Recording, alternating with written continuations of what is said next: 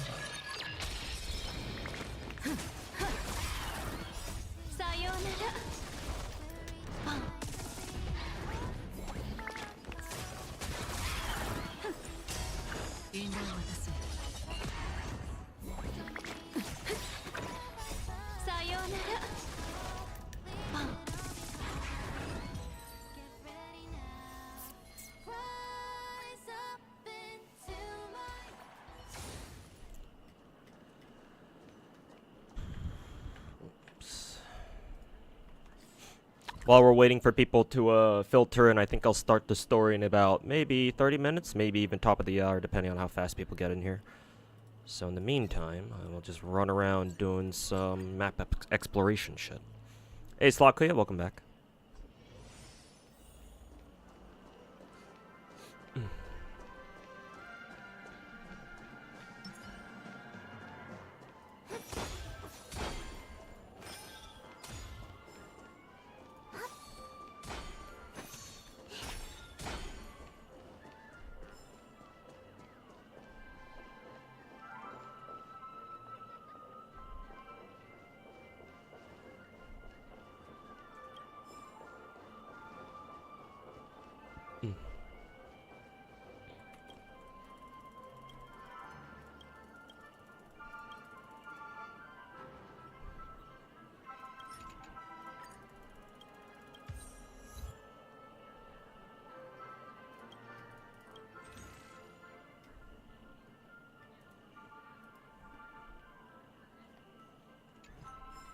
Actually, I think I can buy the dream syrups, right? These are technique points. Yeah, let's buy some of those. Hell yeah.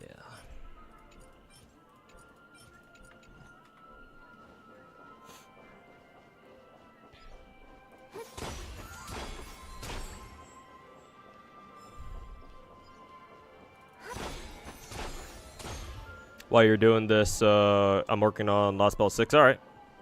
Cool, cool. Hey, here's Clocky again.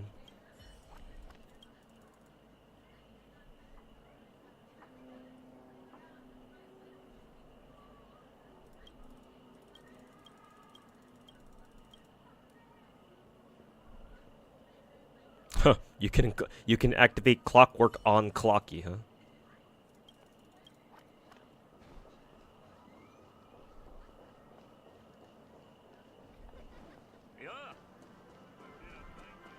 Dash funny. New tech point and recovery items. Yeah, the dream syrup is really good because it gives you 3 instead of 2. So that's quite nice. I don't know if you can craft dream syrups though. Maybe you can. Or maybe you can only buy them. I don't know. Either way, it's cool. What does this one give you? Oh, okay, it's the this guy gives you IPC permits for good old Robin. Hey JXC, welcome back. Same thing to you, Khaled Alter. You like that? Yeah, I've heard what Clocky sounds like in English. And yeah, basically a Mickey Mouse impersonation. Good thing that the original Steamboat Willie Mickey is now public domain. Actually, I don't know if Mickey's voice is technically public domain, but how do you copyright a voice? I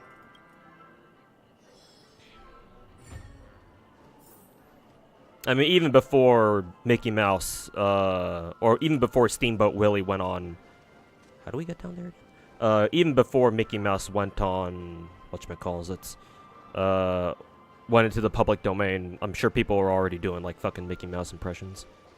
So not that it's a big deal.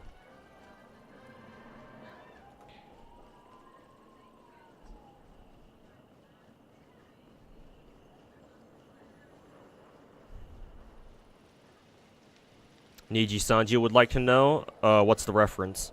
I think that reference went straight over my head.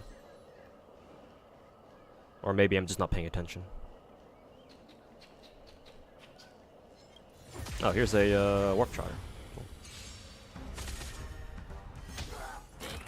Cool.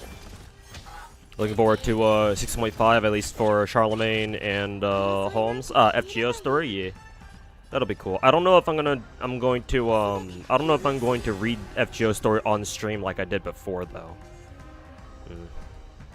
I mean, maybe because I'm shitting on penacony stories so much, I should read through an FGO story just so I can compare them. I mean, I know what the answer's already gonna be, but you know. Let's see. Do I actually want to use Kafka's? Yeah, sure, why not? Fuck it. I don't care.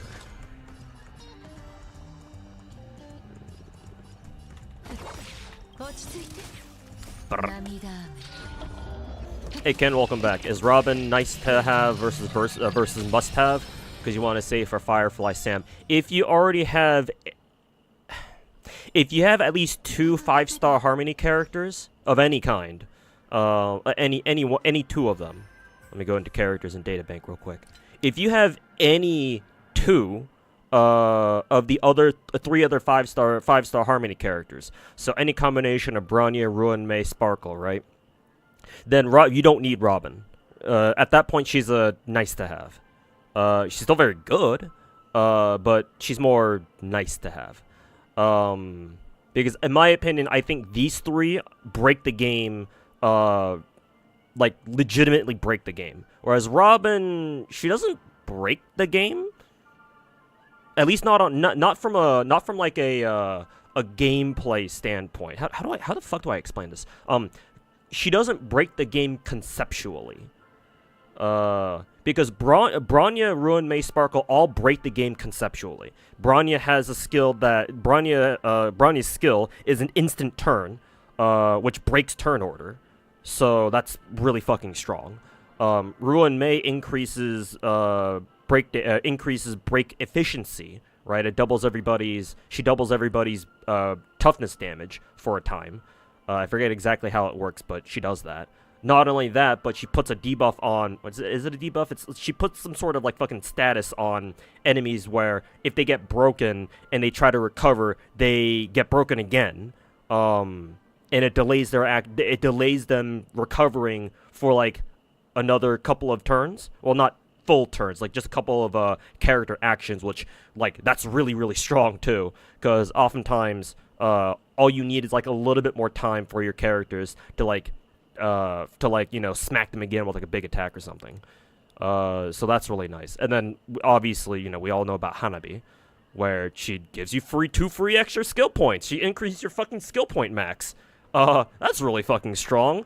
Skill point management? What's that? What do you mean? We just press E all day. Are you kidding me?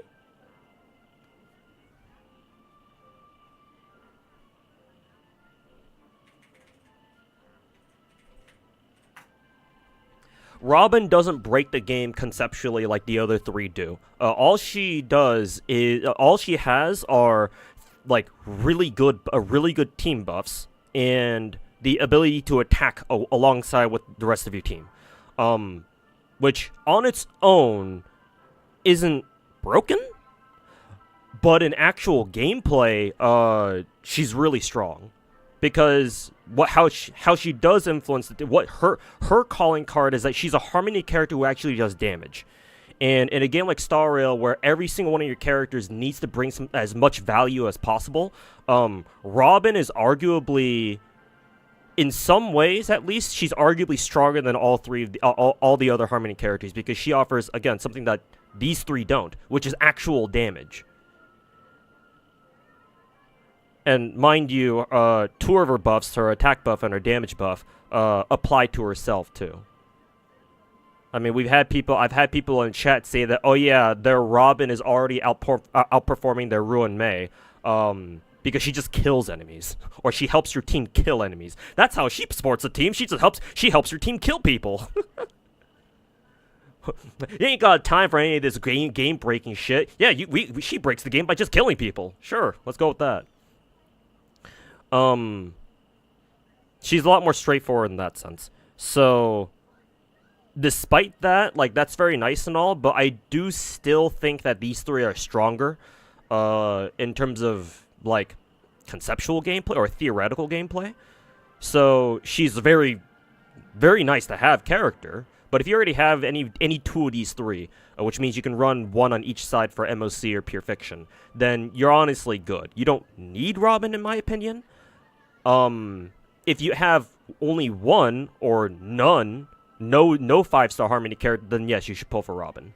Because, obviously, Bronya's permanent. You never know when she's gonna, spook you from gacha. Sparkle is very recent. Who knows when the fuck she's gonna have her first rerun. Ruin Mate's been a while, but we don't know when her rerun is coming back. Maybe soon, hopefully soon. But until such time comes, and we don't know when that time will actually is, probably better to play it safe and rock a Robin for now.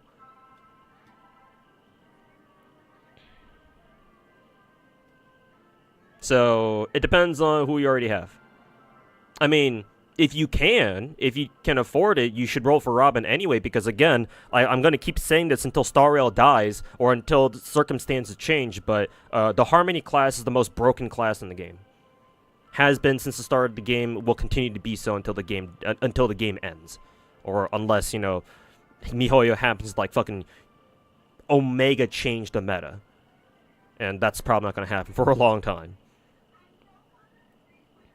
So hopefully I answer your question. You love my horse voice? Yeah. MiHoYo, hire me. I'm a professional voice actor, I swear. Robin's fun because you love her outfit. Yeah, she's got a very nice outfit. It's grown on me a lot. I thought I wouldn't really like her white, lavender, and, like, purplish color scheme because, like, they're very similar color tones. But I'm getting more used to it. It's easy on the eyes, at least. You have Bronya and Ruin Mei. Lots of talk about Robin, who eclipses / replaces Ruin Mei. That's a good point you bring up, because the people in my chat who said their Robins were already outperforming the Ruin Meis, that kind of corroborates with what they were saying too. I don't think Ruin Mei will be eclipsed, because I think people actually, I'm a little bit surprised people aren't really seeing, like, the advent of break teams. Maybe break team people aren't really exploring break teams that much. I guess we'll have to see. But my prediction is that we're going to start seeing like an advent of break DPS teams to go along with DOT teams and regular crit teams.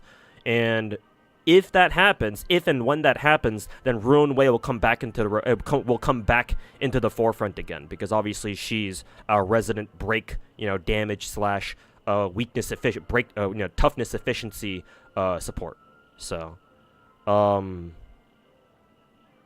think for now it's understandable why people are like, oh yeah, Robin's definitely better than Ruin Mei, but I think Ruin Mei will come around again. But we'll see. Maybe I'm wrong, or maybe I'll be wrong. But give it maybe a couple of weeks for people to cook with break teams, and for people to finish story and get access to Harmony MC. And it's and also especially when Boot Hill arrives. I suppose we'll have to wait until Boot Hill shows up, and we'll probably start seeing the true power of or the true potential of break DPS teams. But again, we'll see. Just a prediction. But you can say, if you already have Bronya and Ruin Mei, then you can say for Firefly. But again, Robin is very nice to have.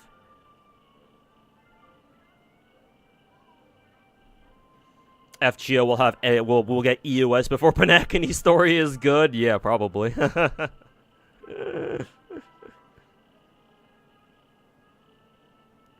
She only breaks the soundtrack. True, and good that she does because the soundtrack is fucking nice.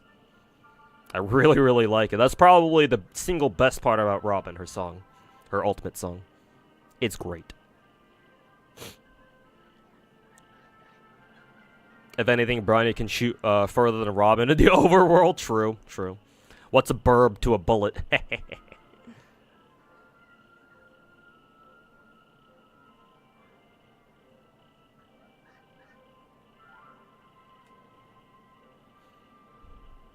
Oh yeah, you don't like the fact that Robin doesn't do any toughness damage. Yeah, but I mean, if she could deal toughness damage, that would be a little broken.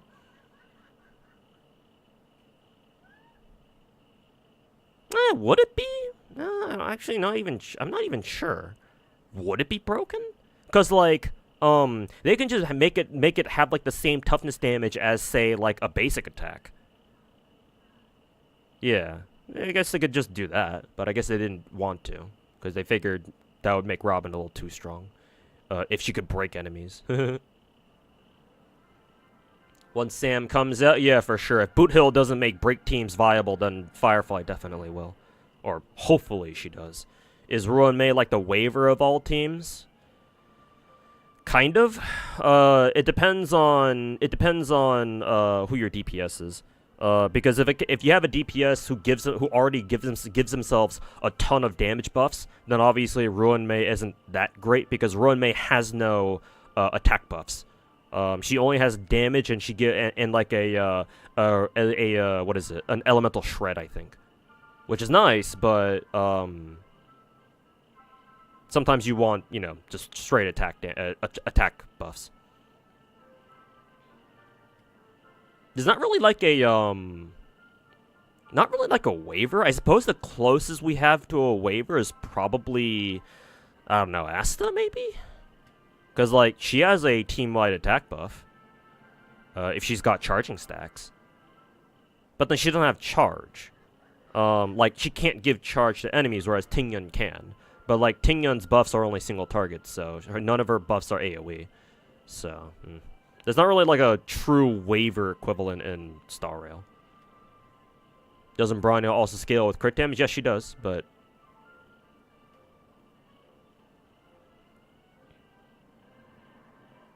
This is basically FGO where you prioritize the support. Half and half, I think. Very similar. I mean, the Harmony characters, the support characters in this game are, I mean, specifically Harmony characters, are, well, most of them, with the exception of Yukong, unfortunately, are all very strong in some way. That being said, you do need to concentrate on your DPSs too. Because I've noticed that, shoutouts to EO, by the way, EO, the content creator, who during our last gacha, or the gacha cast episode that I was on with him, Tectone, and the others, actually, I wonder if we talked about this like publicly, or maybe we talked about this on the gacha cast, whatever. I'm pretty sure we did mention this on gacha cast. But then EO said that he predicted more of a he thought the game was leaning more towards like a dual DPS, like a double DPS, a multi DPS meta, and turns out he's mostly correct. There are still some cases where MOC and pure fiction, not even pure fiction, MOC only.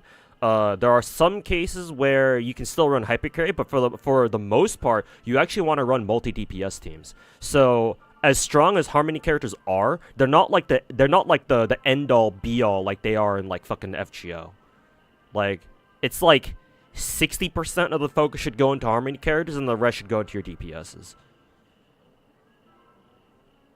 So it's like half and half, I would say, or half and half with a little bit more emphasis placed on your sports. Not as much as, say, an FGO, but similar concept.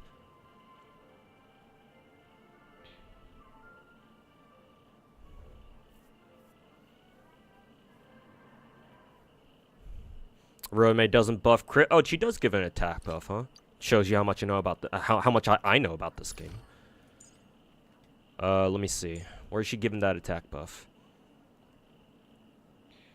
That's just damage buff. Break effect. Energy regen. Speed. That's actually quite nice. Weakness break efficiency. All type resist pen. Yeah, so elemental shred. Excuse me.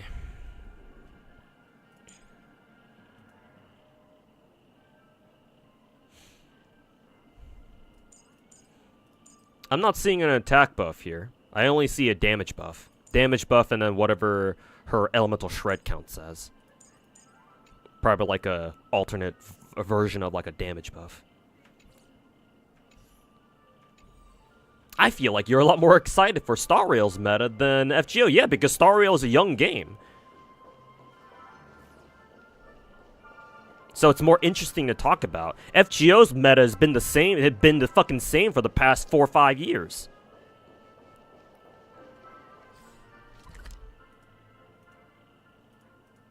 Like, can you blame me?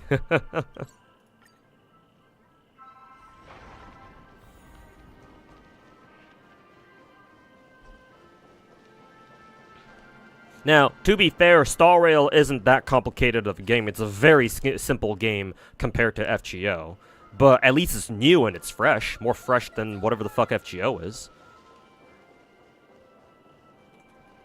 So there's still a reason to talk about Star Rail. Can't say the same about fucking FGO. Where does this one go? If it doesn't go here, then what the maybe here.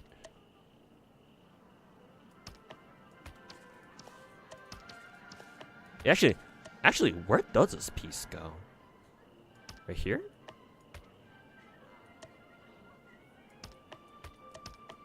Yeah, I have no idea. I'll save that piece for last. Maybe we just don't use a piece? There we go.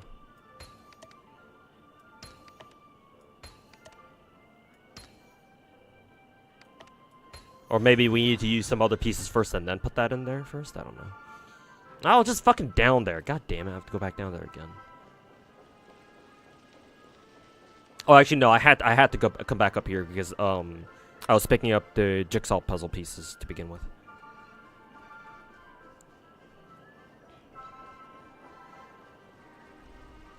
Oh, you've been running Hypercarry Acheron? I mean, though, but it's Acheron though, so it's like, what did you expect?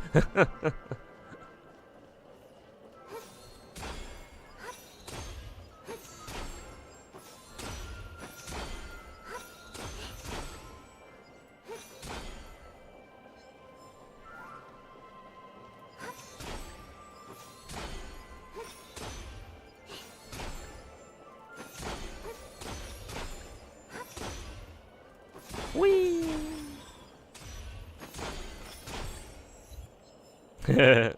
Cute. Let's go pick up that treasure chest.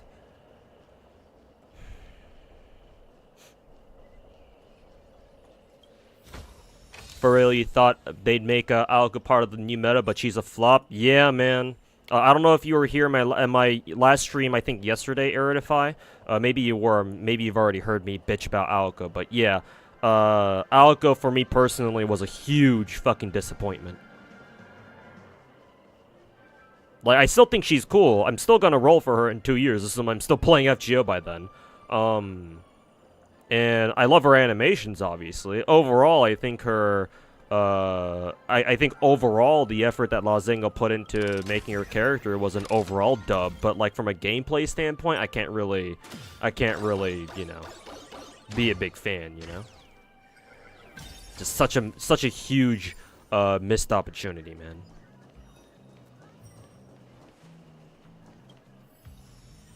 Sticker.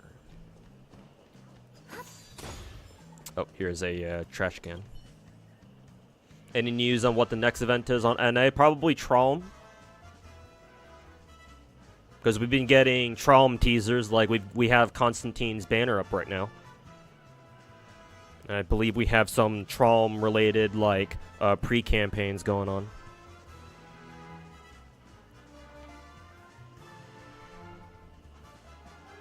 To be fair, Acheron runs at least one sub DPS. Yeah, I was about to say, like, how do you run hyper carry Acheron? Like, maybe you can, because if you give, like, an abundance character that one trend of universal markets thing, where they can start putting burns on people, that would technically count. But then again, like, unless you're telling me you want to run, like, fucking double abundance, which I don't know if that's a thing. Maybe in the future, but not now.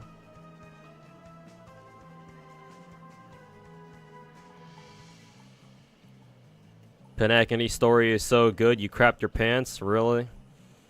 Oh, good for you, man. Cause I haven't. I haven't yet. This fucking boomer you're watching right now is not impressed. Super fucking mid.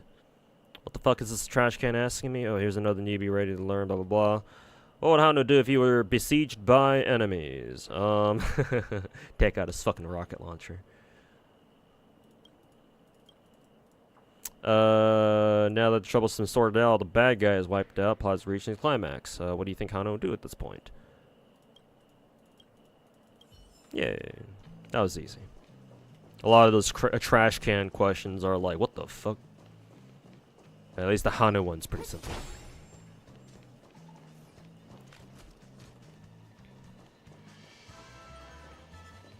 Let's see. I feel like I've already done this. Maybe we have to do it again.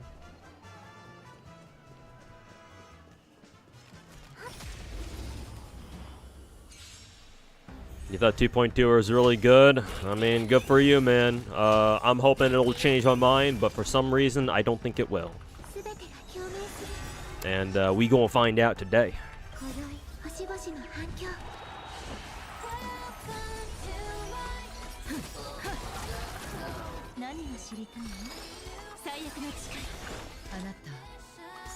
Oh.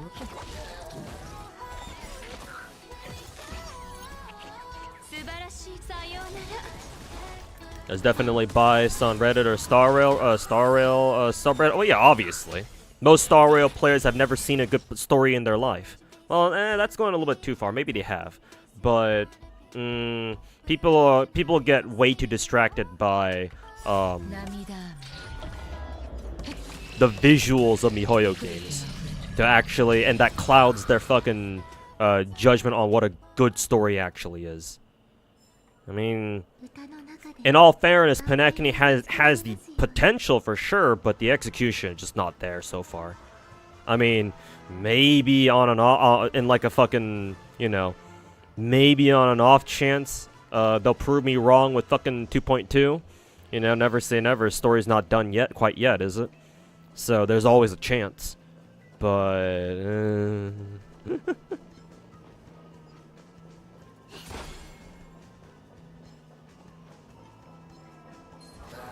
oh god. Ah! We're getting chased. Ah! Die! Oh, are we getting spoilers in chat already? Lovely. Great way to start the stream. Hell yeah.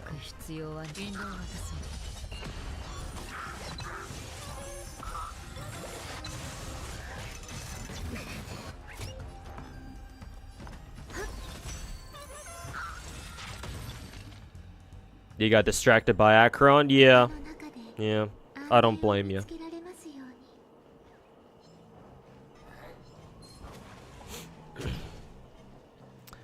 I don't blame you one bit.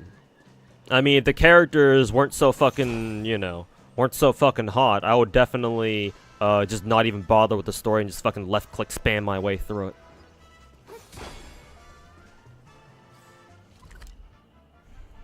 Let's see. Still a lot of treasure chests that I haven't found yet.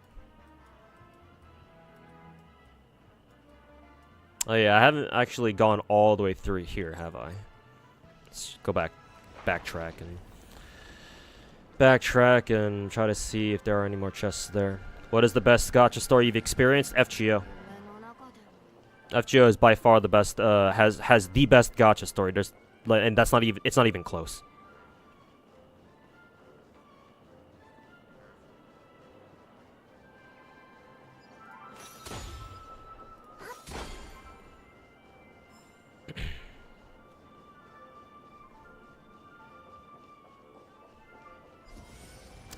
Is this? No, it's not a quest marker. I thought it was.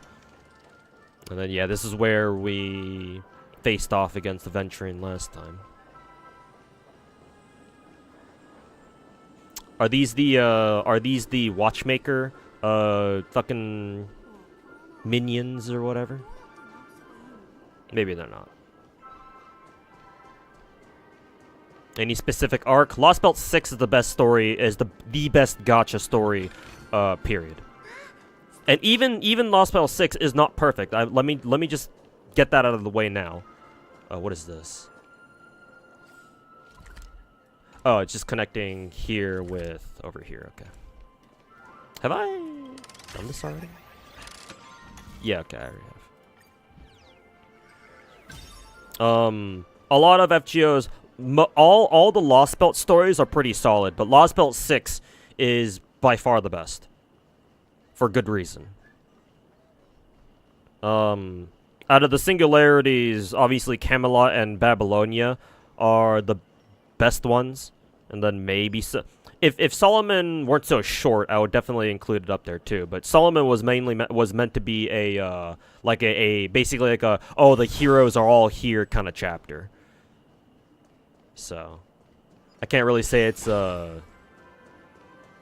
like a good story chapter, because there's not really much of a story, though what it does have is still pretty significant.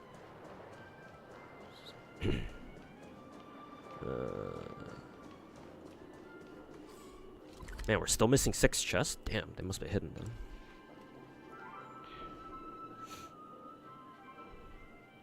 But FGO's Lost Belt 6 arc is by far the best. That is FGO's magnum opus. It's so good that I'm afraid that FGO will literally never top it.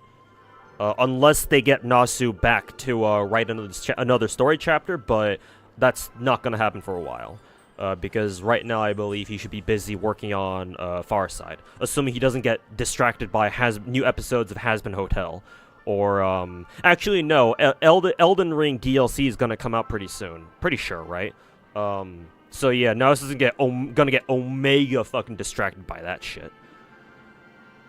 So once he's done with Elden Ring DLC, then he's gonna go back to continuing fucking his work on Farside. So whenever he's done with Farside, then he might come back to work on another fucking another FGO arc. Who knows? But until that happens, yeah, no. Lost Belt 6 will remain the best one. Hidden area attached to a pinball, won't say where. That's fine. I'll go around and try to hunt it down myself. Another video idea is best gacha story content ranked. Unfortunately, I can't do a video like that because I don't read most of my gacha stories. An unfortunate side effect of playing so many gacha games at once is that it's going to be very hard for you to actually keep up with all the stories. When you're at the point where you main like fucking 9-10 gacha games in a row or all at once, you have to pick and choose which stories you want to read. Unless you don't have a job and like you can just you have all the time in the world to fucking read all that shit. Then I mean, hey, good for you, but I certainly don't have that kind of time. Or if originally, before I got my new job, my intention was to start reading Blue Archive story, because I am genuinely interested in like reading it properly, because I have read like a few chapters, like sometimes some side events, like some side stories, shit like that, and I did enjoy reading them. So I would love to be able to take some time to go through Blue Archive's main story in its entirety and experience it myself firsthand. But unfortunately, now that I have my new job, I simply don't have the time for that anymore. So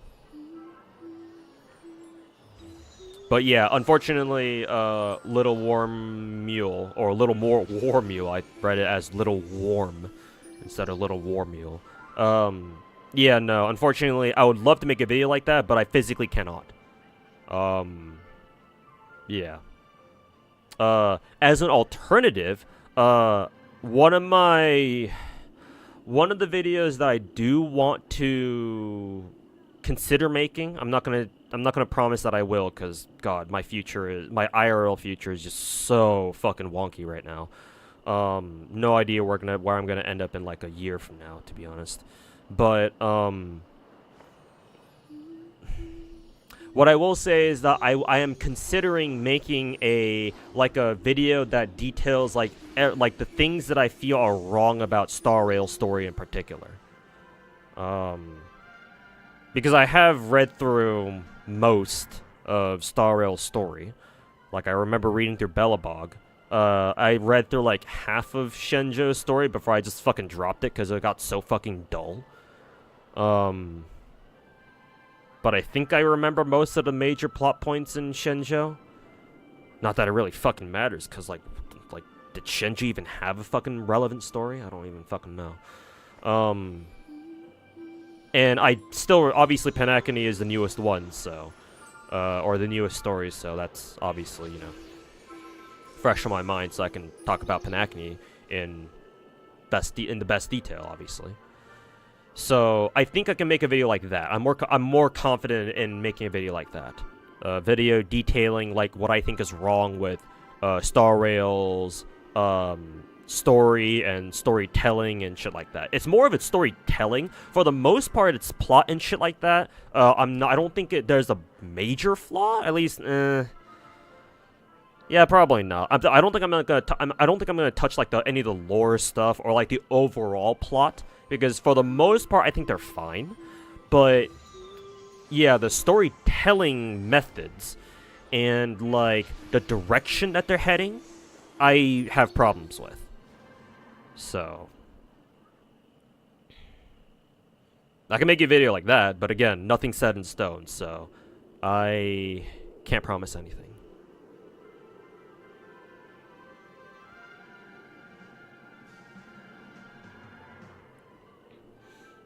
If you like playing and reading some world quests will help build the world and fill in gaps.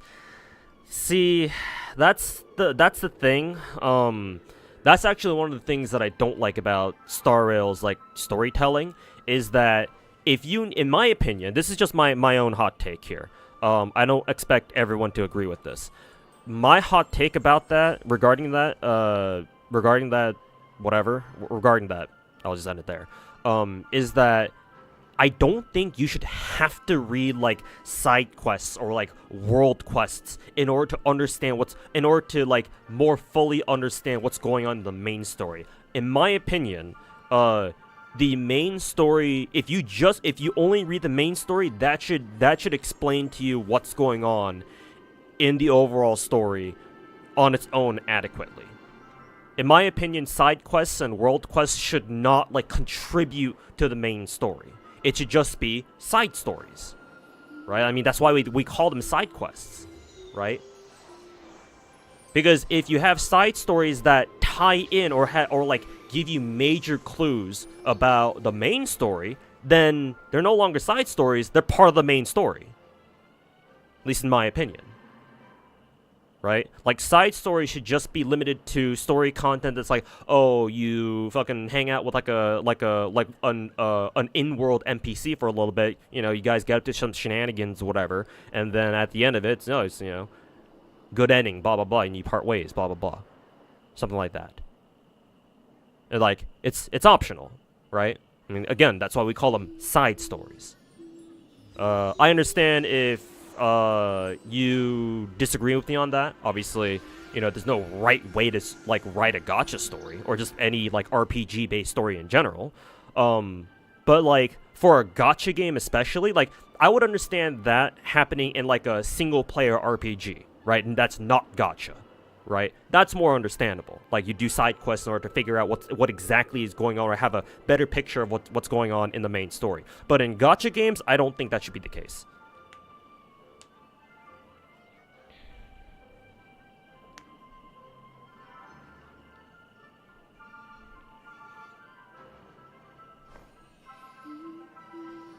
But yeah, that's just my take. Again, if you do disagree with that, that's fine. Because, you know, it's just a disagreement in how stories are written. And, like, obviously, if you do decide, like in Star Rail, if you do decide to have side stories, like, tie into the main story, give you some major fucking lore clues or whatever, or, like, you know, some more world-building shit, then, yeah, that's fine, too. Because that does make the world more comprehensive, or it makes the world feel more comprehensive. But personally, I don't really like that. I think that the main story should include everything that you should know about what's going on in whatever world you're a part of. Excuse me. Have you seen the upcoming gachas Unending Dawn and Duet Night? I have seen a little bit of gameplay of Duet Night. It's that Warframe clone, right? Pretty much. I don't think I've heard of Unending Dawn. Maybe I have. I don't remember though. Maybe I'll look that up. A lot of new gachas are going the action route. Yeah, it's obvious. They're trying to be Genshin clones. Yeah, Little War Mule, you are going to see a lot of Genshin clones coming up over the next couple of years. Maybe not a lot, because if you're going to try to make a Genshin clone, you better make it good. Or at least make it look good. So maybe not a whole lot of them per se, but you will definitely see people try. Or you'll definitely see a noticeably higher number of studios and, you know, developers try. So, yeah, I think that should be expected. Unending Dawn is a Souls-like. Ooh, that's cool. A Souls-like... a Souls-like gacha. Oh, God. I'm sure they can make it work, though. But that sounds good. Oh, I think Unending Dawn is that one gacha that fucking Tectone made a video about, right? Tectone and a couple other gacha content creators made videos about, right? I remember people like Tectone talking about, or CCs like Tectone, like making videos with clickbait thumbnails saying, "Oh my god, a Souls-like gacha? No way!" or something like that. I don't know. But interesting, yeah. Well, we'll see when they come out though. The Genshiners, yep. The Genshiners. Probably, yeah. Sounds roughly familiar.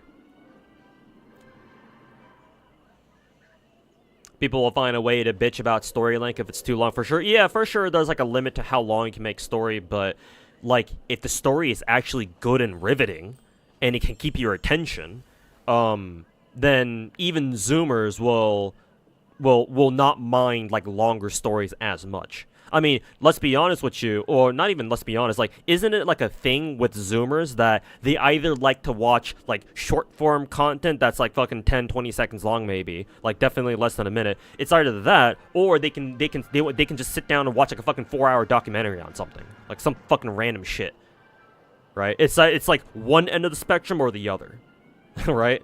Isn't that like a Zoomer thing? So it's like, yeah, I'm sure even the Zoomers wouldn't mind like a longer story, as long as it can sufficiently keep their attention, right? As long as cool shit and like fucking interesting shit happens on a regular basis. And I mean, hey, if Star Rail players are impressed with whatever the fuck penacony is, then then yeah, you can definitely put in a longer story in Star Rail and they'll definitely be interested. Or they'll definitely stay interested.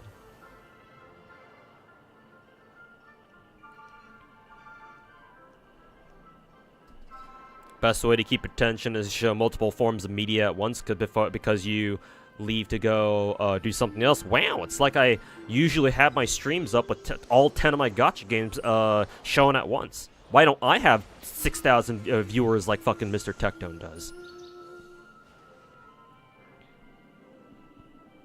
You remember Zoomers on the subreddit saying 2.2's middle part had too much talking?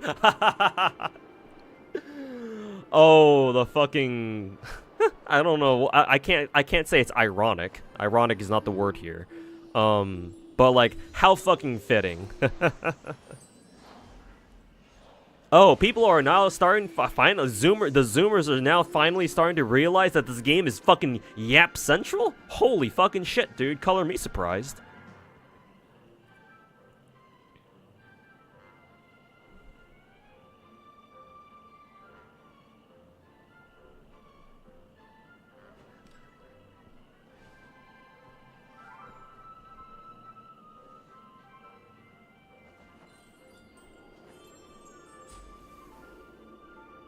Mr. Tectone has lost his mind, not gonna lie. Has he?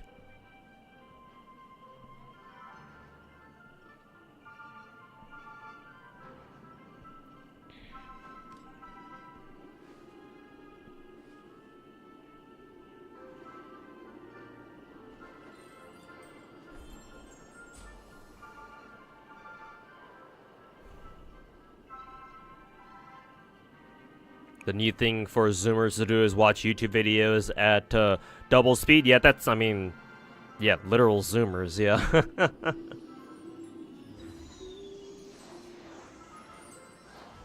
So, name checks out.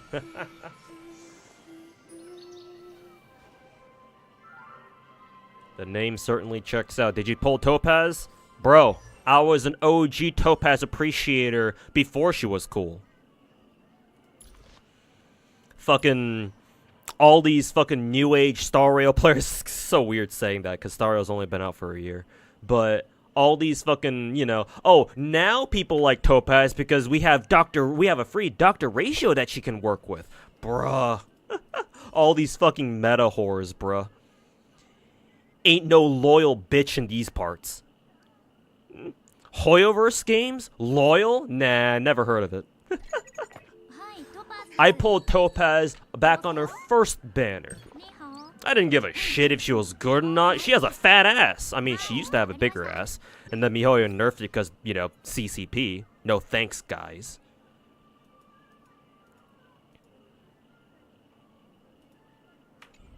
But I got her and her Lycone. Fucking however many months ago it was. How many months has it been? 6, 7? I'm excited for, well, yeah, I wanna play it. I can't wait for it to come out. And we'll give it a shot. See how good it is. Pretty tiresome to do that all the time. I mean, maybe, sure. But, I mean, when you're raking in 100,000 views per video, you know? Hey, man, I'll go full fucking drama alert. I'll go full fucking Keemstar if I got views like that, bruh. Problem is, I'm not that type of person, or at least not someone who would do that on a daily basis. I'm definitely capable of it, but I have to feel especially bloodthirsty for me to do that consistently. But I mean, hey, if it pays the bills, then shit, man. If that means that I can quit my fucking shitty-ass real-life job in order to be an asshole on the internet, then sure. I'll do it. I'm already kind of an asshole already, so, you know, what's the difference? You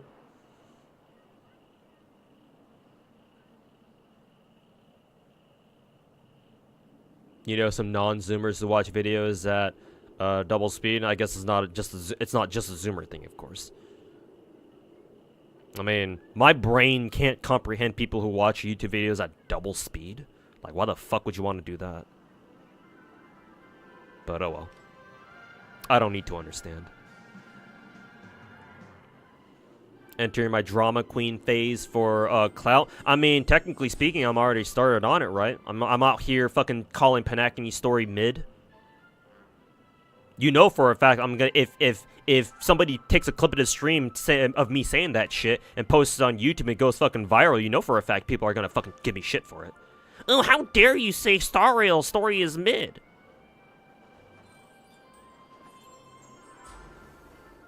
Don't do it, it'll be bad for you later on. You'll look back and be embarrassed. Oh, the bold of you to think that I have a sense of shame. Bro, I play fucking 10 different gacha games out at the same time. The definition of shame doesn't really apply to me anymore. Whee!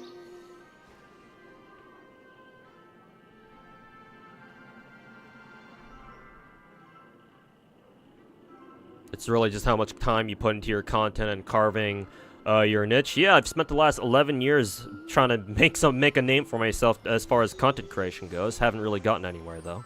Maybe I just suck at this whole content creation thing. I mean, personality-wise, I'm not really a great content creator already, so, you know, big handicap for me there.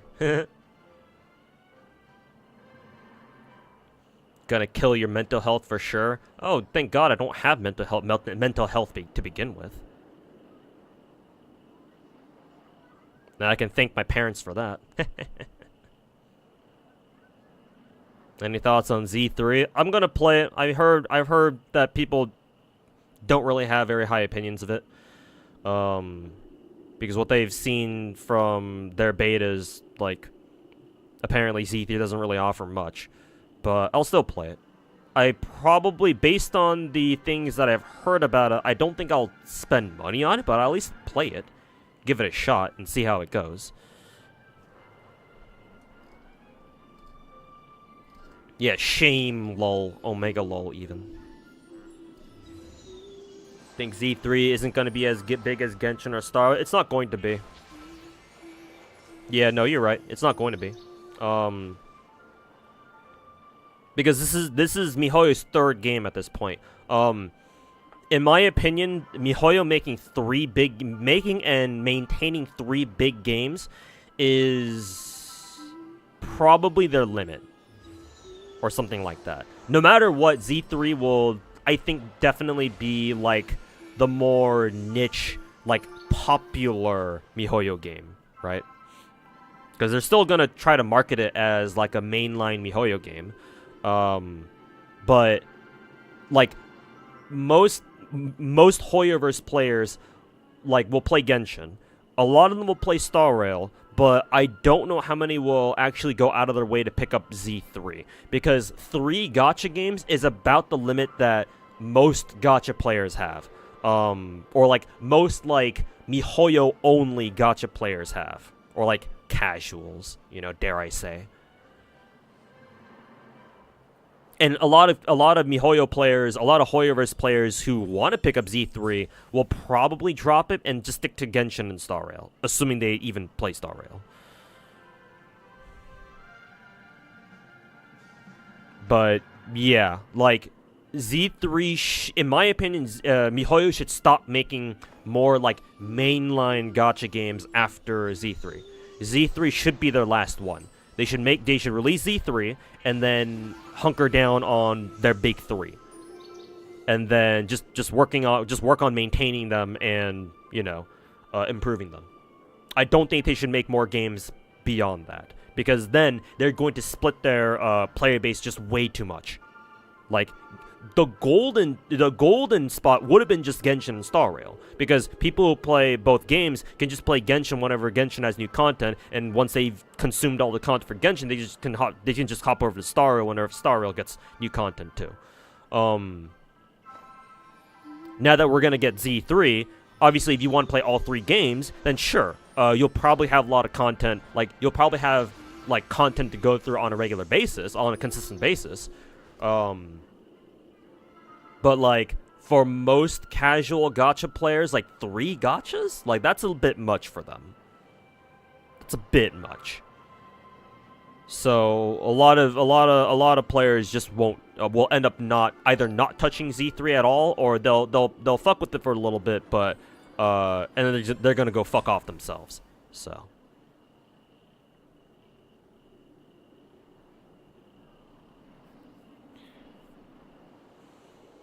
If Z3 is coming out and Star Rail is thriving, Genshin is pretty much stabilizing, and Honkai is kind of on the decline. Well, I mean, that's not my problem, that's theirs, so, you know. They gotta figure something out on their end. Username that's taken, thanks so much for the brand new sub, man. Appreciate the new sub. Also, I don't think I heard a sub alert, unfortunately, so let me go ahead and play that for you. Just pretend that sub alert was for you.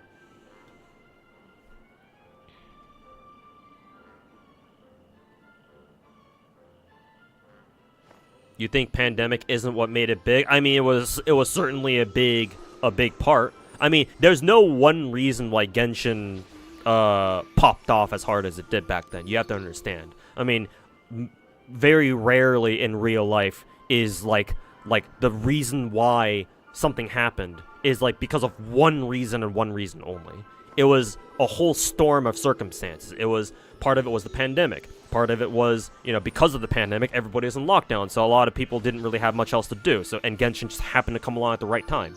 Another reason is because MiHoYo went fucking hard on promotion and like sponsors and like advertising and marketing, right? Fucking sponsor every single fucking YouTuber, gaming YouTuber and streamer under the sun to fucking come try out Genshin Impact, right? It was a whole host of reasons that came together, right, to make the phenomenon that was Genshin Impact. It's not just because of one reason or another. Thanks for your entertainment, bro. Loved your fanfic. Oh, you read some of my fanfictions, huh? Well, appreciate you reading them. I don't think they're that good, but I appreciate you enjoy them nonetheless. Yeah, Tuhu fanfic fan? Sheesh. That's a fucking rarity. But I appreciate the support, man. I mean, unfortunately, I gotta tell you right now that I don't know when I can go back to writing fanfics again. Because real life is a fucking bitch. I mean, if I had a choice, I would definitely go back to write, but... yeah, I don't think that's gonna happen anytime soon. But, again, I appreciate the support nonetheless.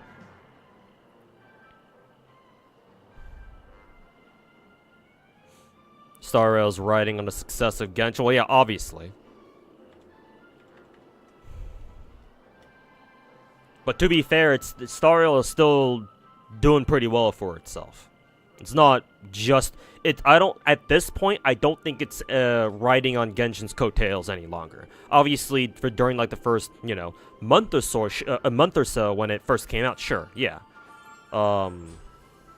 But nowadays, now that it's been a year and still doing consistently well, yeah, I don't think that really applies anymore.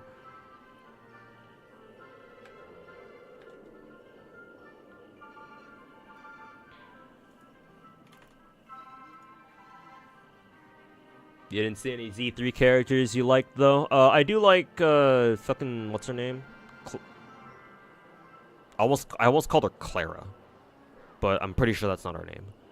Whoever the big titty pink-haired girl is.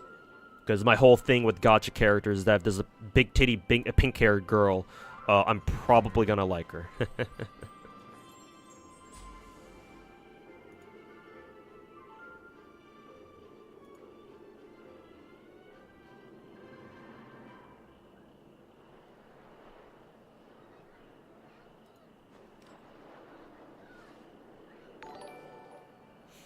Also, a username that is taken. Wow, you also dropped 5 gift subs? Jesus. Where'd this come from? Yeah, appreciate the 5 gift subs, man. I don't know where this came from. Or I don't know where this generosity is coming from, but shit, man. I appreciate it nonetheless. Very weird for me to get gift subs. Kind of a rarity around these parts. But once again, I appreciate it, man.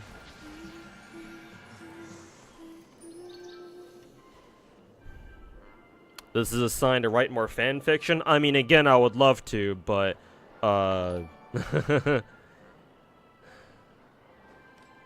real life sucks, you know? Ooh, Bober is on. Bober. Aren't they planning like a Stardew Valley gacha? I mean, wouldn't surprise me if they are. Like, you can make a gacha out of anything, bruh. Hoyoverse has Tears of Temis as well. I mean, yeah, they've got a couple other, like, smaller games. Tears of Temis, I think they have 1 or 2 other, like, more, like, smaller games, I think.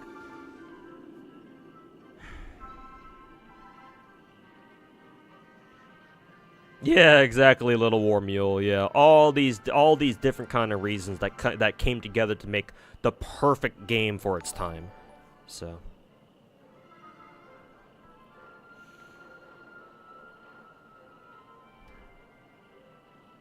We got a raid, surprisingly.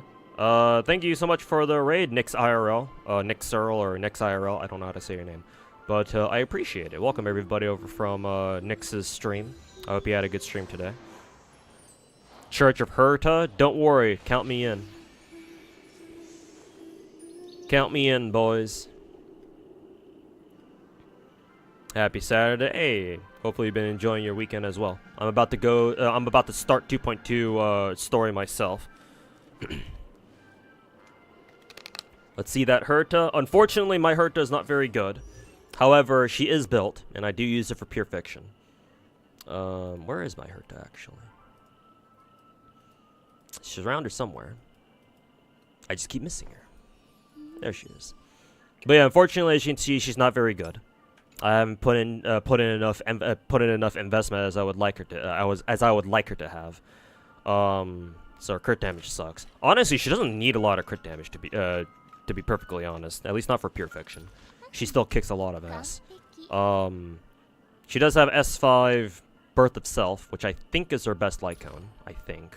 She is almost max traced out. I mean, hell, I even maxed out her basic tech, and who does that? And then she does have her proper set of inert Salcedo and 4-piece follow-up set. And she's also E6, because I believe Herta was on raid up at the very beginning of the game. I spent a lot of money on Star Rail at the beginning of the game. And I'm pretty sure she was on raid up at some point. So, actually, no, the game just gives you like 4 or 5 free copies of Herta anyways, so that certainly helps. But, yeah. She is built. She just doesn't have great stats.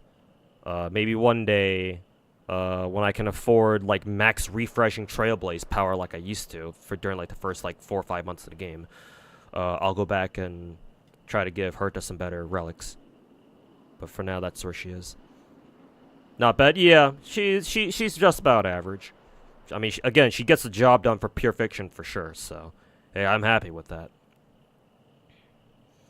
Herta, the original savior of pure fiction teams. Starting at Buckle Up, it's a long one. Actually, I've been meaning to ask my chat, like, approximately how long is penacony is 2.2 story? Because I think roughly 2.1 story was about 5-6 hours. Roughly, if you sat through all the dialogue at least, which I think I did. Pretty sure I did. Maybe not quite that long, maybe like 4 hours or so. Like 8 hours? Okay, then yeah, we should get started on this right away. Alright, enough yapping. I've been sitting here yapping for almost basically exactly an hour, so good timing, Mr. Nyx. Appreciate it.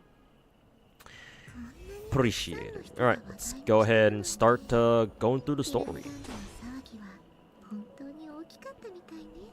8 hours stream. I'll probably won't go through the entire story. Let's see, we're starting the story at basically 7:20 my time because I am PST.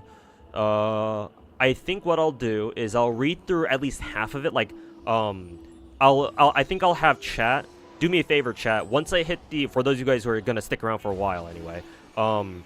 Once I hit like about the halfway mark, just let me know so I have a mental note of like where the the halfway point is for 2.2. I like at minimum I want to go through half of the story today, and then tomorrow I'll come back and finish the rest of the story. Ideally though, I want to go for like at least 5 hours, so we do a little bit more than half of the story, and then we finish what's left tomorrow. So that is the plan. Enjoy the story. Dinner time for you. Alright, thanks so much for the raid again, Nyx. Appreciate it, man. And, yeah, enjoy your dinner, man. And, of course, enjoy the rest of your weekend. Don't want spoilers. Alright, username. Again, thanks for the gift subs, man. Greatly appreciated, man. You did not need to be that generous, but you decided to, so thanks so much, man. And, yeah, take care. Speaking of more gift subs, dropped 5 more on his way out. Jesus Christ.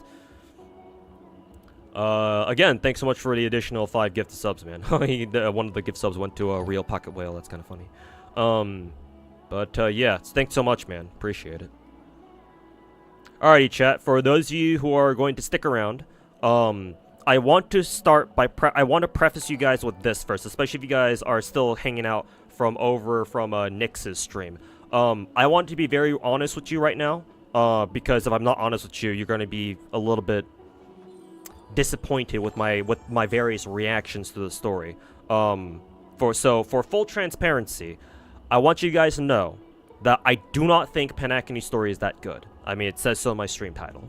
So if you didn't read that yet, then, you know, allow me to bring it up to your attention. Or bring it to your attention. I am not impressed with penacony's story at all. I remember back when we first got penacony, or when we first got the 2.0 story, or the 2.0 patch, that is. A lot of people were like, oh my god, penacony's story is so good, blah, blah, blah. And I was like, oh, cool, this game actually has a good story now. Let's see it. And I read through it, and I was like, I'm not really impressed, right? It's cool, but, like, it's not exactly top tier. Like, not exactly a top tier story. It's pretty mid, in my opinion. And so I waited for 2.1, hoping that would, you know, maybe, okay, so 2.0 story, maybe not that great. Maybe 2.1 will improve it. It kind of did, but nowhere near enough for me to actually start liking it myself. So at this point, unfortunately, I had to let you guys know that I don't really have a lot of hope for 2.2 either. So I just want to let you guys know. So if you guys, that'll explain a lot of my reaction going through 2.2 story.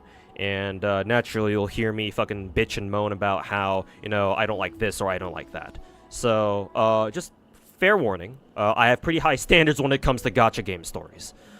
So anyways, let's see if 2.2 can change my mind. Also, Sebabwa, thanks so much for the brand new Twitch Prime sub. Greatly appreciated. Thanks so much, man. Thanks for your generosity. Anyways, let's get started.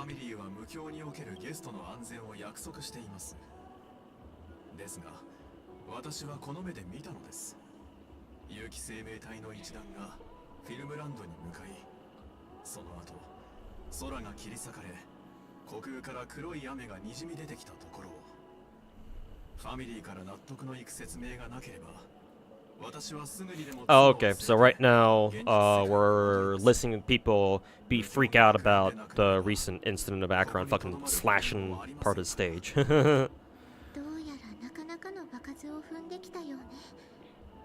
Also, chat, let me pause it here, although Robin's voice is very nice.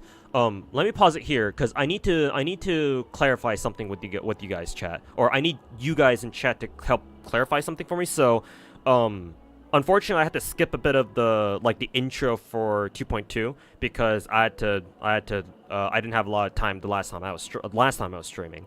So I had to skip like the very beginning scenes of Robin's entry into the story. So what is the premise of us suddenly switching to Robin's POV, right? Because like I'm a little bit confused by that because so far, throughout penacony's story, we have not seen Robin in person, other than, like, the very beginning of penacony, right? When we first enter the dreamscape where we first meet Acheron, right? We kind of see, you know, the fucking mirages, like, the illusions or whatever, of Robin, like, talking to, I guess, her brother Sunday, at the very beginning. And then later, when we actually enter penacony's, like, hotel lobby or some shit, Robin does show up briefly with Sunday, right? And then March is like, oh yeah, she's super famous, but like her voice sounds off or something or like that.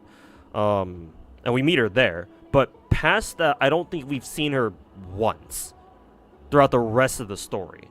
Like they talk about her, right? Robin does get talked about a few times, but she doesn't actually show up herself. So, and not all of a sudden with the start of 2.2, like, okay, well now Robin's here and you're playing as, just like, huh, where the fuck did she come from? And it's like, isn't she supposed to be like dead? But weren't people talking about, like, weren't other characters talking about how she's supposed to be like dead or something? Okay, so who the fuck is this? I mean, to be fair, the game does say question mark, question mark, question mark. So even I guess right now we're not really even supposed to know who she really is. So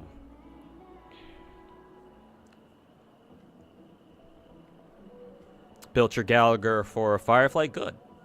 Good, sir. And hey, Light Rex, welcome back. You'll find out very fast. Carefully, he doesn't like that. Kind of counts as well. I'll let this one slide because I'm literally I specifically said I'm asking you guys in chat. But yes, Bubba Gump in Twitch chat is right. Normally, whenever I ask like whenever I ask questions about the story, which I will do from time to time, most of the time those are meant to be rhetorical questions, and I don't actually want anybody in chat answering, especially if it's like, oh yeah, you'll see that in later on in the story, because I do see that as kind of spoilery. However, this case, I'll let it slide. I'm not gonna roast anyone for that, because I literally asked for it myself. Like, I literally said, hey chat, like, explain this to me, blah blah blah. So no roasting at the stake for anybody in chat. Not this time, because I asked for it. But yeah, for future reference, if I don't ask you guys specifically, if I'm just like wondering out loud or some shit, yeah, try not to like say anything, even stuff like, oh, you'll find out later. I do kind of see that as spoilers, because in my view, it's like, well, if I'm gonna find out later, then like half the time I can already figure out what the answer to my question, right? It's like, oh, okay, well, now I already know.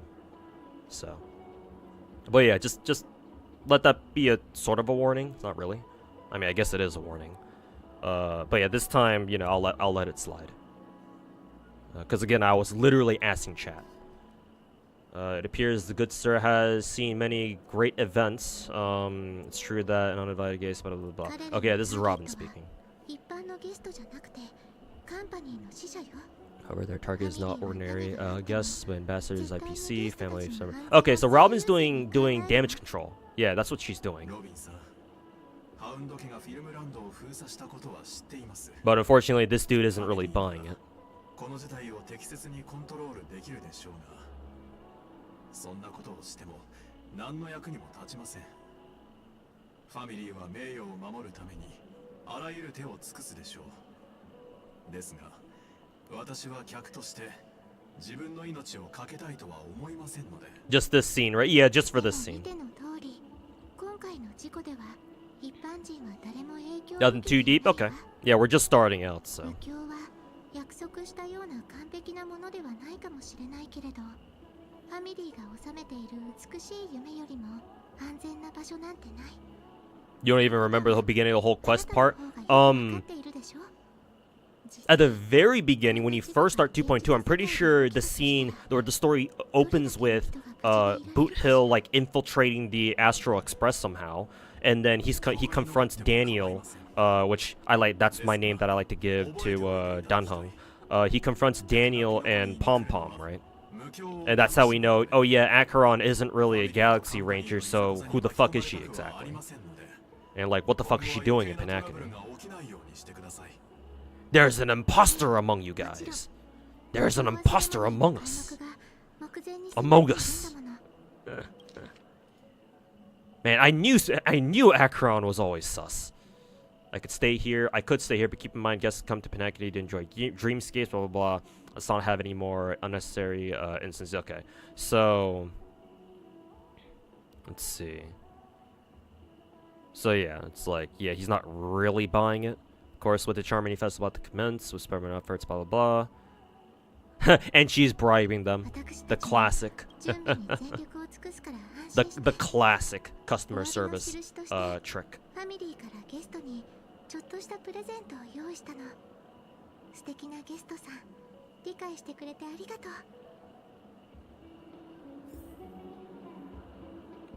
Actually, does he have any follow-up lines? Oh no, it's just the same ones before. Okay.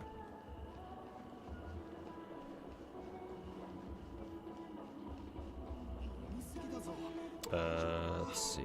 This one. Gonna keep your mouth shut for the rest of the way, but hoping you enjoy the story. I hope so too, man. But I will... I guess I won't elaborate further. I hope so too. I'll just say that much.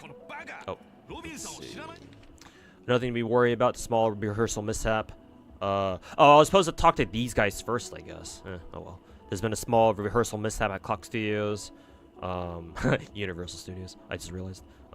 Please stay calm. Are you a fool? Blah blah blah. Okay, yeah. So yeah, this guy introduces her.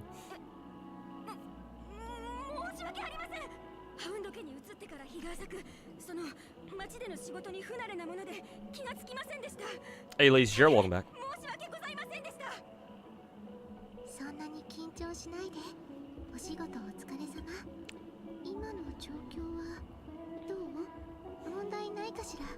Real quick, were you ever a GFL player? Yeah, Little War Mule. I was. I still have access to my account. I still log on every now and then, but unfortunately, I've dropped the game pretty much entirely.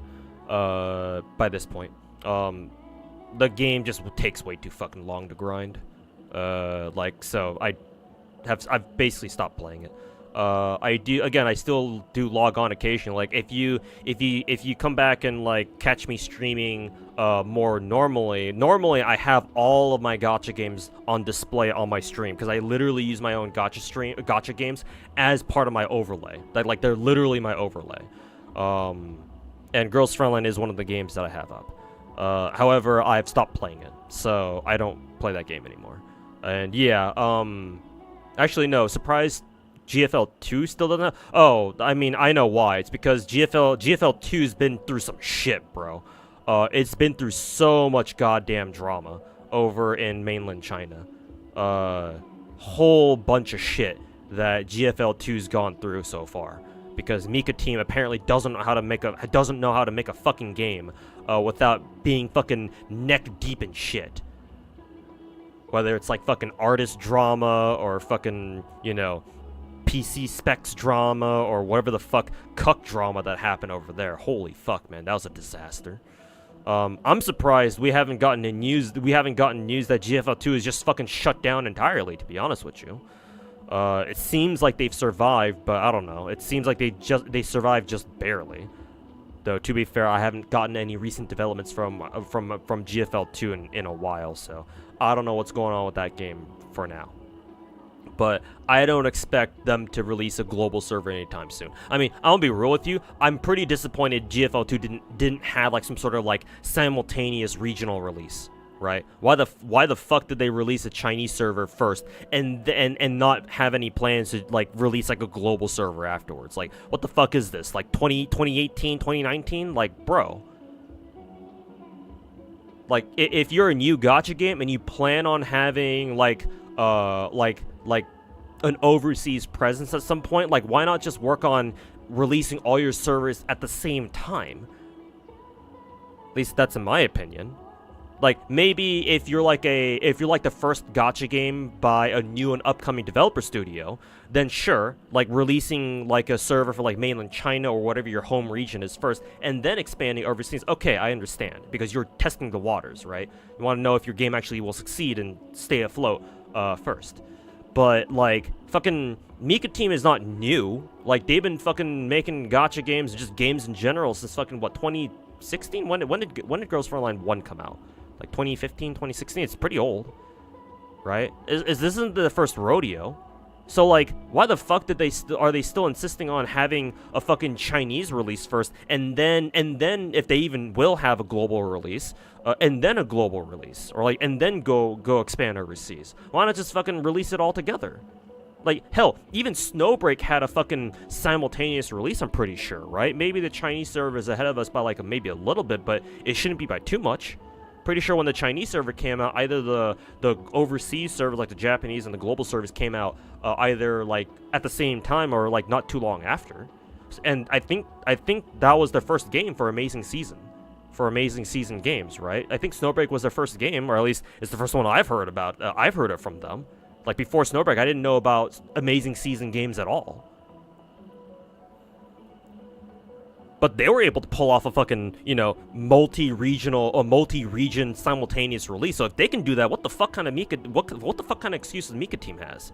I don't fucking know, man. So I'm gonna be real with you, Little War Mule. I don't expect GFL 2 global release anytime soon. I'll believe it when I see it, basically. I'm not saying there's no chance, but it's definitely a low chance that we see it anytime soon. Maybe like wait a year or something. I don't know. But at this rate, like I'll play it when it comes out if a global server is like confirmed. But for now, I don't really have high hopes. So, anyways, that was a bit of a tangent.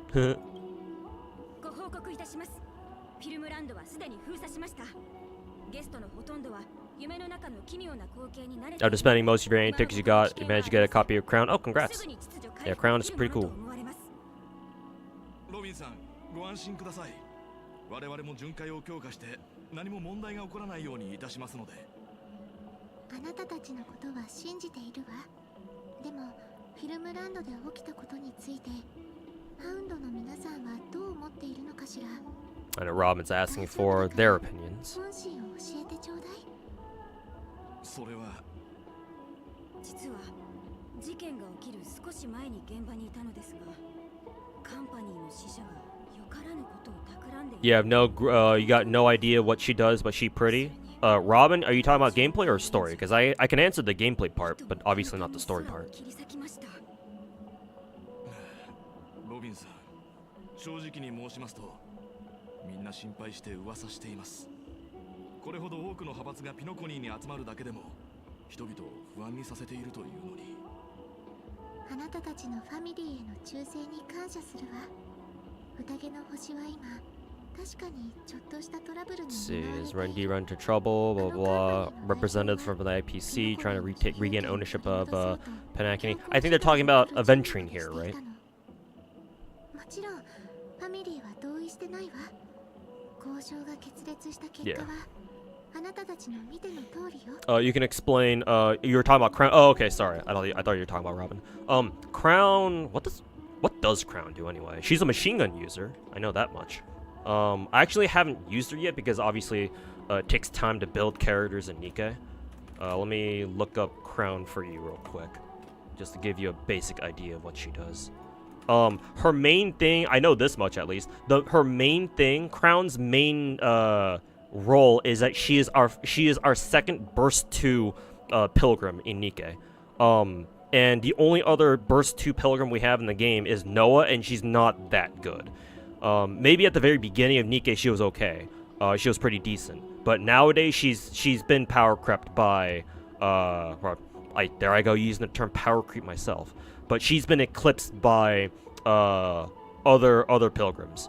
Unfortunately, because Noah in the beginning was our only burst 2 pilgrim, if you want to do like Pilgrim Tower, like she was your only option if you want to like actually do a full burst with all of your pilgrim units or your pilgrim characters. So Crown is an actually good burst 2 pilgrim. So that alone makes her extremely useful, at least for Pilgrim Tower. Let's see. Let me give you a quick overview. Where's the overview section? Let's see. Will you pull? Here you go. Blah blah blah blah blah blah blah blah.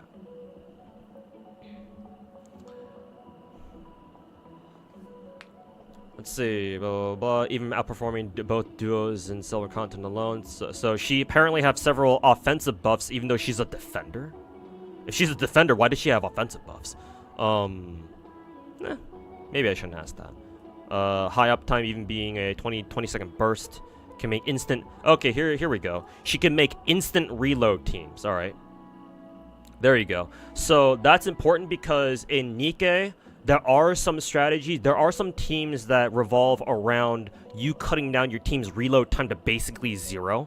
The team that I use that utilizes that mechanic is my anti-Gravedigger team, where I run leader, who's my burst 2? Leader Admi, I think Admi is who I use for my burst 2. Scarlet, Drake, and Pravati. Because Pravati, regular Pravati, not maid Pravati, regular Pravati and Admi together, they both have reload speed buffs. And they stack if they're on the same team. So if they're on the same team, they have their skills that reduce reload speed, or I suppose you have to say increase reload speed. If they're leveled sufficiently, then you can get to a point where your entire team, on full burst, your entire team reloads instantly. So I assume Crown is like our next, like is like another like major reload speed buffer. Assuming that's the case. Let's see. Oh, and sure, she has a taunt and she makes herself invul, and she has an invul. Okay, cool. So yeah, there you go. So yeah, offensive buffs, reload speed buff, taunt with invul. So she's a support tank. Yeah, she's a support tank. Yeah, there you go. Support tank, Pilgrim, Burst 2. There you go. Extremely good.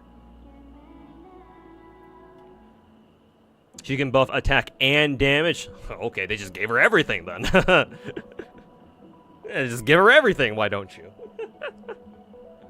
Did you hear the rumor? Let's see. Let me check the thingy, blah, blah, blah. Okay, yeah, even the Bloodhounds are kind of like going like, what the fuck's going on here? Yeah, and of course family didn't agree, blah, blah, blah. Okay, cool. I'll have it continue. Did you hear the rumor about Snowbreak devs want to redo the story, make it more spicy? I haven't heard of it, but that doesn't surprise me at all. Snowbreak devs are definitely doubling or even tripling down on the spice.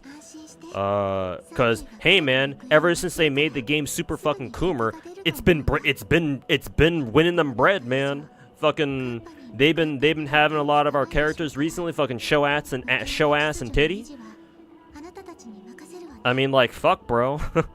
They saw what Mika Team was doing, burning their own Girls Frontline 2 servers, and they were like, yeah, hold my fucking beer, hold my fucking Mao Tai, and shit, man. They're definitely taking advantage of that shit, bro. And good for them. It's working. It's clearly been making them money. Because if they didn't go full Coomer, there's a good chance that Snowbreak could have shut down. So hell yeah, man. Just do what you need to. I don't fucking blame them. It's their game. And hey, as a Coomer myself, I appreciate all the fucking spice that they're giving the game, man. Let me tell you, it's a joy seeing fucking Tess's her first skin, not her battle pass skin that we got recently, but her original skin, or not her original skin. That sounds kind of weird to say, but her first like merry-go-round skin or whatever. I enjoy looking at that shit. That's for sure. Yeah, fan service literally saved them, yeah, so they're doubling down. Yeah, fuck it, dude. I don't mind. I mean, it does suck that they did, like, basically remove all the guys in the game, other than, like, the bad guys, right? And then, like, they removed all the male logistics officers. But I mean, hey, like, at least I understand. Like, I'm not too angry about that. Like, I do wish that they kept like the male the dude logistics officers. Like, I don't know why they had to go that far, but well I do know why they had to go that far, but I mean, yeah, at least it's understandable. So hey, Sire Corgi, I don't think I heard a sub alert for that, so apologies for that. Let's just pretend that this host was yours. But yeah, hey Sire Corgi, welcome back, man. How you doing? Hope you had a good stream today. And yeah, welcome everybody from Sire's stream. Okay, and then she'll be preparing for Charmony. Not gonna lie, the recent patch brought you back to Snowbreak. To be fair, the last patch for Snowbreak does have a lot of content, yeah. That fucking, like, Pokemon ripoff event, which takes a while to go through, but I mean, hey, it's a lot of content at least. And the new limited time roguelike raid thingy or whatever. Yeah, it's a lot of content, to be fair. So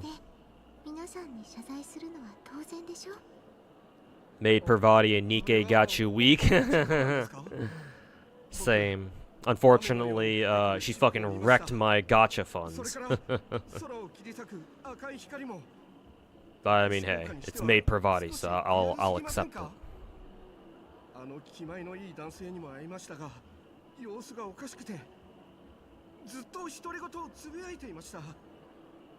Hey, Sarah Kurgi, there's your resub. Thanks so much for the 38 months. 38 years, poggers. But yeah, also this. Yep.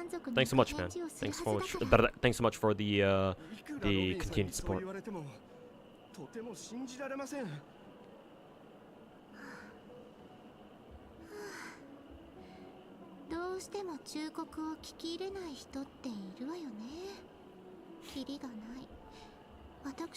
Ooh, Robin kind of getting spicy.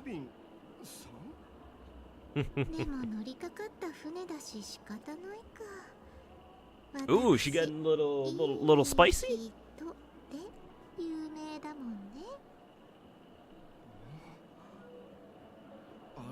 Ooh, do I sense a little bit of yandere? Hey, there's a bait and switch. これはファミリーが君のために特別に用意した And here's Sparkle. しっかり持っててね。調和セレモニーが始まるまで。そして演目のクライマックスで Yay, there's our favorite Kusogaki. もしかしたらすごく面白いことが起こるかも。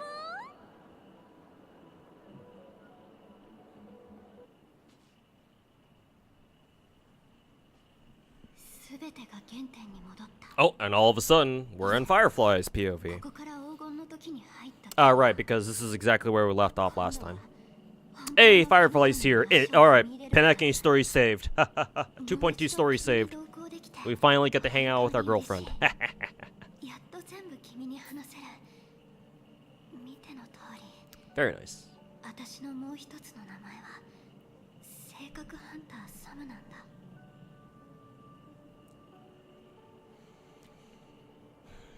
She's back. Is Tess worth getting? I'll be honest, I don't know. I don't really follow the meta in Snowbreak. I know that Tess is supposed to be like a support kind of thing. But like I don't really know how good she is. I'll tell you straight up right now. S rank Moxier is probably the best support in the game.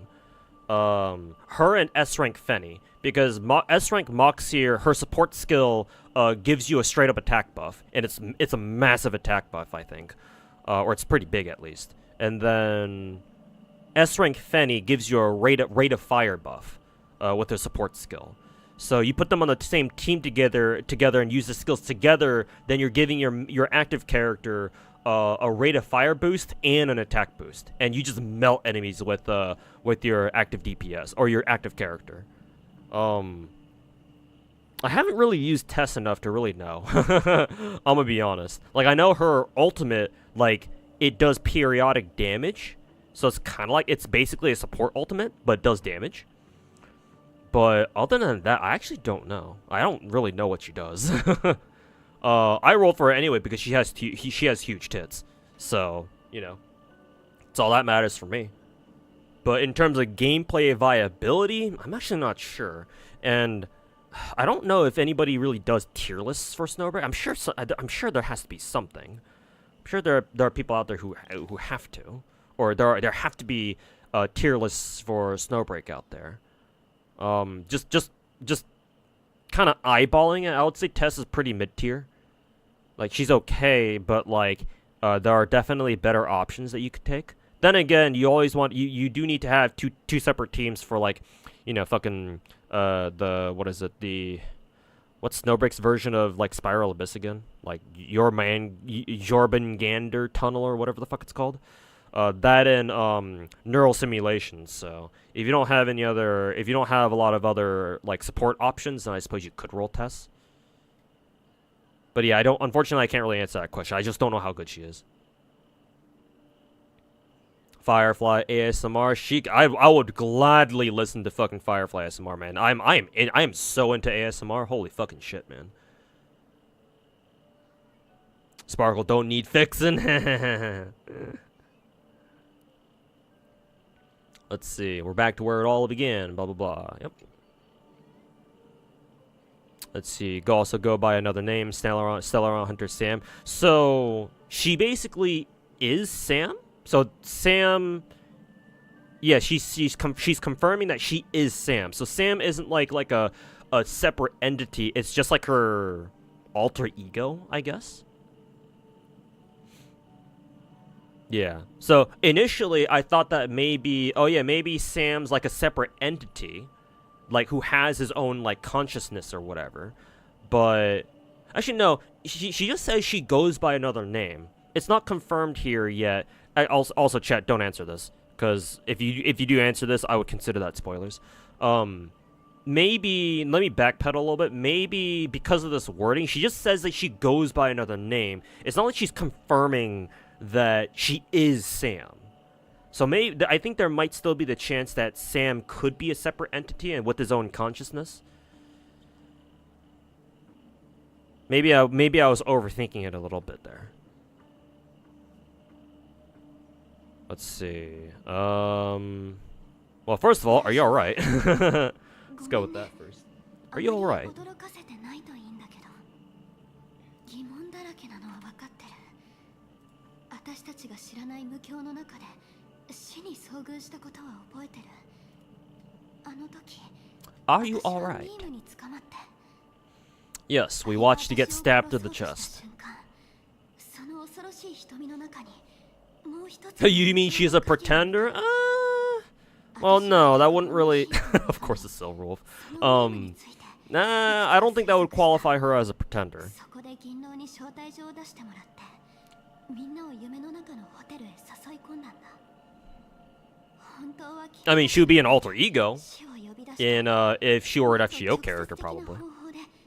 Alter ego or a writer at the very least. でもそんな考えとは裏腹に、私は脚本に背くことができないばかりか。 SSR, Rappi, and Nikkei. When it'll happen eventually. Rappi will get an SSR version.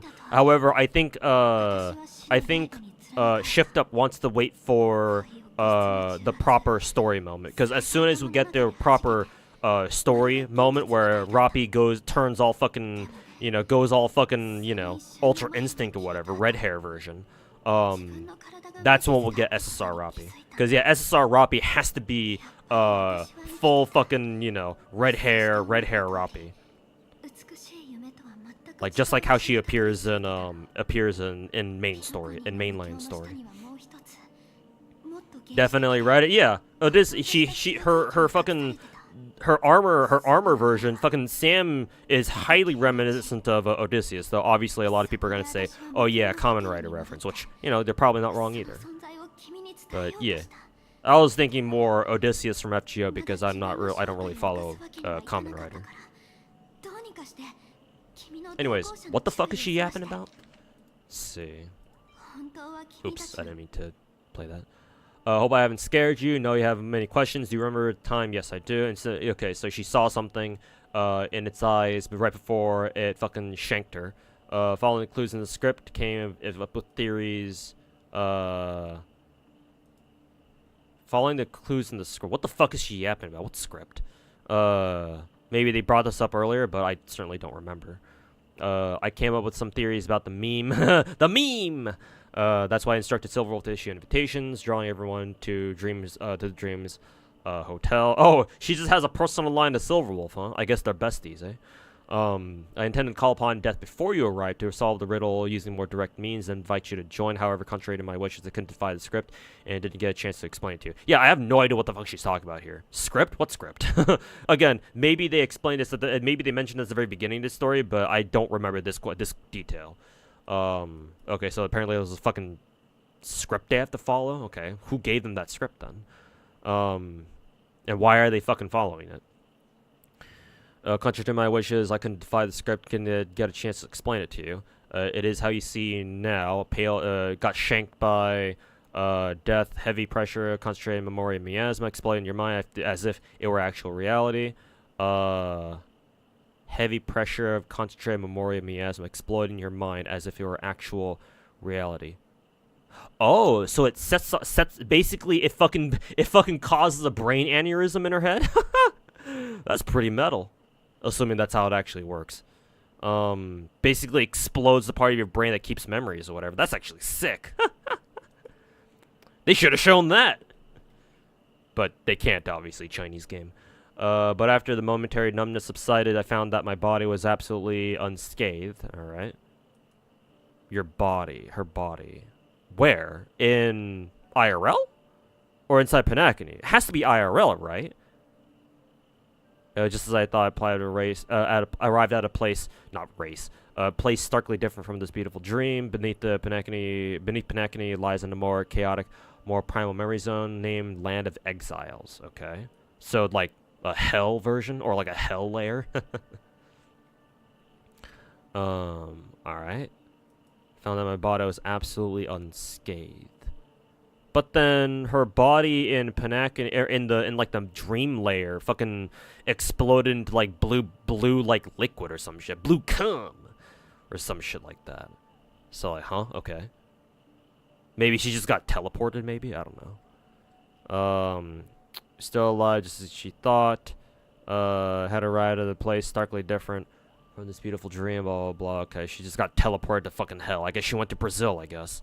So then you return to the hotel in the dreamscape, hoping to tell you of its existence, yet you could not reveal your own identity, so could only divert party's attention and lure you away from battlefield. Yeah, so that's when that happened. Yeah. Yeah, this is where we fought Sam the first time.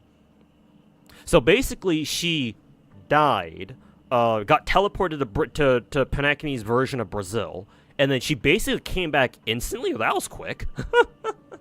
That was fucking quick.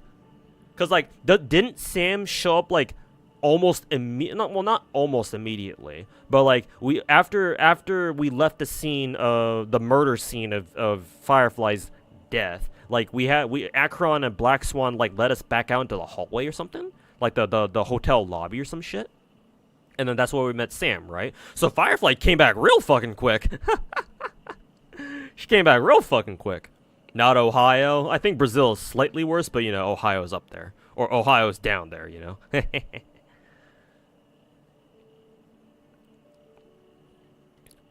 Logic and F. Joe, we went past that when Emmy and Gil started throwing swords. I mean, at least that still makes sense because, you know, I mean, you know, throwing swords is kind of a novel way of using ammunition, but, like, I think the first archer that transcends logic is Sei Shonogon, because why the fuck is she an archer?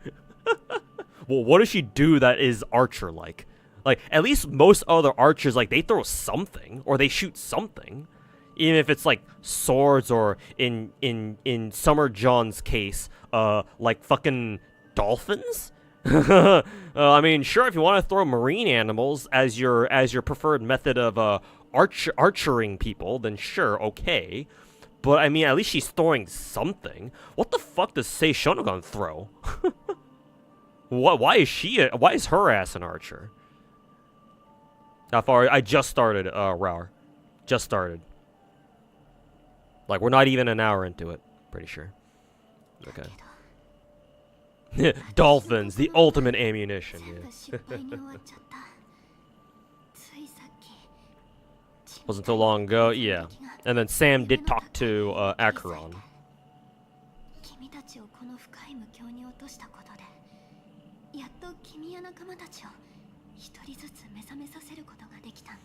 I was able to awaken you and your companions. What did she say?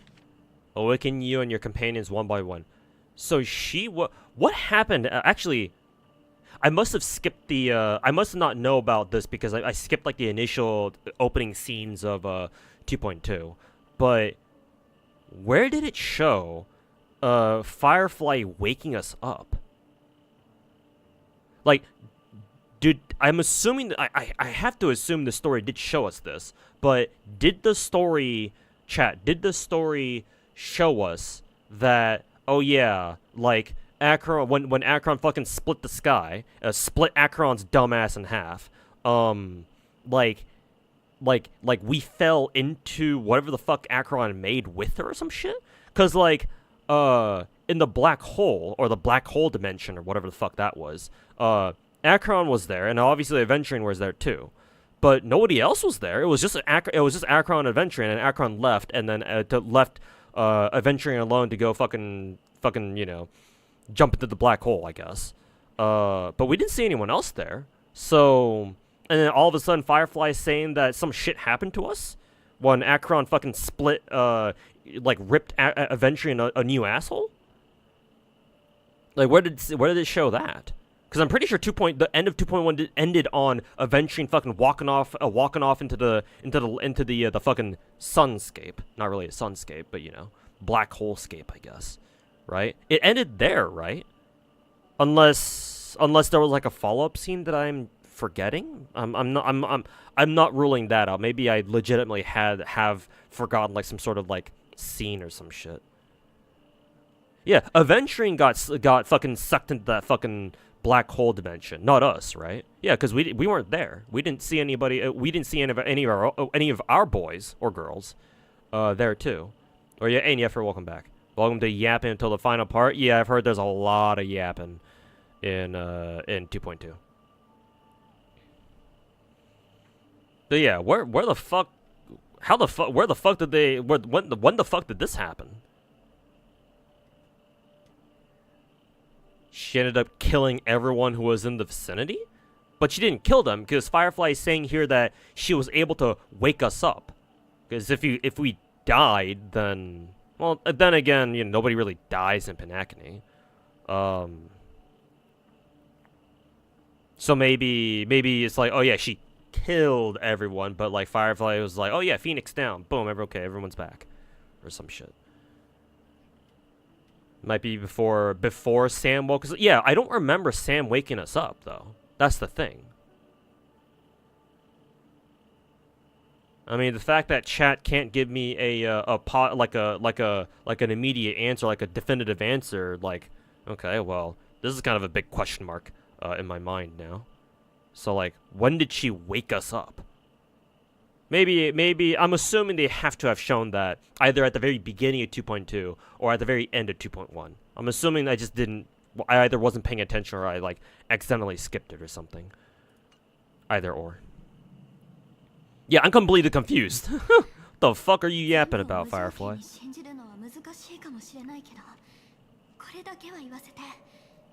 At the end of 2.1, okay. Well, let's go with that then. If it was at the end of 2.1, I should have seen it. Why don't I remember? God.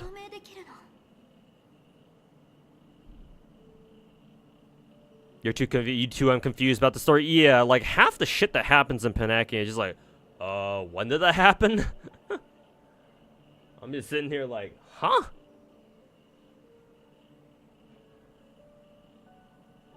Took you like quarter a day rushing through the HMC. Yeah, I heard that like penacony story 2.2 is like 8 hours long or some shit. So I gotta fucking work through this myself. Dying in the dream world ends up in the deep layer. So I think this is where, okay, that would explain a lot then. Because if we technically got killed by Acheron, killed in quotes, then yeah, and we're like, look at where we are right now. We're like, where the fuck are we even? Like some fucking blue world, I guess. I mean, some sort of fucking nebula. I don't know. Where are we even? Then yeah, that actually makes a lot of sense then. Because, yeah, she literally, Firefly just woke us up. Or, yeah, us, Trailblazer. She did say she woke up the rest of the crew, though. But where are they? Because I think it's just us and Firefly right now, for now, right? Where's everybody else? I guess, we're about to find out. So yeah, that makes a lot of sense, actually, Artemis. Thank you. If that's the case. If we are in the land of exiles right the fuck now, then that makes more sense. Were the last one she woke up? I think that's spoilers. I think that's technically spoilers, and you remember what I said about spoilers last time that you were here in chat, Neffer. Because yeah, Firefly doesn't explicitly say that we were the last one she woke up. So, just a bit of a warning to you. No, it's tough to believe all those reservations. Just want to say you're very close to the final answer. Just one more thing needs to be done, and that one last thing takes 8 hours. Shit, man.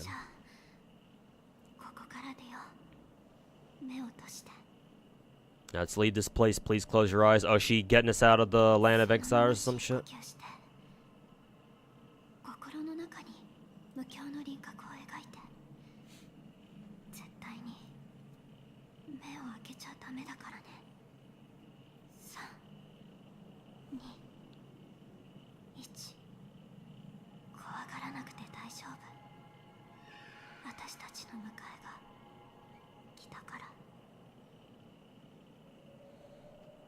What's this fucking great one she's talking about? Oh no, not great one. Greet us, alright. Using screech, thick and ferocious surge, memoria, blah blah blah. Consciousness becomes like scraps of paper, blah blah blah. Excuse me. Innumerable from girl besides you, blah blah blah. Okay, it's just the process of us coming back.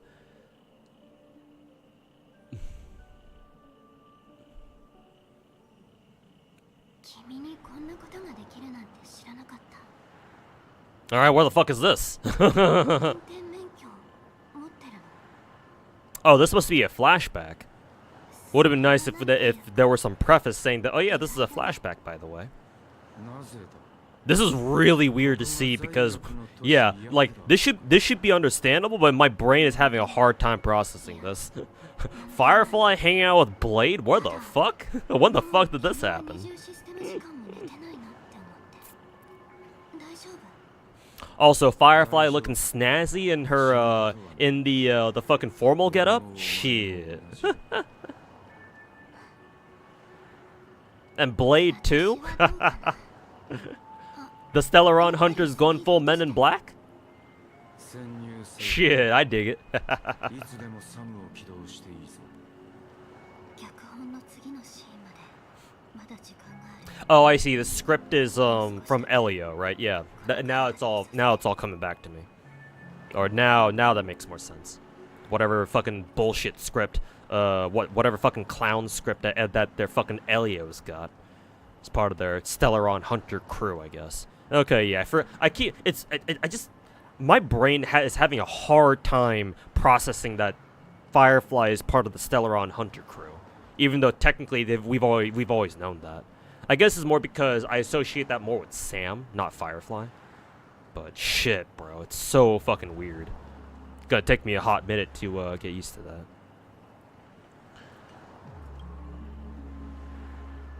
Shit, bro, we going full Men in Black now? I dig it. Firefly getting kidnapped by Blade. 出発した時はこんなに長いと思わなかった。 That's her outfit in Kafka's art? I didn't even realize.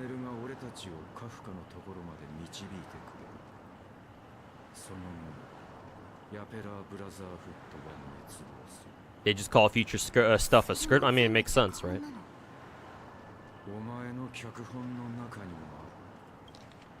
Let's see, in a half a system hour lead to Kafka, and then comes the downfall of the Geppetto Brotherhood, blah blah blah.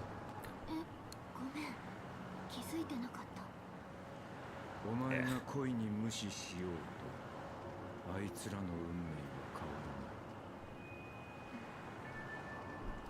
らない。言ったはずだ。 Gallagher has jiggle physics? Good. I yearn for true gender equality. If women have jiggle physics in gacha games, or just any game in general, then men should have jiggle physics too. Normalize sexualizing every gender. 疲れた運転手の車に乗って。 That's true gender equality for you, my guys. Men have jiggle physics too? Good.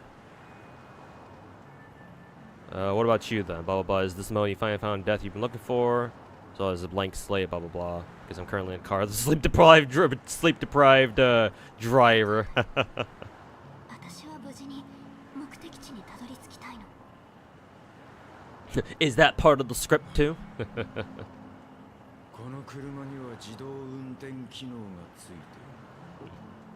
俺はハンドルに手を置いているだけ。 Blade also has slight booba physics. I mean, given how he fights, like Blade should be very well built.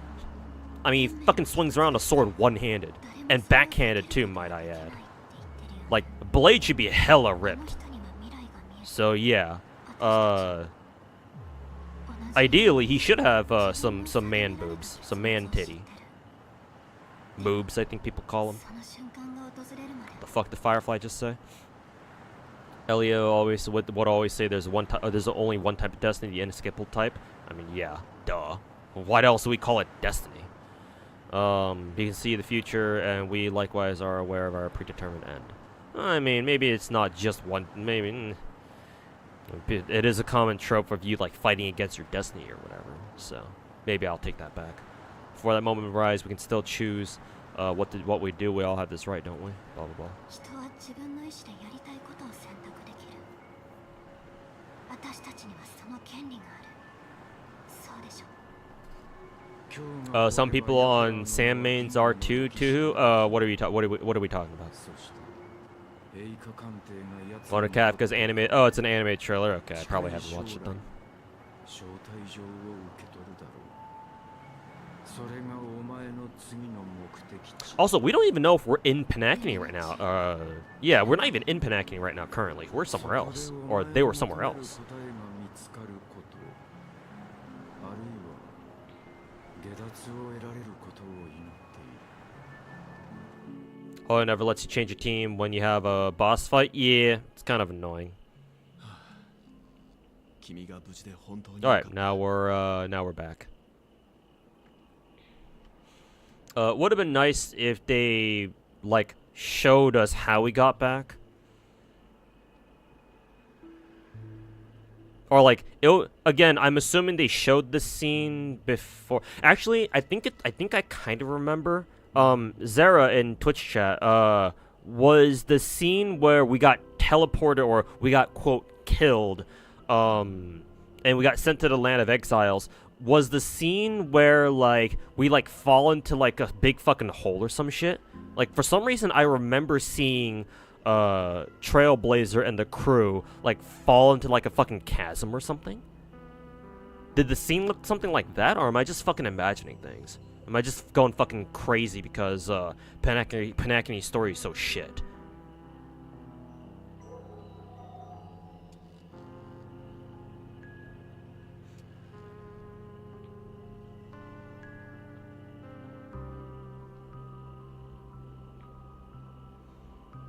Can't dissociate Sam with Firefly, but in reality, there wasn't a Sam at all.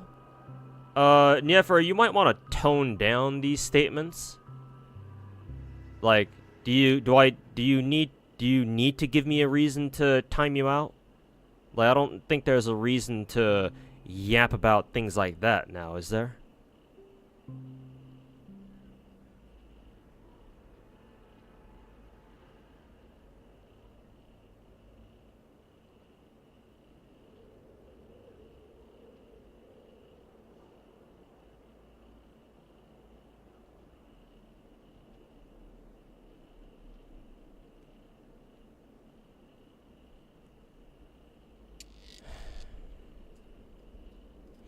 That's 2 strikes for you, man. Be very careful with what you say in YouTube chat. Like, don't even bother, like, just don't mention anything that even sounds remotely spoiler. Even if it's not actually a spoiler, like, I'm not gonna know. So, your next statement that sounds anything like a spoiler, I will time you out. So, consider that your last warning. Let's see. 目を閉じる。それが答えなんだ。不思議だよね。私たちがずっと死と思ってた怪物は本当は流刑の地の番人なの。あれはある特定の法則に従って美しい夢に浸っている人を連れ去り、ここへ連れてくるんだよ。俺たちが悩んでいた Okay, let me read that fucking shit again. What the fuck did you just yap about, Firefly? Close your eyes. This is the answer. Isn't it incredible? The monster we've always been known as Death is actually the guardian of the land of exiles that abides by a certain rule of dying people from their dreams and bringing them here. Okay. Interesting. Quite the plot twist there. Question has been perplexing us. Does death really exist in dreams? It appears to be a cognitive trap laid by those orchestrating events from the shadows cover the truth behind its disappearances and the existence of this fortress known as Dreamflux Reef. The fuck? Another name! All these names that we have to keep track of. Every emergence of a meme that is related to the Watchmaker. Since Dreamflux Reef is where it brings its captives, likely a many of our long-standing questions will be answered in this place. Okay, cool. It's like a new area then? So where the fuck are we? Are we still in the land of exiles? Because it's still, we've still got that hazy blue atmosphere around us. So I assume we're still in the land of exiles? Then, hold the fuck up. Then, if the meme is supposed to send us to the land of exile, or sends us initially to the land of exiles, where the fuck did Firefly even take us? And how the fuck can she go back to the dreamscape? Can she just go in back and forth just at will? Or does she have to get killed by the dream first in order to get here? Holy fuck. What the fuck is going on? Atmosphere here is starkly different. There are no regulators like the family, and they all look like they're mildly dazed. But from the whispers of the residents, you've heard a familiar name, Gallagher. Okay, he's got something. Yeah, because we saw Gallagher assassinate Sunday, with the meme bro. So Gallagher has to have some sort of role here. That man again, always in the right place, the right time. Though that does save us the trouble looking for him. Okay.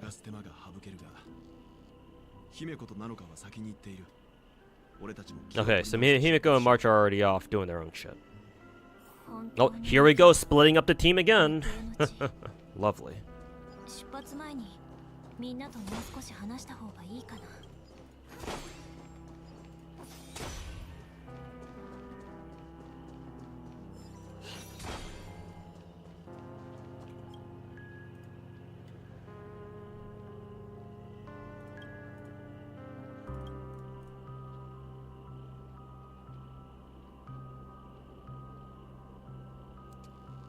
What happens if we continue staying here? Wait and hope. Oh, sorry, Edmund Dantes. I didn't realize you were part of the Stario story.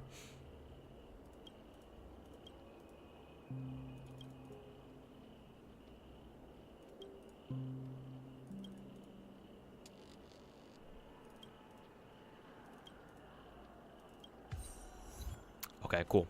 I have no idea what the fuck that was about.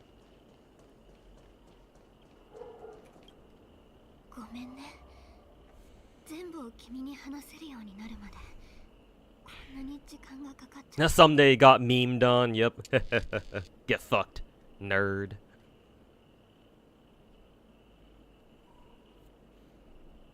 Yeah, got killed by a meme. Yeah. It's funny. I mean, the meme is a real word, but yeah, unfortunately the internet has fucking ruined its original meaning, so, you know, haha, meme, funny word, haha. Really sorry for, okay, so why couldn't you reveal your true identity? As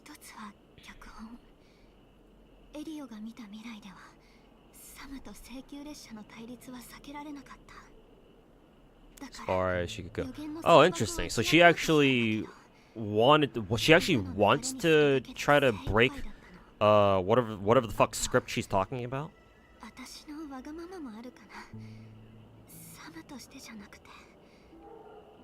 Besides the fact that she likes us, I kind of wonder why she's trying to go against the script of her own gang. Like, the fuck's going on there? What kind of stake does she have? I mean, she literally she's mentioning her personal motives here. Would she travel with you as Firefly and not Sam, alright? Okay, whatever.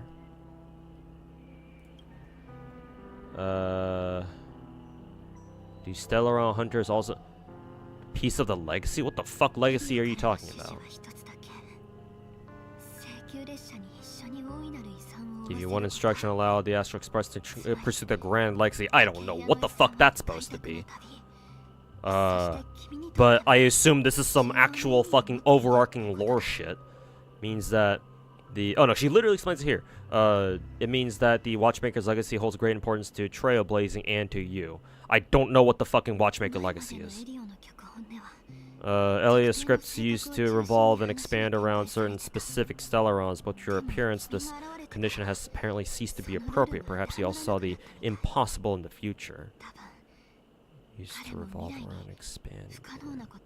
and expand around certain specific Stellarons. This condition has apparently ceased to be appropriate. So we're the exception then. Because, like, we're literally housing a fucking Stellaron. Okay? I still don't know what the significance of Stellarons themselves are. They're like fucking catastrophes or some shit. But yeah, like, we're the exception, so yeah, whatever the fuck script that involves Stellarons, yeah, we kind of break the pattern, so yeah, it's like, okay, well, that just kind of goes out the window, sure, okay. Do you still remember... What was the initial question again? Do you still remember the medical academy told you about? Well, that's Sam. Oh, okay, that's cool. Sam is literally her fucking, her fucking, like, it's literally her hospital. She wears her own hospital. And it's an acronym too. It belongs to the Iron Cavalry of Glam's Firmament Frontline, the fucking ornament set. Firefly Type 4 Tactical Heavy Assault Mech. Cool. That's very cool. It's a cradle of your vitality and the meaning of my birth. The longest time was how I should have looked to the rest of the world. Okay. Cool. So she's literally carrying her hospital room with her. Or she's wearing it. Who is... Okay, the question was who exactly is Sam. Okay. So...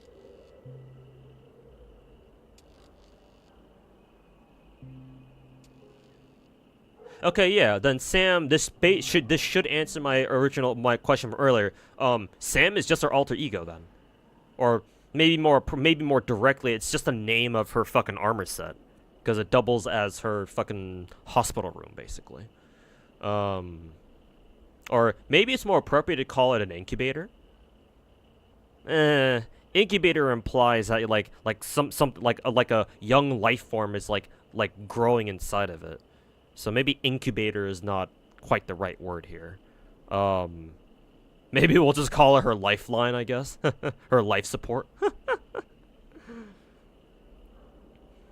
But okay, so it's not like a separate, it doesn't have its own consciousness. It's just her just speaking in a different voice.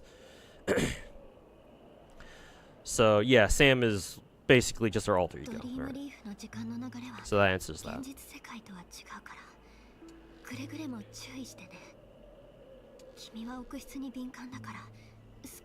So we are currently in a place called Dreamflux Reef. Alright, so my question is, how is that different from the Land of Exiles? Are they the same thing? Or is it like a different dimension, but in like the same level as the Land of Exiles? Like, what the fuck is that? Or, what the fuck is the Dreamflux Reef exactly supposed to be? Oh, here are some more burbs. More burbs. Depressed burb, just like me, for real, for real. Alright, well, what you got to say? Firefly role-playing as a murder machine? She ain't role-playing! She ain't fucking role-playing. Acheron's blade slash, yeah. No wonder Miss Acheron is so adverse to drawing her blade, blah blah blah. Or for the fact that Avengers' power originated from preservation, that Dreamscape would have been affected. Okay, cool. Don't feel burdened by this, even without the Stellaron inside of you. Avenger would have still found other methods to accomplish his goal. Just believe in Miss Acheron, and given her prowess, I don't think we've got anything to worry about. Okay, cool. Mr. Gallagher. Mikhail, the former watchmaker who collaborated with the family to construct penacony, were familiar today, had a falling out with the family for specific reasons, okay? It's precisely what the problem was. You were clearly investigating one. So why, as a security officer, he's changing? Okay, we don't know. Yeah, so we're confused about the shit about Gallagher. Yeah. Is he changing his subject? Why? My question is why he even felt the need to fucking bring it up to us in the first place. Maybe he wants to use us just like Adventuring does. That's my assumption. But like he can't tell us directly, hey, can you work for me? Some shit like that. So like he's just kind of giving you like hint, nudge, can you go fucking kill Sunday for me? Well, not kill Sunday because he obviously he ended up doing it. But like, hey, you know, maybe you should go do this.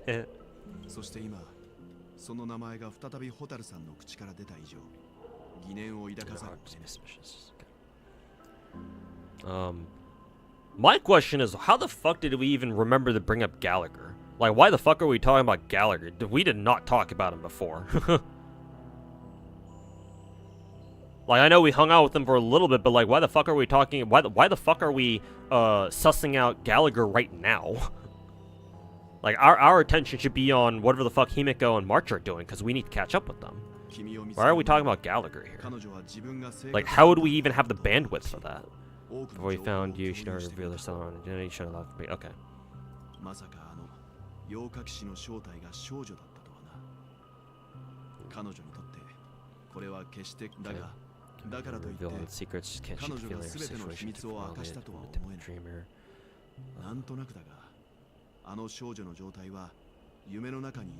I mean, you were literally right next to her when Firefly spilled some of the beans, right? I guess we must have had a private conversation. Okay,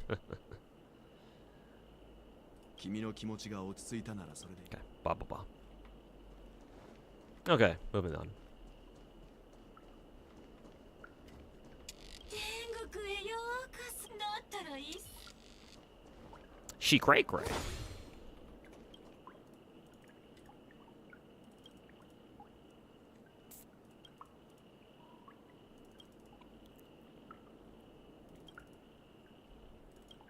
Yap, yap, yap. Can we talk to these guys?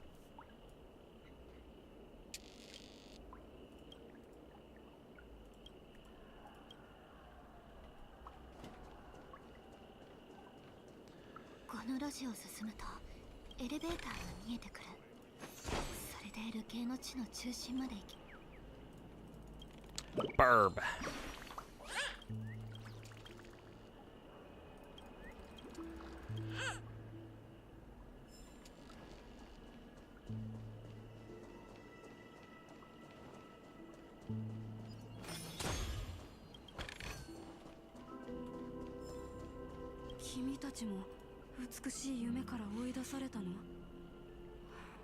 So I'm assuming all these guys, all these people were shanked by the meme then. 誰かどうすればいいか I assume. いや遠方から時計屋の遺産がここにあるって聞いたんだ And so most people here are fucking losing their shit. How about you, kid? What's going on with you? If I quit drinking, will she come back? Nah, probably not, kid. Maybe you should keep drinking. これほど巨大なクロックボーイがあの時計屋もドリームリーフに力強い痕跡を残したようだ Oh, so I can't actually hit it. Oh, I gotta yank the burb first.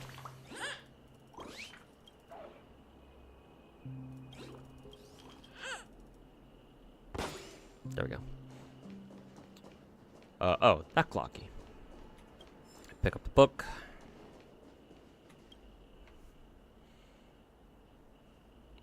They're just like dream slums or some shit. All right, cool. It's common plot in a lot of movies and video games. Cool. I wonder what those kinds of games could be. Where are we going? Oh, okay. Right here. That's not a creepy clocky at all. Why does he want to become friends with us?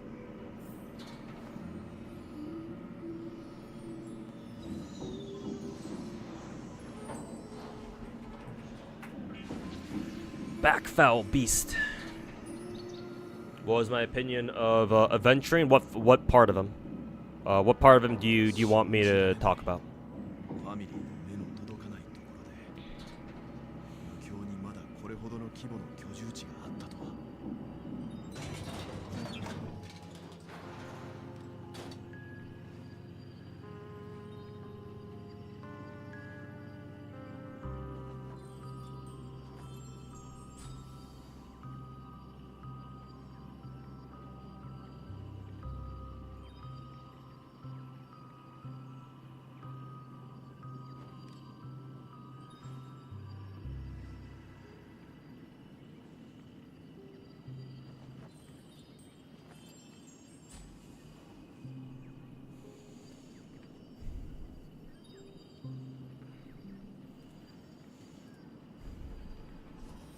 His looks. この城塞の雰囲気美しい夢とは全く違うな Guy just casually misses an achievement. Oh, did I miss something back there? Cool.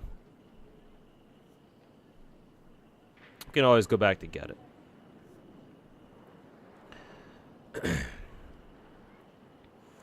As a character. As a character?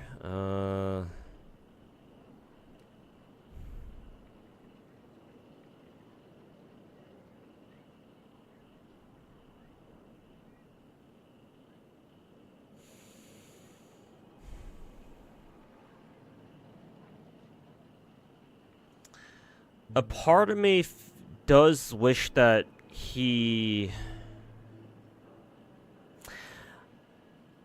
I would prefer if Aventurine had, like, some sort of higher reason, like a deeper reason why he wants to fucking gamble shit.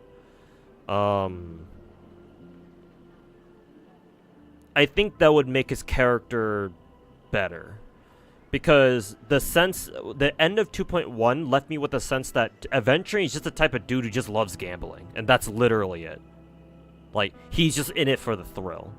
Which, like, that's cool and all, but it doesn't really match, like, the scale or, like, the how should I say? Like, the stakes of what's going on with penacony.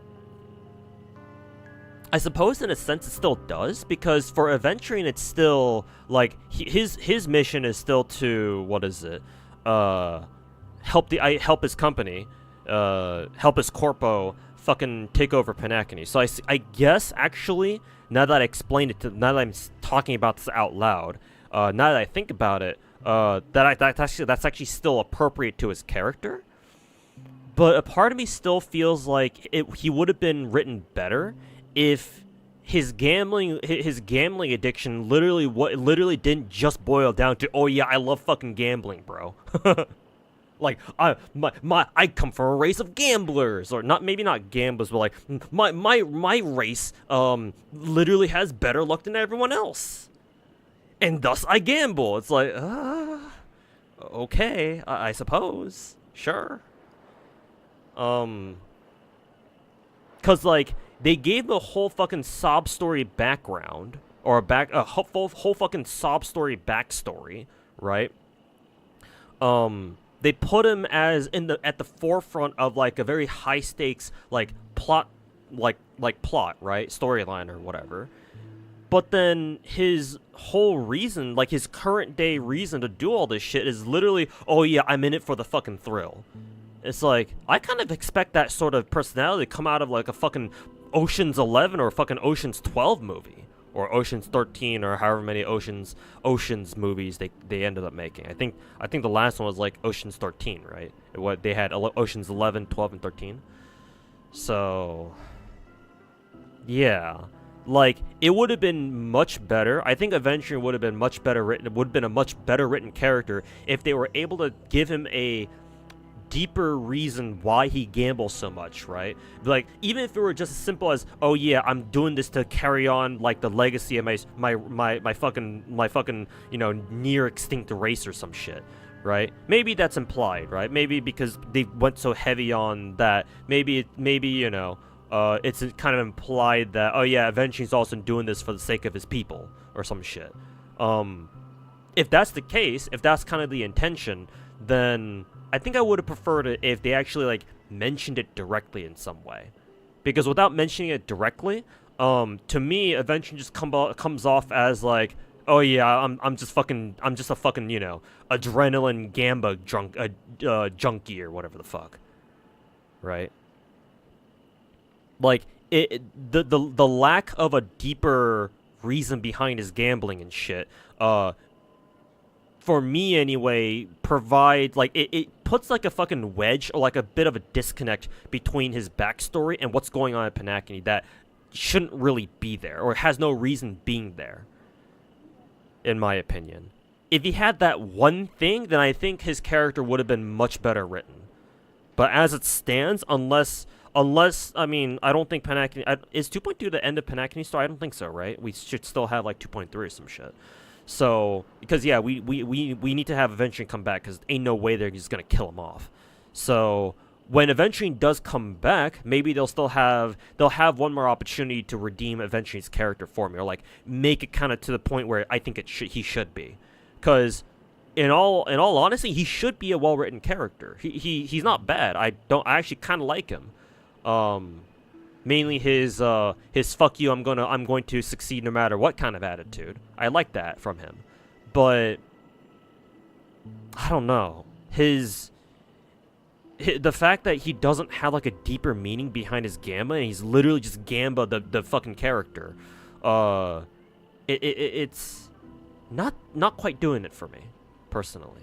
You know, when Charlie's come to NFG, actually he's in FGO right now. You're talking about Charlie. Actually, no. I thought you were talking about Constantine. No, it's not. You're not talking about Constantine. Constantine's on FGO right now. You probably already know that too. Charlemagne. Sorry, you're talking about Charlemagne. Soon, because Charlemagne comes out with Traum, right? Traum should be here soon because we have we have all the pre-campaigns going for it. So I would assume next week or so, something like that.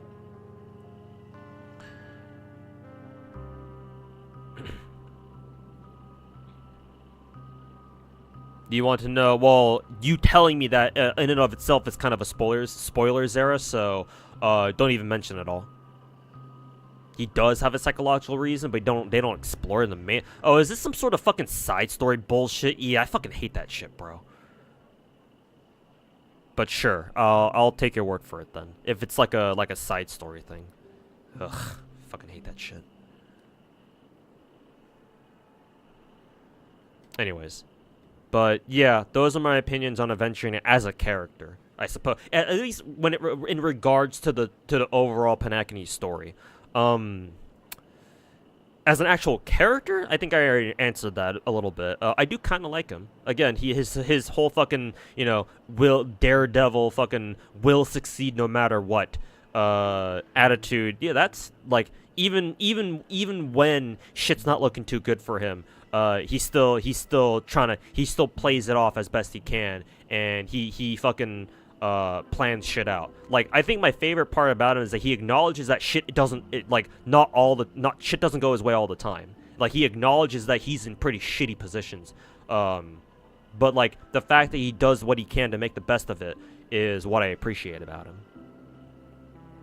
Like, you can write anybody to be an asshole, but writing an asshole who still stays in character and doesn't like lose sight of who they are, even in the face of adversity. Now that's a little bit tougher to write.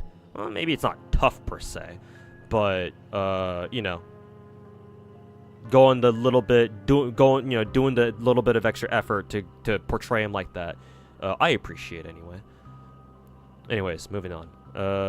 Atmosphere's fortress is pretty different, blah blah blah.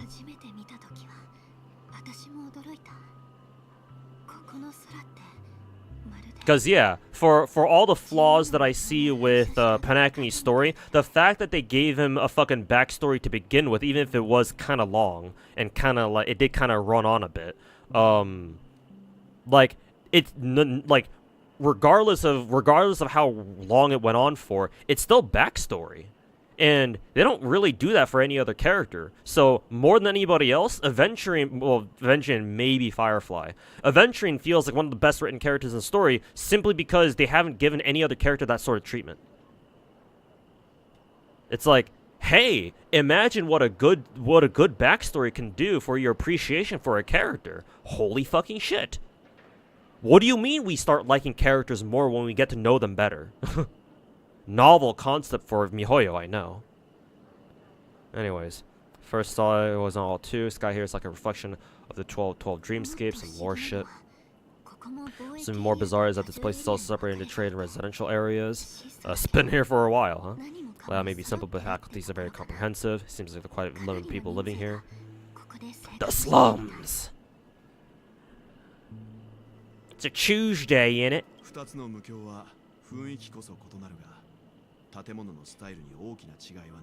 Is Star Rail better than Genshin? Depends on what you're looking for. Genshin is a better casual game. However, Star Rail is a better game overall. Or it has more content. Like, gameplay related content. So, again, depends on who you're looking for. Or depends on what you're looking for. You loved that it was long and you enjoyed it. I don't think it needed to be that long. The flashbacks to his family or his dead family, could have been shorter. I don't really know why it had to be that long. Long backstories are fine, but like the pacing of Penacony or the pacing of Star Rail stories in general, and the fact that these stories aren't really that long, all things considered,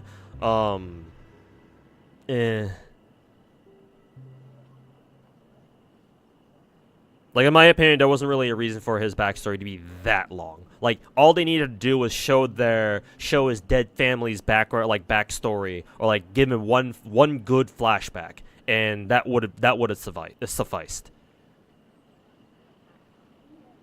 Or if the flashbacks were different enough between the first and the second one, because to me, the first and the second flashbacks for Adventure kind of bled together. I know they were different, but like from a story writing perspective, I don't know how different. I don't know if they were different enough to warrant them being two different flashbacks. Like, I feel like they could have just combined them and just like been a little bit more concise about it, instead of just listening to his mom or his sister or whoever the girl was, fucking cry their eyes about how, you know, oh yeah, nothing's going right for us, blah blah blah. And how, oh yeah, our mortal enemies are about to kill us. Here, I will now spend the next 5 minutes explaining to you exactly what's gonna happen.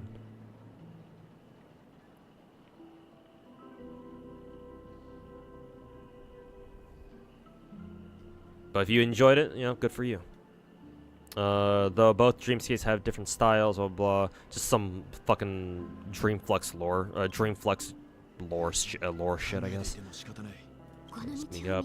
Take a right turn at the end of this road and you'll reach Trade District. There are former people there. Perhaps some of them don't know where she is. Not coming with us. As our spouse needs some room for internal deliberation. In the meantime, you'll try to locate Gallagher. Right, 'cause she's probably working with Gallagher. Why don't we ask her why she's meeting up with Gallagher? Or maybe Welt doesn't want to ask her that right away, and once she leaves, he'll talk to us about it and be like, "Hey, Firefly's kind of sus." Because we were kind of sussing out Gallagher earlier. Now we're not even gonna question why she even needs to meet up with fucking Gallagher. Oh, I see Misha in the background, and there's Clocky. Okay, but I guess he at least acknowledges that we don't know what the fuck her real agenda is. Further observations are needed before we decide whether to trust her or not, but first there's someone we need to talk to. Okay.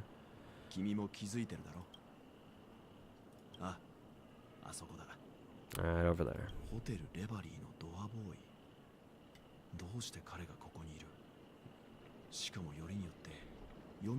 Hey yo, it's our femboy.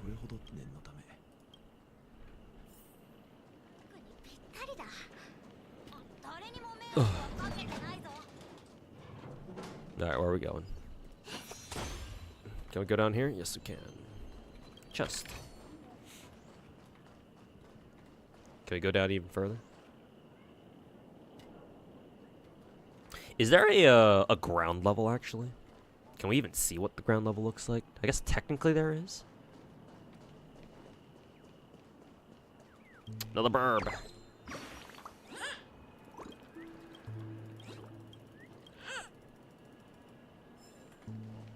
Yo, Thrust and Firefly. Alright, calm down, chat. Cease the coomer. You bunch of gooners.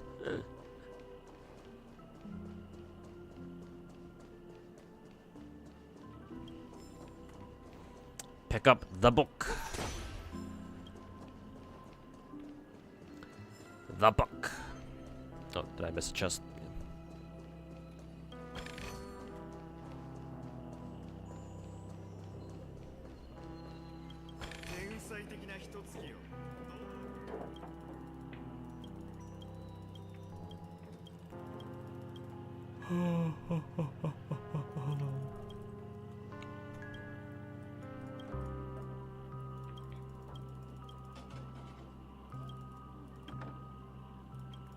What kind of food do you got?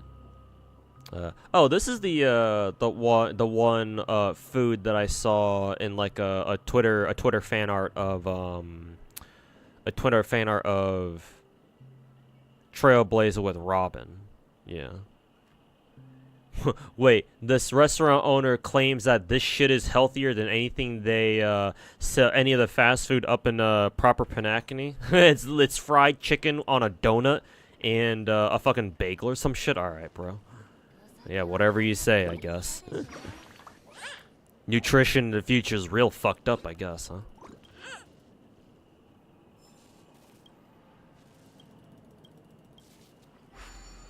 Food in a dream, so 0 calories. I mean, how? Why the fuck is she claiming that it's like somehow healthier than anything that they make in they make it up in proper penacony then? The fuck? What is the point?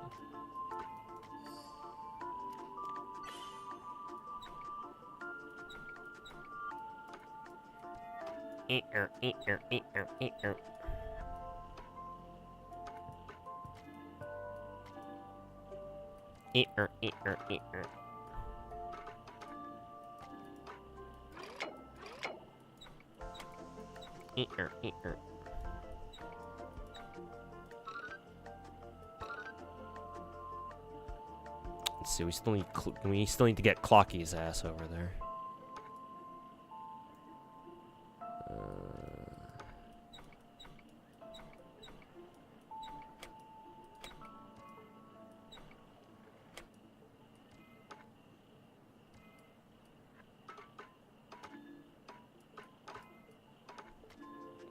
That's how I originally put it. I still feel like we need to have Clocky run this way, but how the fuck would we even get him there though? No, there we go. Didn't even need that shit at all. Oh, this is a 3-parter. Okay. No, oh, there you go. Oh, okay. We still need to use this path anyway. Cool.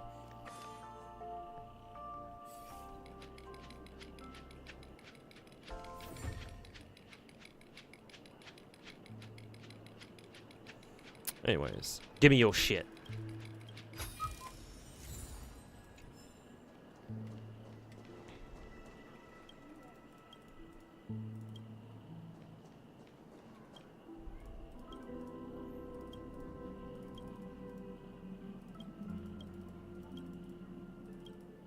Automated instruments? Oh no, chat.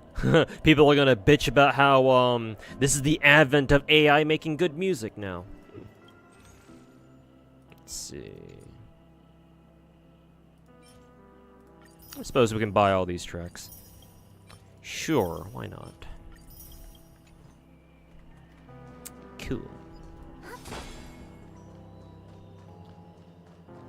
Anyways, where was I going with this? Is this somewhere we can actually go, or is this like just like a No, we can actually traverse here. Cool. That's funny. We can actually hear them snoring.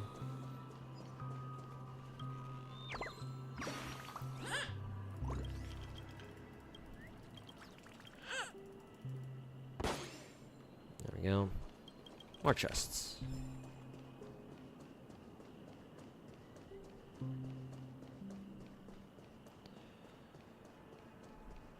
More burbs. Burb. Burb, burb, burb, burb. Whee!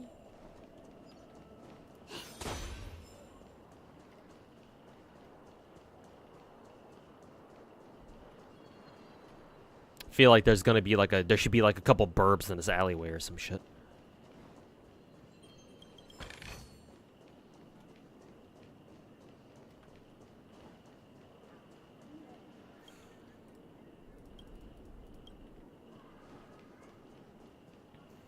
Also, why did I get that fucking text dialogue?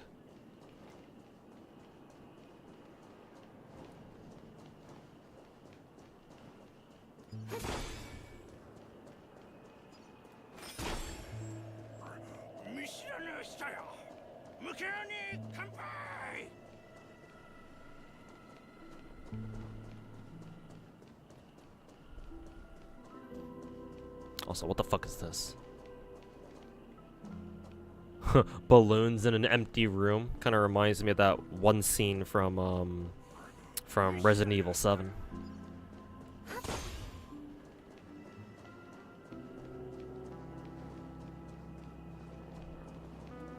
Book.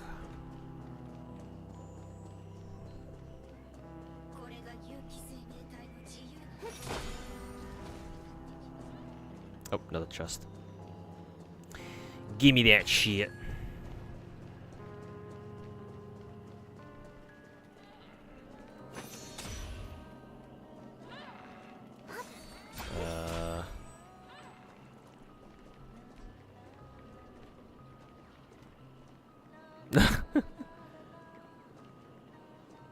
I guess there's no prompt for him right now. I guess we'll come back to him later. Speaking of burb.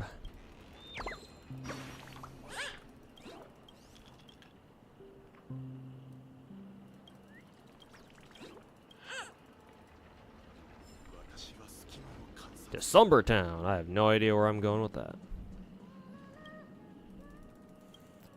Manhole cover. I assume you're supposed to like interact with like 7 manhole covers or some shit.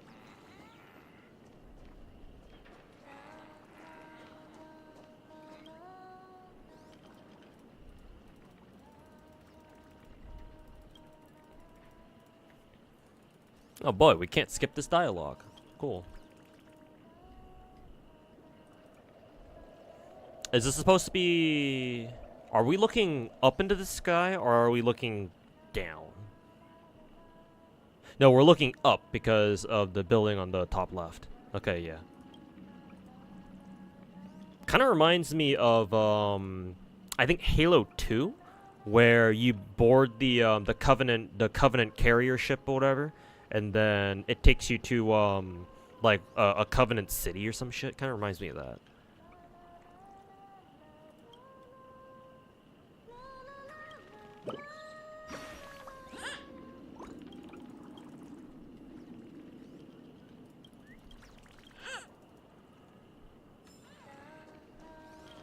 Hello, Dr. Blues.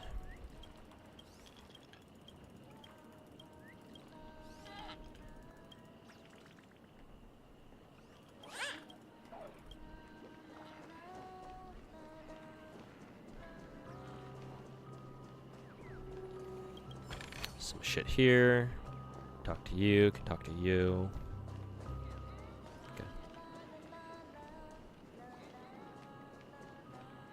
Not sure how to pull that burb out, but we'll figure it out. We'll figure it out later.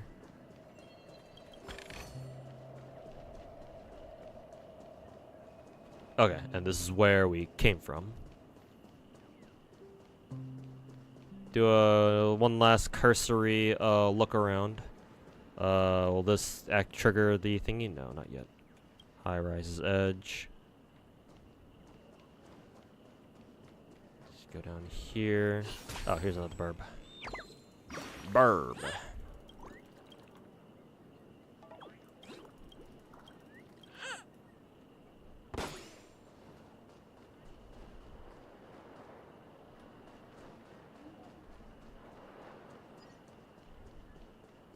And then another burb.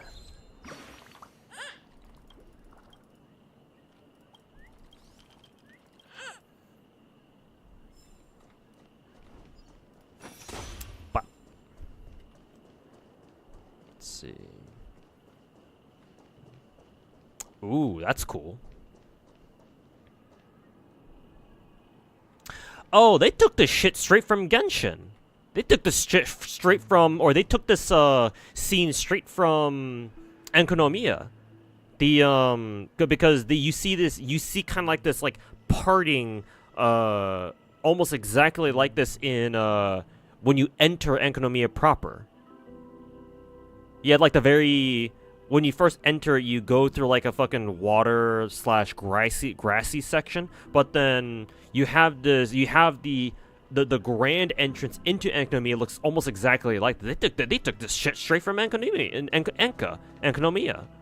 Shit, bro. Even complete with the fucking light at the very end too. Shit. This is cool though. I'm betting they took this straight from Spiral Abyss. Reusing assets, hell yeah. Every corporate's wet dream. Hell yeah. Anyways, let's go talk to Misha.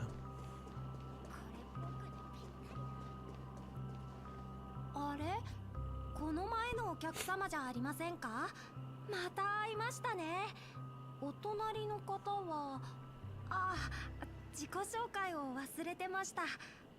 Star Rail devs getting lazy. It changes everything. Star Rail is doomed. No. Every programmer ever, yeah. But yeah, if you can reuse assets, hell yeah. こんにちはミーシャ。It's Glocky. You're still young at heart. 記憶域ミームか。You're a meme? そうじゃありません。クロックボーイは僕の友達です。 Femboy jump scare. Yep. 僕たちの家はここにあるんです。お客様たちはどうやってここに来たんですか？この無境は外部には開放されていない。 Actually, how is Misha here? Did Misha die too? もしかして die. ネムが？ Because we haven't seen Misha since like fucking 2.0, because he was completely absent from 2.1. Also, there's a burp in the background. ここにい。はい。な We're ので working, beautiful dream ends, get back home. Meeting used to be more convenient, but ever since travel became cumbersome, sleepy started ferrying people back and forth between two dream そ seems の okay. ネムというのは Wait, did he say clock? No, sleep. Who's sleepy? Who the fuck is sleepy? Oh, he doesn't explain yet. Okay, no, Well is literally asking who sleepy is. Memory zone meme. Looks fierce. Oh, it's the fucking meme. Cute name. Gallagher's been taking care of it, yeah. So Misha explains why Gallagher is able to like seemingly control the meme. 今の説明を聞くに、そのミームが死であることは間違いない。ファミリーは死って言いました？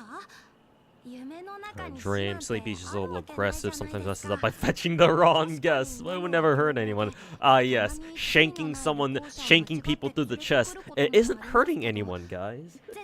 If you hurt somebody in a dream, it's not actually a bad thing.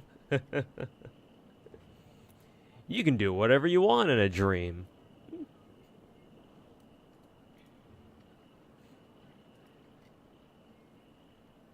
You can do whatever you want in a dream, guys. Don't worry. Everything stays here.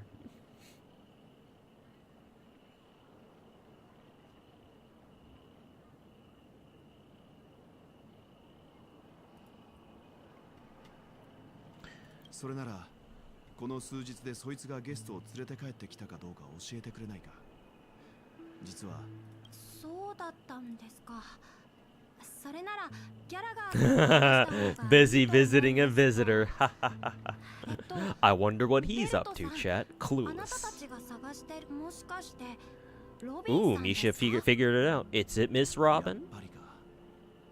ホタルさんの例がある。ロビンさんを探してるなら僕が案内しましょうか。 Be willing to meet with outside 外からの guests. お客様には会っても構わない Hold up. と So Misha is a bell. I almost called him a Hellboy. Wrong IP. Misha is a bellboy. Like he works for penacony, and then he's saying here that he can take us to Robin. So Robin is here. So the Oak family knows about this place then. I mean, yeah, they know about the memes, so obviously they should know about this place, right?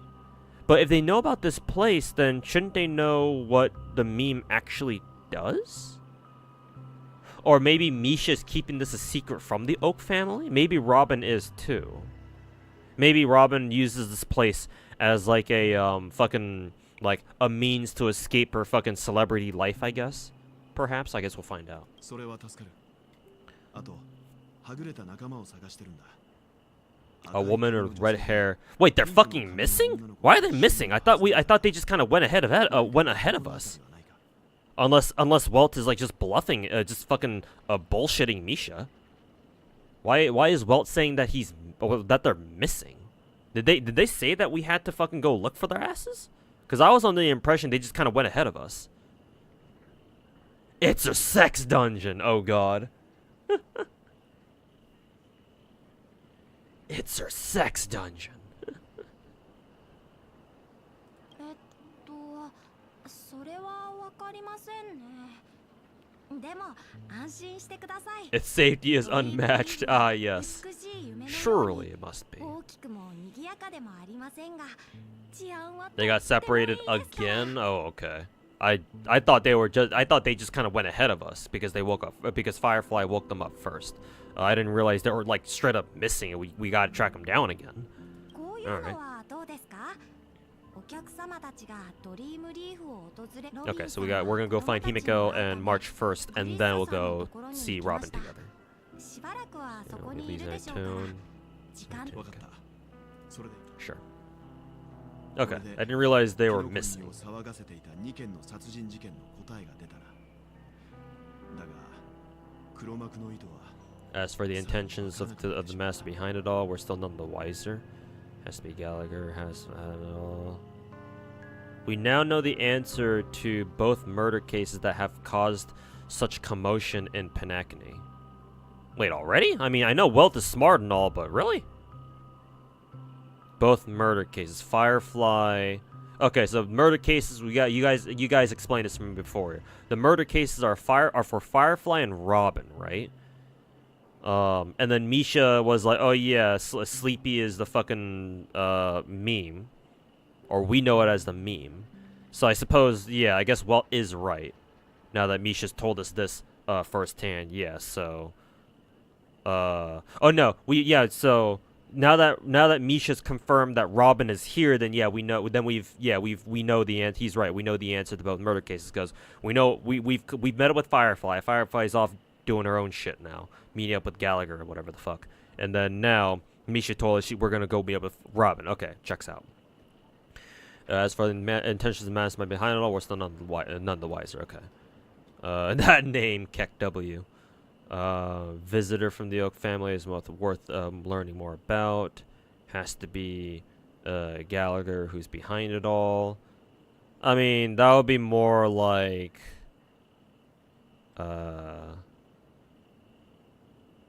this would kind of be meta information, I think. That name, Sleepy. Let's see. Who are they talking about with the visitor from the Oak family? そしてその人物は I'm assuming he's talking about Sunday.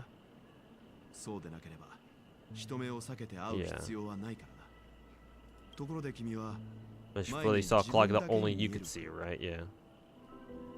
Why is the emphasis on only? Shouldn't the emphasis be on you? Let's see. Let's deflect. 不思議な感じだな。まさか。 You're not so old after all, Welt. Isn't that a good thing? そんなことは重要じゃない。とりあえずミーシャについていこう。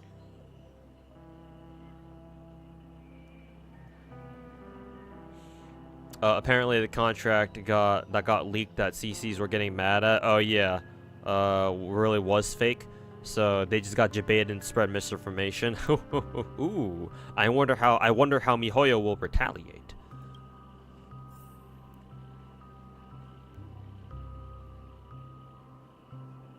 Maybe they already have.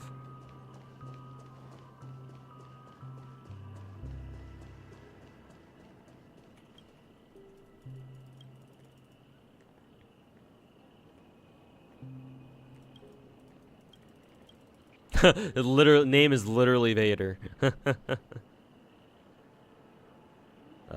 Super fan.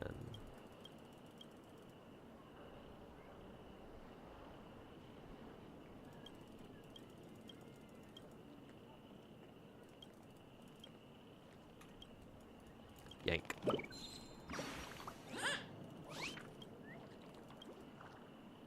Who would you go for, Boot Hill or Firefly? Yeah, Hannah's going for Boot Hill because husbando.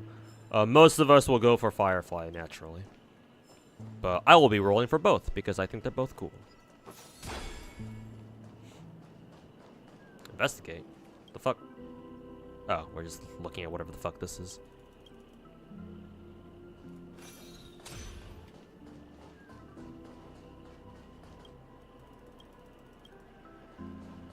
Hopefully there's no achievement here that I'm missing again, like last time.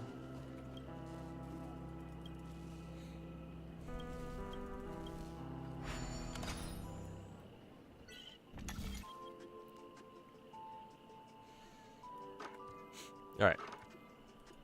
What's going on with this?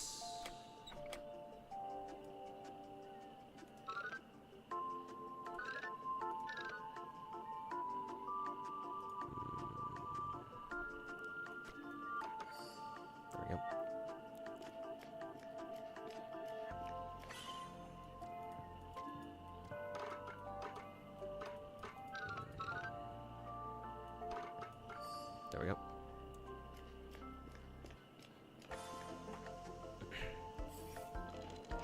Boot Hill would have been cool if it weren't for the fucking 9mm. Yeah, bro. Holy fucking shit. Holy fucking shit, that triggered me so fucking hard, man. A 9mm revolver. Holy. Like, I'll still roll for Boot Hill, but like, how do you drop the ball on that so fucking hard, man? Like, I get it, these are Chinese writers, and, you know, they're certainly not American. But,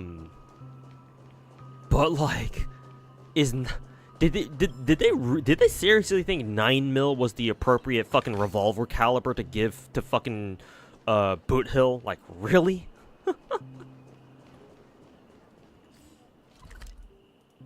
Like, really now? Like, holy shit. That was bad, bro. Holy fucking shit. Anyways, let's go follow. Actually, let me go talk to Dr. Blue real quick. See if I get any rewards for all the burbs I've just found.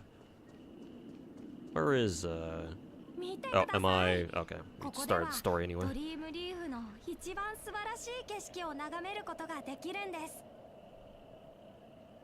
It's a space 9mm. It's totally different. Yeah, I'm sure. Okay. Yeah, I'm sure it is. You know absolutely nothing about guns. Actually, Hannah, did you listen to me? Were you there when I ranted about Boot Hill, the part of the scene in Boot Hill's opening scene where he says his revolver is chained for 9mm? Because, like, if you don't mind, I can explain why I'm so triggered by that. Okay, you were okay. Good. I don't need to go off on you. I don't need to go off on chat again now, do I? Yeah, it shouldn't bother you if you don't really know a whole lot about guns, but as someone who is, ugh. Oh boy, man. Just why? All right, Zara. Thanks for hanging out, man. We'll see you next time. Have a good one. Let's see. Please explain. Boot Hill, in his opening scene, in the opening scene of 2.2, Boot Hill, oh, I guess I'm gonna explain this anyway. Boot Hill, like, specifically has a line where he says his revolver is chambered for 9mm. And he, not only that, but he calls it a timeless caliber or something. He calls the caliber, like, a classic, which... Two things wrong with this. First of all, 9mm is more of a... It's a more recent round. It's been around for a while, sure, but the more classic round would have been the 45 caliber. Either the 45 long Colt or more popular now is the 45 ACP. The 45 long Colt they actually used in revolvers. I'm pretty sure anyway. And then 45 ACP is what they started putting into like the first like when submachine guns were starting to come out as like a codified weapon type, like with the Thompson SMG and among others, because that's the caliber that the Thompson uses, 45 ACP. 9mm wouldn't really be considered it wouldn't really exist until much later, until after World War II. I'm pretty sure anyway. Before NATO, ammunition calibers were not standardized, so you got a lot of weird shit that like modern firearms just really don't deal with anymore. But yeah, no, 9mm isn't really considered the classic. I mean, this is technically the far future.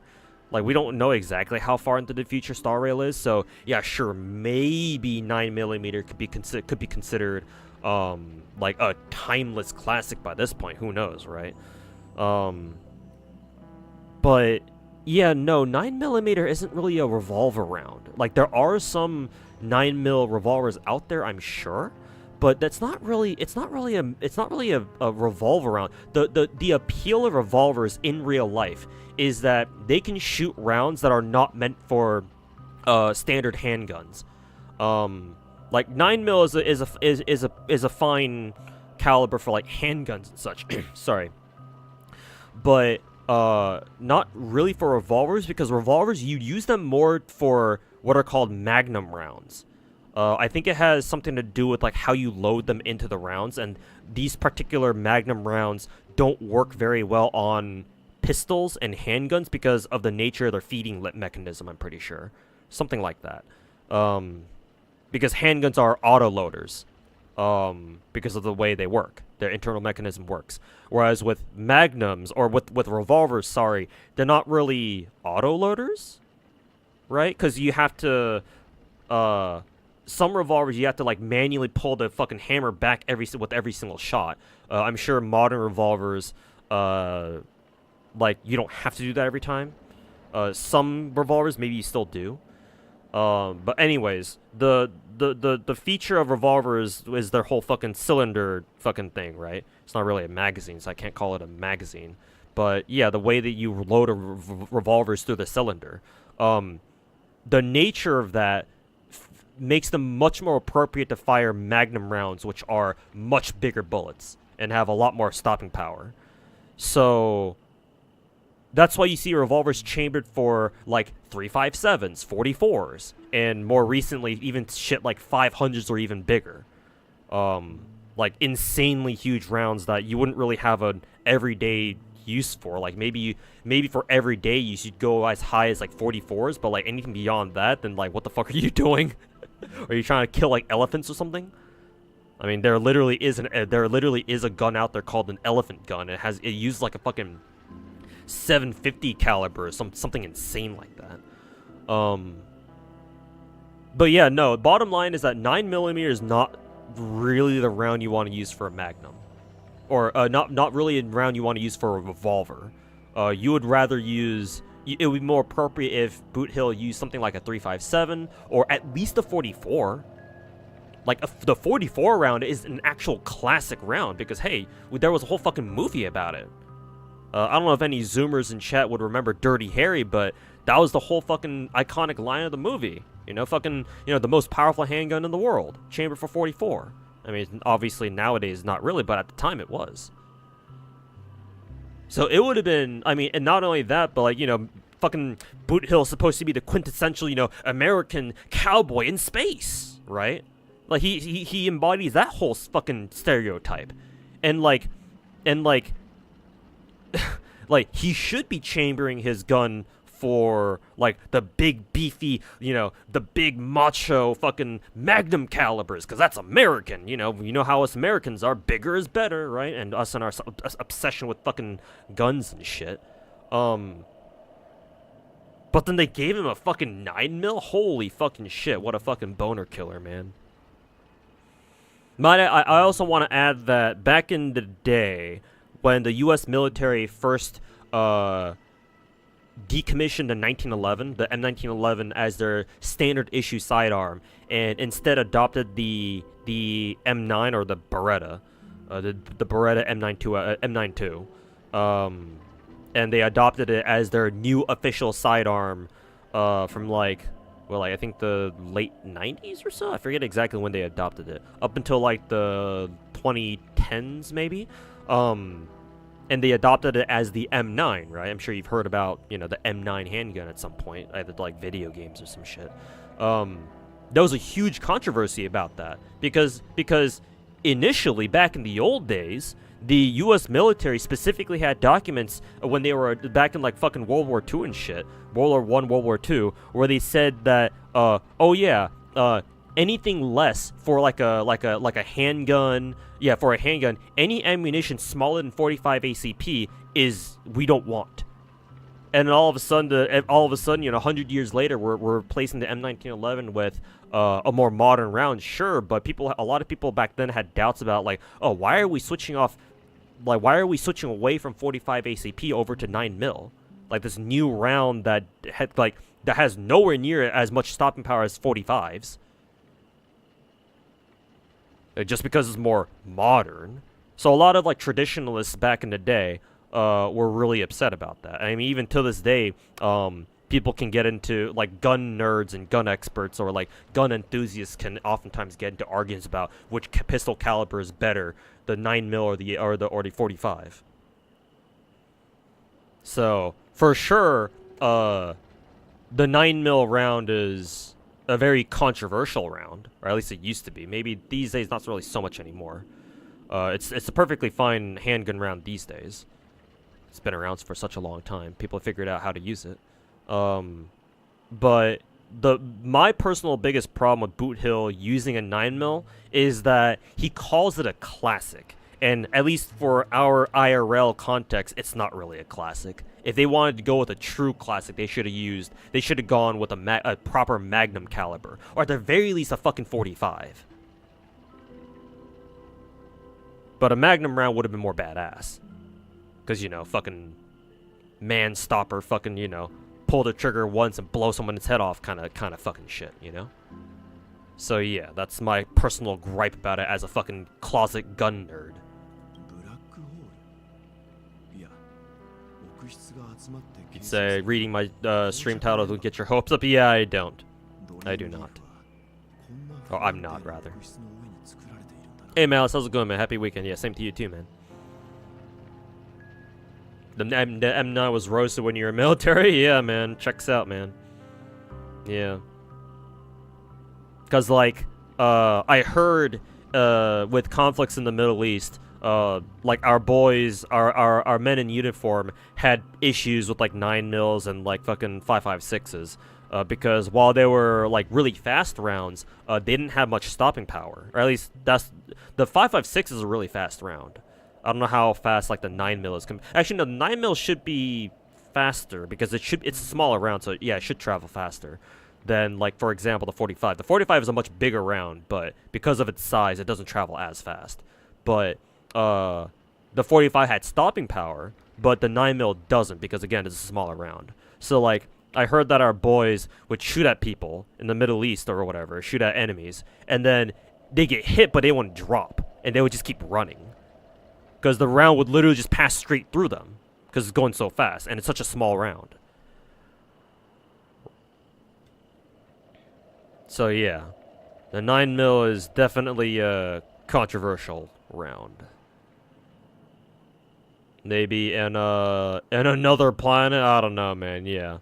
But it's like, see, here's the thing, like guns are very, like, there's a whole ass science behind guns and, like, ammunition calibers and shit like that. Like, it does boil down to physics at the end of the day.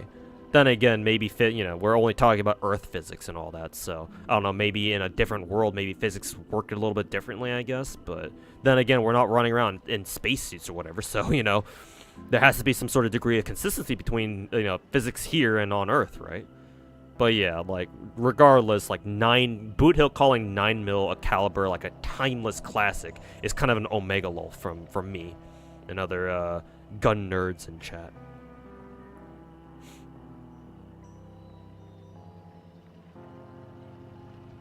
.45 tumbles, to tear shit up more. Yeah, makes sense, yeah. Though I was under the impression that only certain ammunition types were designed to tumble once they hit a target. Like the bullet enters the body and then it starts fucking bouncing around, doing even more damage. Maybe that's not exclusive to certain ammunition types actually. But yeah, I can believe it.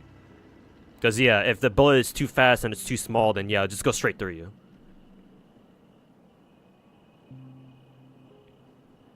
M16 also jammed at first. Yeah, the first issue M16s that we had in Nam, yeah, they fucking jammed hella hard. Like some Vietnam, some Nam soldiers were like, yeah, fuck this M16 bullshit. We're gonna keep using our M14s or something. But yeah. Anyways, enough gun talk. Black hole, blah blah blah. It's cool. It's cool scenery. Miss Kaimi? Who the hell is Miss Kaimi? Who the hell? Alright, Dr. Blue, you got anything for me? Hey, thank you.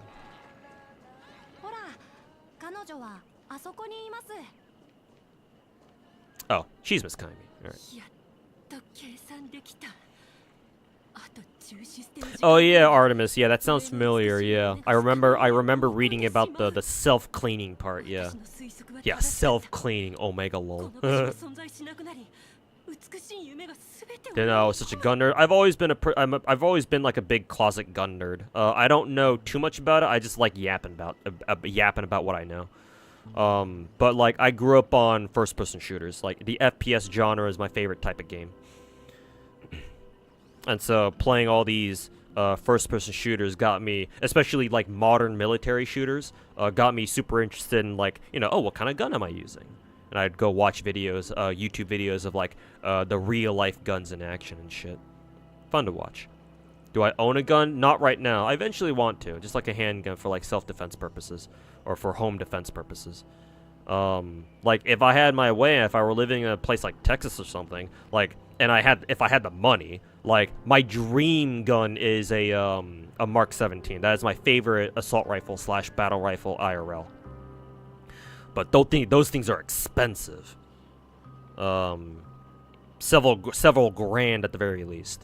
But yeah, like my dream gun is the Mark 17, or some of you guys will know it as a Scar H. But currently, no, I do not have a gun. I know how to operate one because I took a gun handling course back when I was a high schooler. Oof. As part of my 4-H club back in the day. So I did learn how to use a gun, but I haven't learned how to use one. I haven't actually properly handled one, or I haven't actually touched one in like over a decade now. Sheesh, it's been a long time. But yeah, maybe one day. Maybe one day I will become a gun owner, but not now.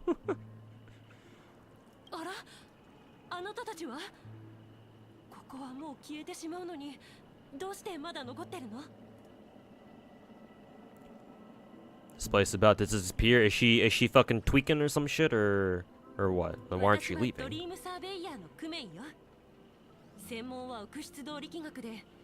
Hell yeah, brother. Yep. I mean, we live in America, so, you know, may as well make use of that Second Amendment, you know?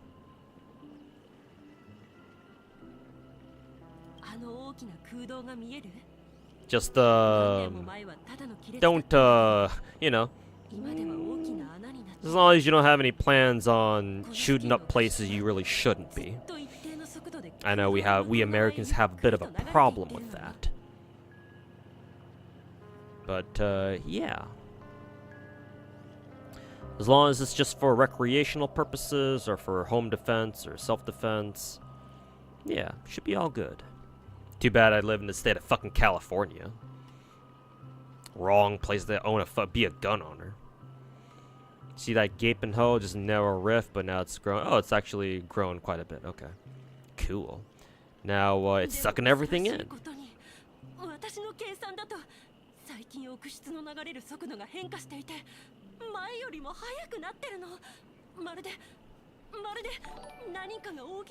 Hey Irish War Turtles, how's it going, man? Thanks so much for the 46-month resub. Welcome back. Drop by the resub, but what are my thoughts on Robin? What, gameplay-wise or story? Because I can't speak for the story part, but gameplay-wise, she seems to be very good. Like, people are already saying that she's, like, supposed to be better than fucking Ruin May or some shit.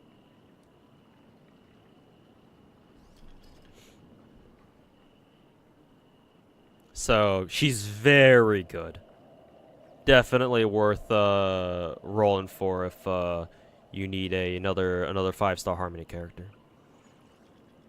Thought she took Bronya's spot. I wouldn't really compare Bronya to any of the other Harmony 5-stars simply because she's permanent. So, I mean, they are all still 5-star Harmony characters, but personally, I don't know if she's gonna take Bronya's spot per se. But I don't know. We'll see what the rest of the community thinks. You live in a major U.S. city, you know this gun talk applies to you legally. I mean, if you just, I don't think, even if you live in a big metropolitan area, I still don't think there should be any laws about, like, oh, you can't own a gun at all. Like, you can probably, obviously there will be a lot of limits on what you can buy, or like what you can legally acquire. But like, if it's just like a handgun with a couple magazines and some ammo, I don't think anybody can stop you from doing that. Though I do think that the game, like, not the game. I do think that this country does need, like, overall, like, better gun control laws. At least ones that make sense. But that's just me.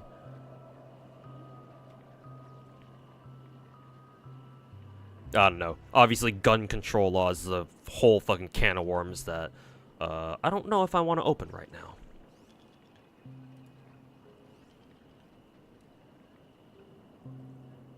But you know, it is what it is. According to my calculations, flow rate of Memoria has recently changed faster than before. Almost like something sucking it in from the other side. It's as if it's a black hole.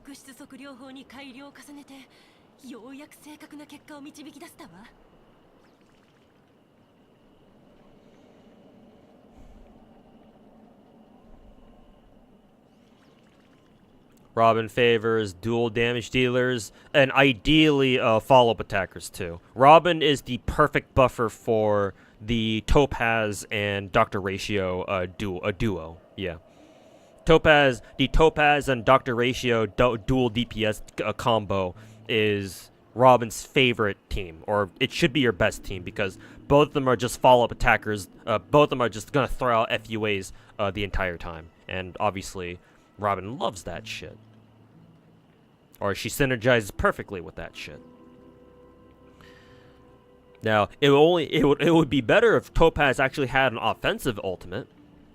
Unfortunately, it's only an install ultimate, or like a buff ultimate. But I mean, Topaz Numby follow-up attacking so often kind of makes up for that already. So by constantly improving, blah blah blah, every time I obtain accurate results.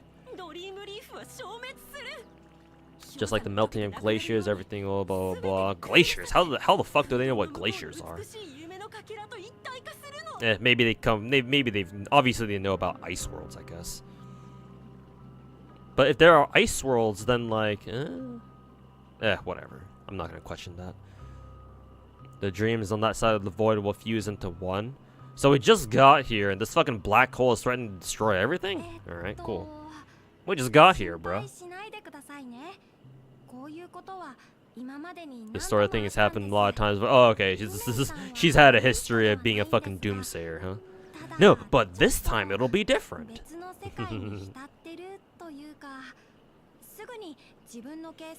Just lost the Himiko. Hey man, I'll take that Himiko spook from you.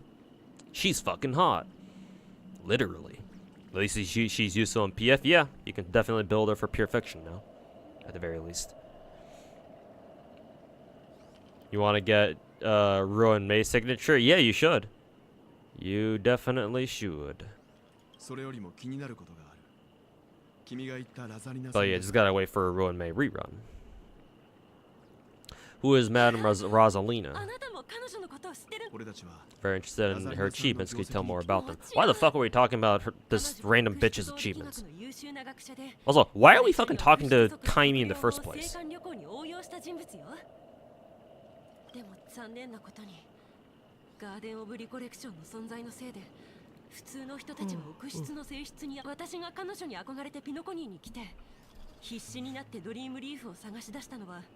Came to penacony to learn more about my idol and went to great lengths to seek out Dreamflux Reef, all because it's a final resting place. Oh, people can die here. Cool. Prodigies can always meet their demise prematurely if only Madame Rosalie had more time. She would have discovered a way to reverse the flow. Okay, she's trying to find that too. Also, what's with the halo on her head? Is she a Halovian or whatever the fuck they're called? Just like Robin and Sunday. The source. I assume she's talking about the source of the black hole. It's in the golden hour. Okay. Cool. She's just yapping. No, it's the who? HW or WH Omega lol. Who Mega lol? Sure, we'll pretend that we know.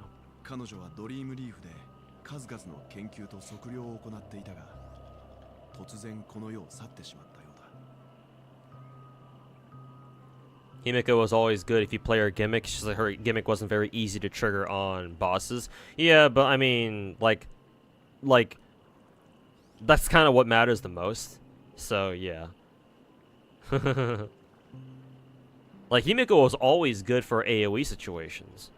Like we knew that since the beginning because she's really good at fucking clearing, doing farming the EXP, the XP calyx flowers, right? Like she fucking wrecks those things. It's just that she's best in AoE situations.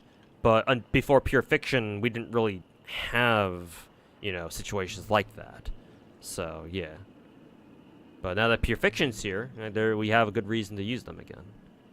And yeah, hopefully, as you say, or somebody in Twitch chat mentioned, hopefully she has a place in break teams too.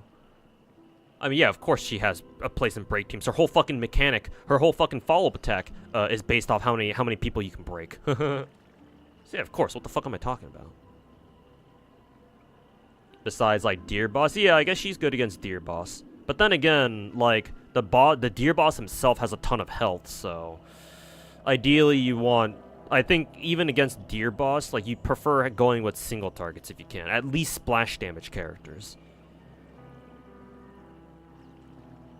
Hey, Nuclear, welcome back, man.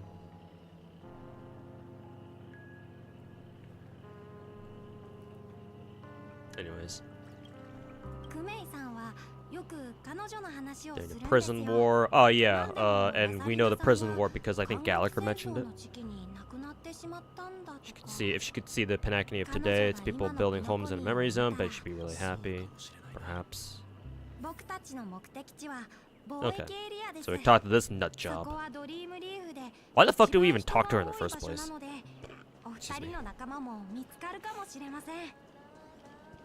Still can't talk to that burb. Oh, there's a burb right here.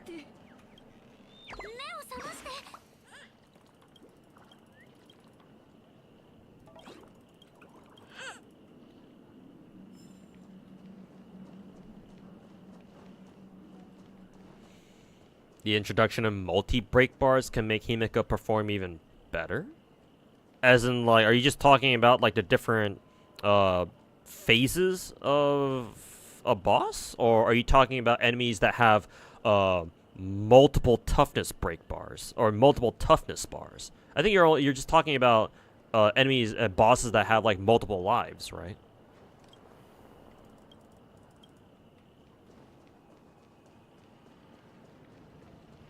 Back here? What the fuck are you doing back here, dude?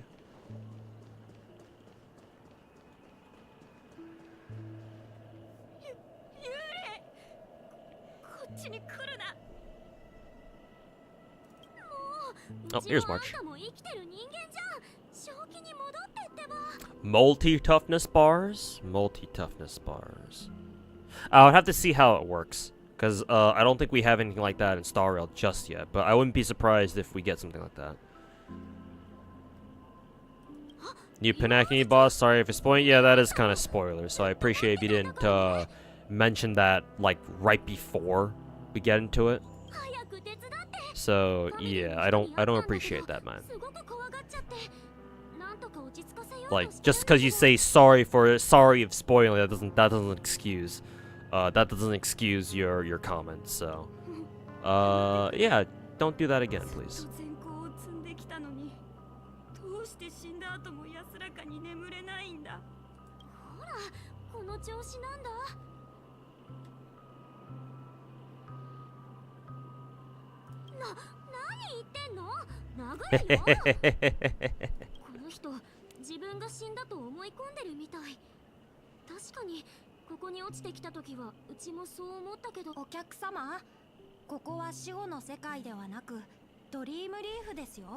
Oh, the kid must have gotten shanked by the meme.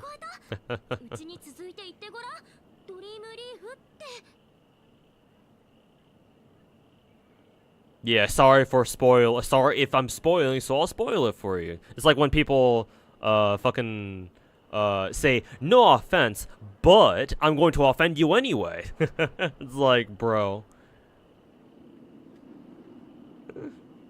It's like, yes, just because the fact that you prefaced your offense by saying no offense makes it really that much better, huh? So, alright, bro. Cool. Good story. Good talk. You'll be using Robin with your lovely Himiko? Hell yeah. Waifu teams, am I right? って君、目に見えないものと話してるじゃないか。ここが死後の世界じゃないな。 Oh yeah, I forgot that the kids are called Pepashis because of the shit on their heads or whatever. Or the kids with the shit on their heads. Curiosity kills the Pepashi. Kek.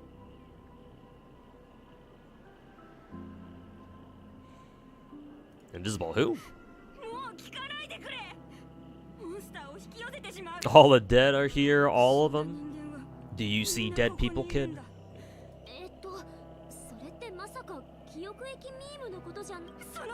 I like how even the Japanese voice acting, they literally call it the meme. They literally call it the meme. Ooh, new enemy type. Or whatever the fuck that was. Whatever the fuck that was supposed to be. Also, I just realized I don't have any healers. Cool.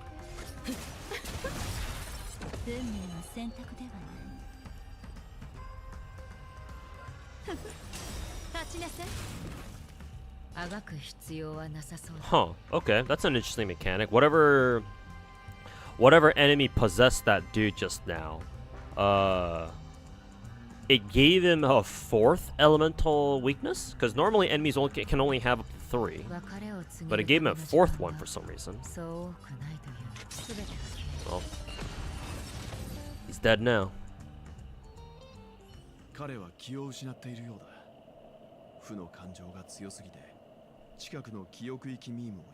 So there are enemies in the slums. I mean, that's not really surprising, but the slum residents don't like act as if there are enemies like around the corner, yet these guys just fucking jumped our asses or some shit. How the fuck does that work? Yeah, but okay, March is literally gonna answer that for us right now. But why aren't other people around the street scared? Let's see. Unlike in Sweet Dream, people don't see the memes here as dangerous monsters. Okay, they don't just see them as enemies. If they do pose a threat, they can easily escape by forcing away. Okay, so this guy was new, so he didn't know any better. All right.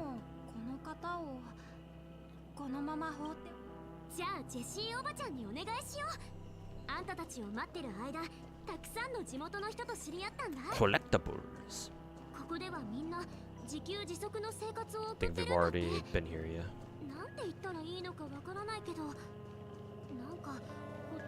Anything I'm missing back here? I think there was already a treasure chest here, so. That guy snoring. What is this? Yeah. Family's about to fall apart. Doomsayer.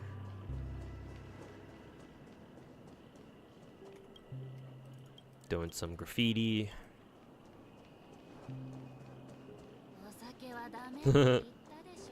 Fucking barfing rainbows. Also, this can't be very safe. Why aren't there any guardrails here? Where's OSHA? Where are all the OSHA regulations here?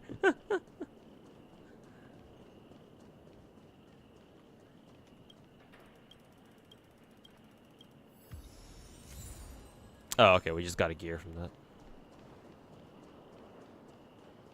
Anything with you guys over here? No? Okay. They should take us back to the main atrium. Yeah, the main square.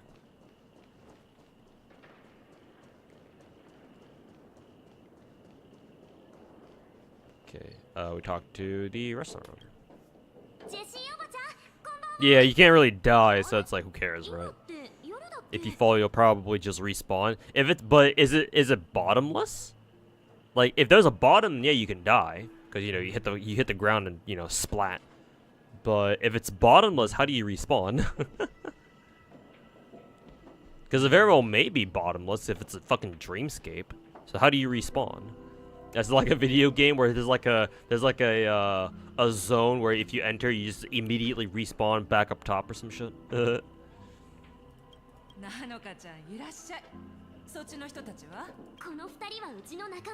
Okay, March knows the lady already.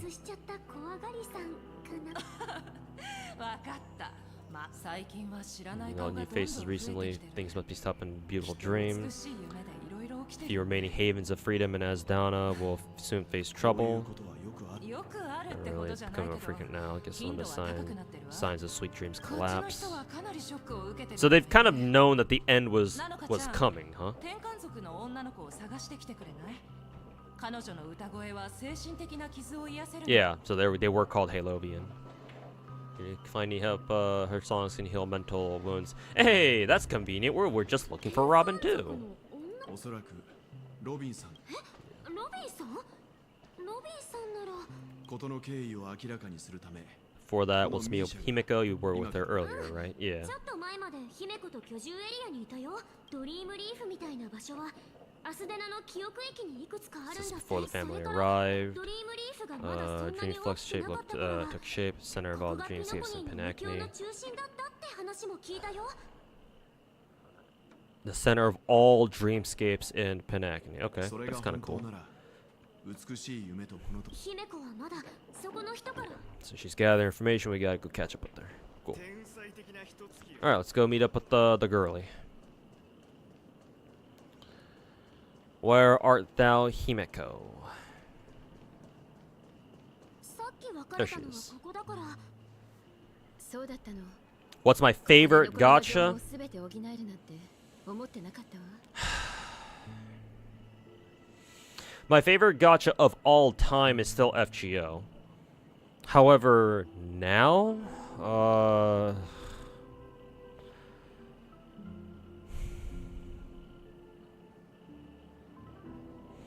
I'm actually not sure. Like, I'm pretty sure I said before that my favorite gacha is like maybe Ether Gazer now. But like, I'm gonna be real. Like, I like all the gacha games I play for different reasons. However, there's not really one that truly stands out as like my, oh yeah, this is the gacha game that I look most forward to playing today, or whatever. Maybe it's because I've been maining so many gacha games for so long that my sense of like, oh, what's my favorite gacha game now has been like thoroughly eroded by this point. But like, I still enjoy all my gacha games for like different reasons. I mean, some of my games all have similar reasons why I enjoy them, but each of them should still have a reason why I enjoy them so much.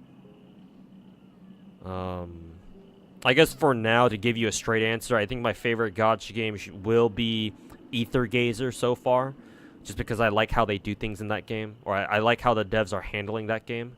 Or at least they have that game has a lot of good ideas about like how gacha games like should function, like in terms of like how the game works, like its system, like oh how generous it is, and like oh you can do this, or this is how gear farming works, and blah blah blah. Ether Gazer does a lot of things right that I think more gacha games should also pick up on. Unfortunately, it's a really small game, so not a lot of people play it. So. Thought you heard me say Arknights 2 weeks ago.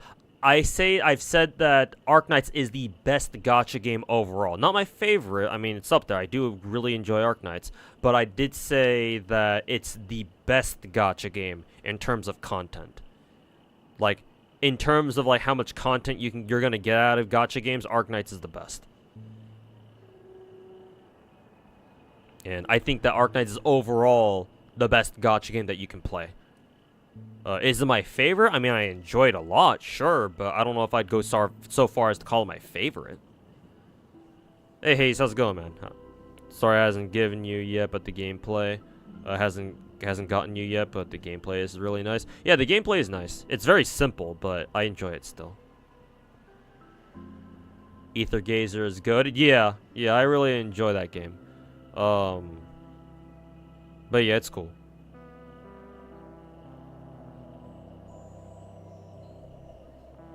Anyways, moving on. FGO certainly fallen? Yeah, fuck yeah it has. Jesus.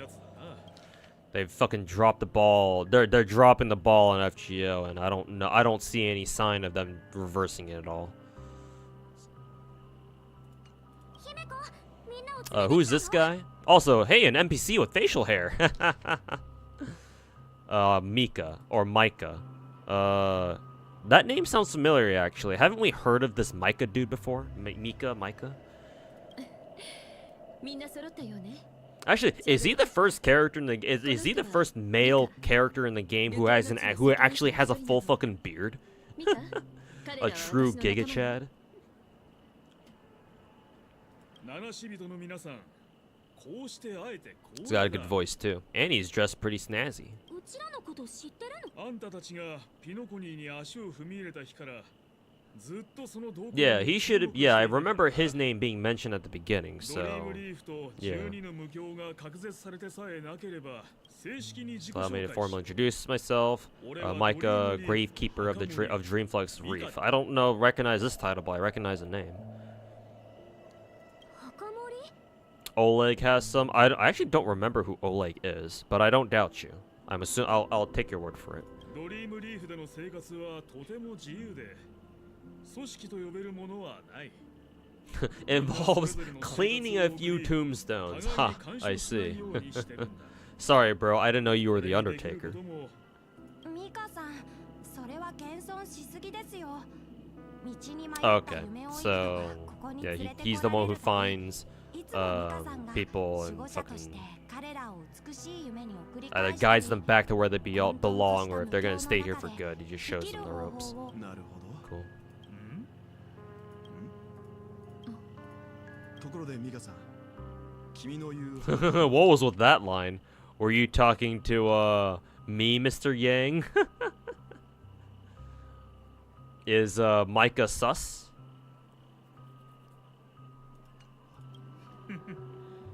墓といってもいくつか象徴 From 的 oh な yeah, 雰囲 that's 気があ right. る Yeah, you're right. From Bellabog. Yeah, I remember now. Yeah, he had some facial hair 実際 too. に Yeah. 見に行こう Yeah, I think Micah has more, right? Because I don't think Oleg had a full beard. Maybe he か did. なりの収穫 I が don't 得られる remember. はずだ My min-max Stario video is irrelevant to now. A lot of it, but I would change a couple things nowadays, yeah.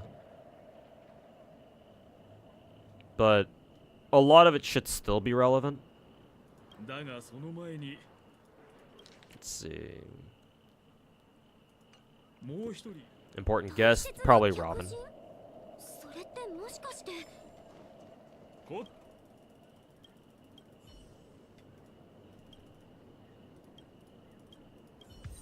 Nice, found all of them. Also, I think I accidentally skipped like Micah, one of Micah's dialogues or something. But that's okay. We probably not lost nothing of value.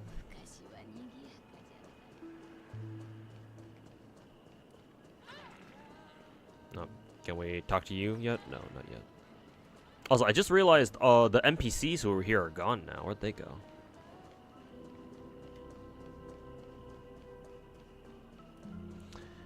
Where the fuck did go? Also, why is there a fucking floaty thingy all the way up there?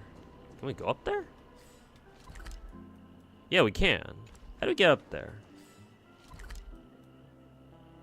Yeah, there should be like a fucking thingy up here.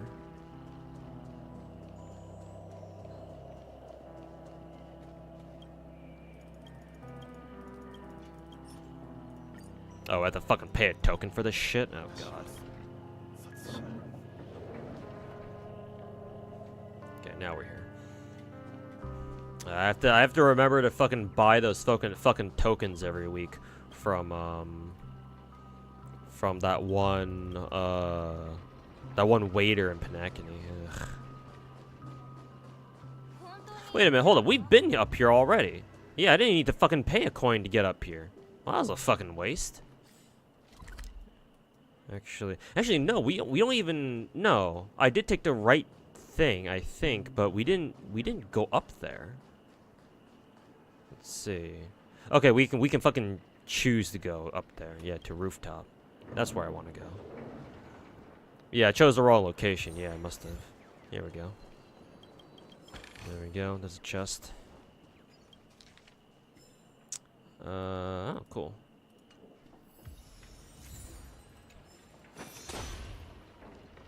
A black wolf hound. Oh, fancy.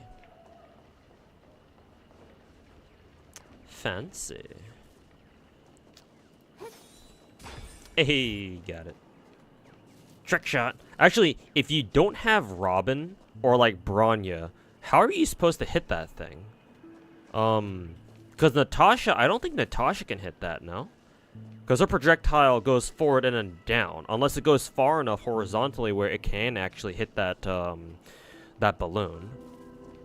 Like, who else in the game has like a really long-range projectile? You can't? Oh god, that's an actual pay-to-win? Asta can? Okay, good. At least somebody can. Yeah, because Asta, like, shoots a laser forward, right? So, yeah, hopefully she can reach it.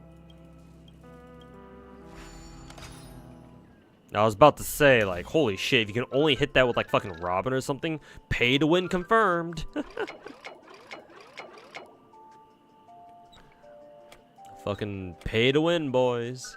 Heard it here first. I like that.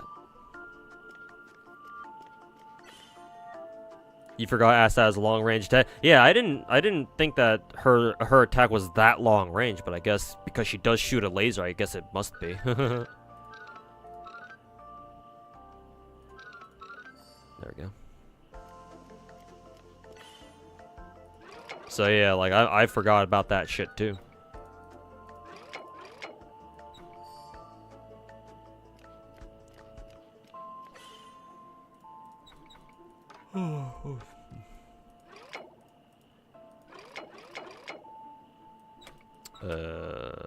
How do we do this?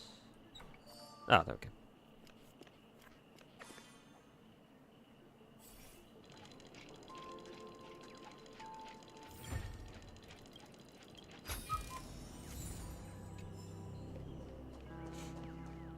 Okay, anything else here? Oh, burb.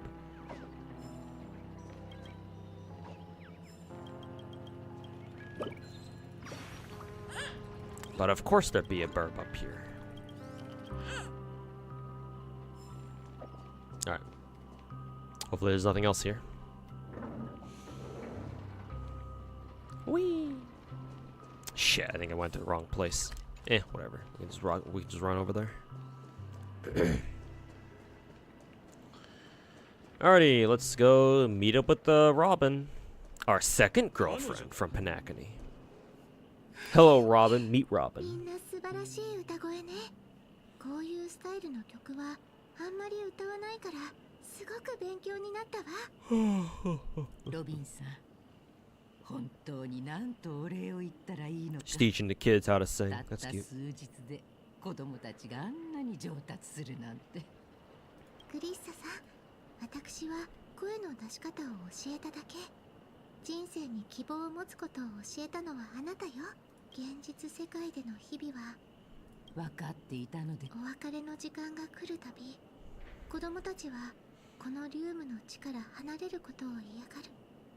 でも私がドリームリーフで会った人たち The shattered dream is not worth clinging to. Yeah, because these are literally the slums or some shit.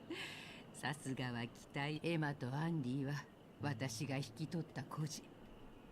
目が見えない彼は Oh, they actually straight up mentioned that one of the kids is autistic, huh? Wow. The localization team actually had the balls to translate it like that. I wonder if in the original Chinese it like literally says, "Oh yeah, one of the kids has a mental problem." Or maybe this is just like artistic freedom that the localization team had.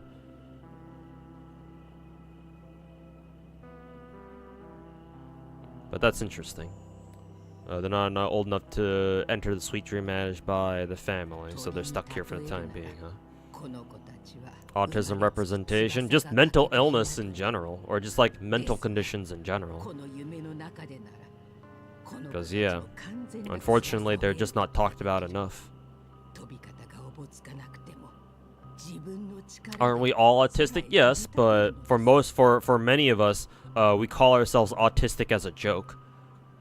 But, you know, even though I admit to using autistic as an insult or as a meme to describe myself, I understand that, you know, autism is a very real thing. and that there are people out there who really do suffer from autism, and that's a very serious condition. So, yeah, small rep, but it's still something at the very least, yeah. Because, yeah, most games don't really deal with, like, mental issues. So if a character in, like, a story, in, like, a video game or something has a problem, it's usually something else. Like, oh, some sort of debilitating disease or some shit. Like, hell, people talk about, like, characters in video games are more likely to, like, suffer from, like, cancer or some shit. Cancer or, like, some sort of, like, you know, fantastical terminal disease than, you know, some sort of, like, mental condition. But, you know, maybe we as a society can evolve to the point where we can start talking about those things seriously. Let's see, blah blah blah. In this stream, they can fly freely, blah blah blah. Okay, cool.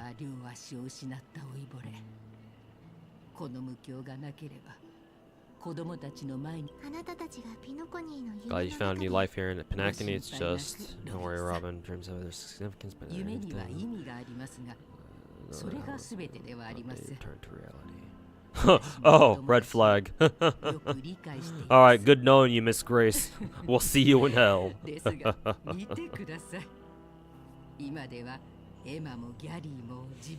have Asperger's specifically, but it's still autism. I am kind of curious about like whether I actually do have autism or not.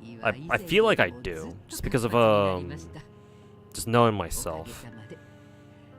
Like, I have to be partly autistic. Because like, how else do I explain me playing all these fucking gacha games and thinking that's okay? That and how I fucking hate people in real life. And other antisocial shit like that. Like, I have to be, bro. Ain't no fucking way. Maybe one day I'll take like an autism test, like an online autism test. On stream or something. Then again, though, if I really want to know, I'll probably like have to go in for like a proper medical examination or some shit. But who knows when I'll do something like that. Okay, just blah blah blah. Things are going good. We learn how to, in dreams, we learn how to live. Once we return to reality, that we learn how to survive. Oh, that's nice that you have a fucking safety net in dreams, at least. Sure wish that were the case for me. Or for the rest of us, too. The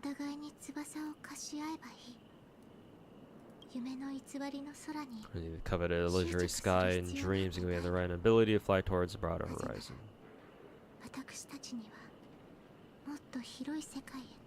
Probably just have an antisocial disorder. Maybe I do.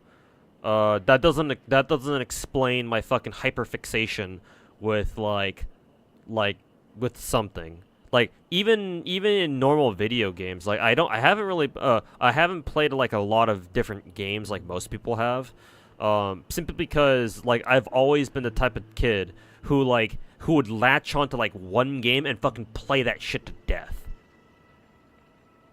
So, like, and isn't hyperfixation like a symptom of like a symptom of autism or something? I don't know. But yeah, I've always kind of been like that. So I don't doubt that I also have an antisocial disorder, for sure. But I do think that I have a couple more problems with me.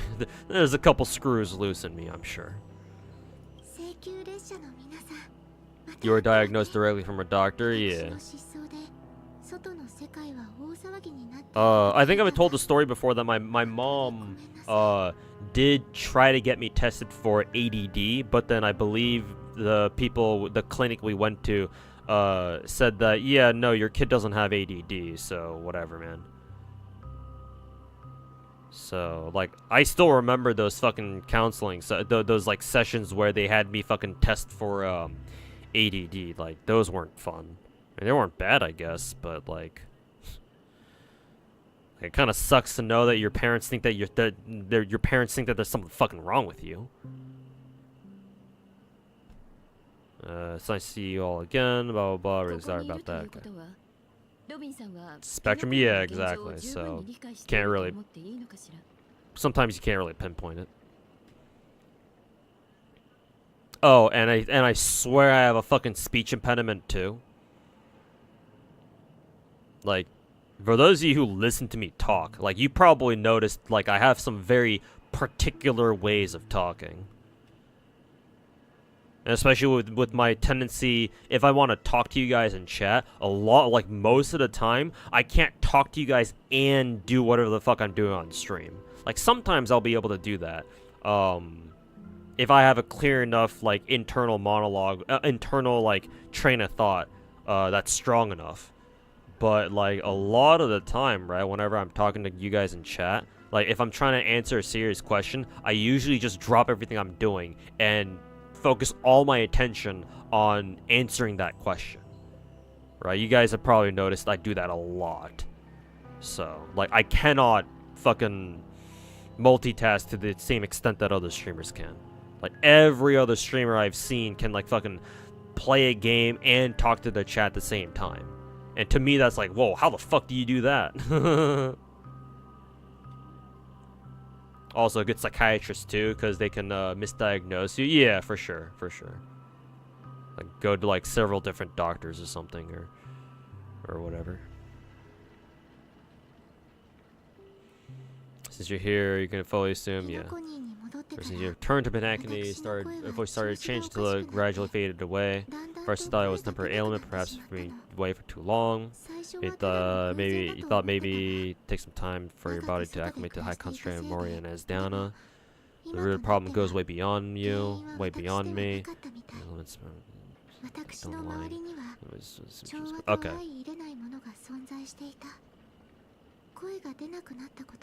Monka S mode sometimes, yeah. 美しい夢の崩壊。あのメモキーパーも同じようなこと言ってた。本当だったんだ。 Memo keeper. Oh yeah, so Kaimi from earlier wasn't a total nut job. I was away from penacony. Batteries of 12 dreams case kept expanding outward. I have no idea what that means. But whenever I mentioned anomalies in my dreams, all the family heads refused to talk about it. Only her brother Sunday was willing to respond. Yeah, because he should. He's your fucking bro. Later, I discovered secret letters from my PC ambassador. Further convinced you that hidden secrets are beneath the surface of penacony. So while the clues in Oak family's dossiers found your way here. Okay. Land of exiles, concealed by the family in the guise of death. A dream within a dream where penacony's past is buried. Your voices made somewhat of a recovery. His prisoners more broadly than within the sweet dream. Oh, so maybe the slums is considered like maybe this is like a little bit of evidence that the slums is considered true penacony. Maybe I don't know. Maybe I'm getting ahead of myself here. Regrettable, but the family has experienced betrayal. Traitors abandoned their original principles and blah blah blah. Okay, so whatever Sunday was yapping about traitors and shit, he was right. Trapping everyone in the illusion of the sweet dream. Okay. Are they considering the watchmaker to be a traitor, or maybe it's not? It doesn't have anything to do with the watchmaker.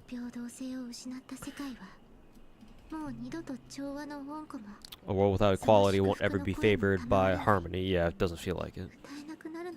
And naturally, those the voices blessed by them have lost the ability to sing. Be another force influencing a shift in philosophy. Consider what happened in the Acrons to deceive another entity within the realm of harmony, capable of influencing everyone unless the power surpassing that of an emanator is involved. Interesting. What happened in the Shenzhou? Heard about what happened to the Shenzhou alliance. Is she referring to the events of the Shenzhou chapter? How the fuck did she hear about that?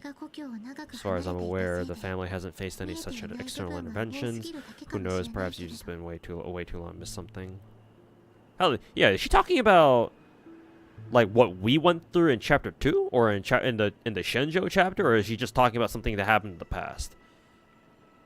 She has to be talking about what we went through, right? How the fuck if so, then how the fuck did she hear about that?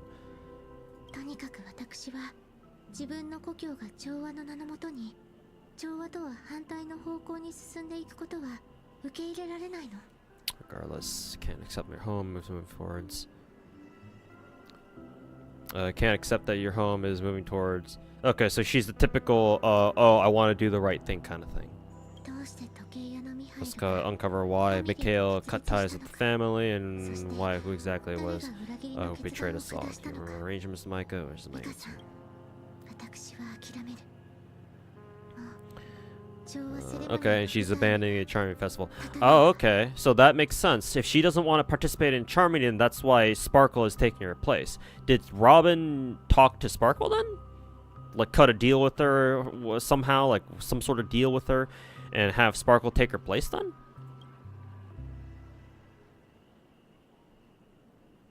Because that's why Sparkle's running around up in the dreamscape proper. Fucking doing damage control from earlier, right? No, flashback. ハーモニービジョンのヒナみたいだね。でも Mihoyo sure loves their flashbacks. 生息地でもないのに。なんだか弱ってるみたい。いや、ここは危険すぎる。いいかも。きっと綺麗な声で鳴くね。僕が当主に頼んで鳥かごを作って。カゴ。それ。どれどれ。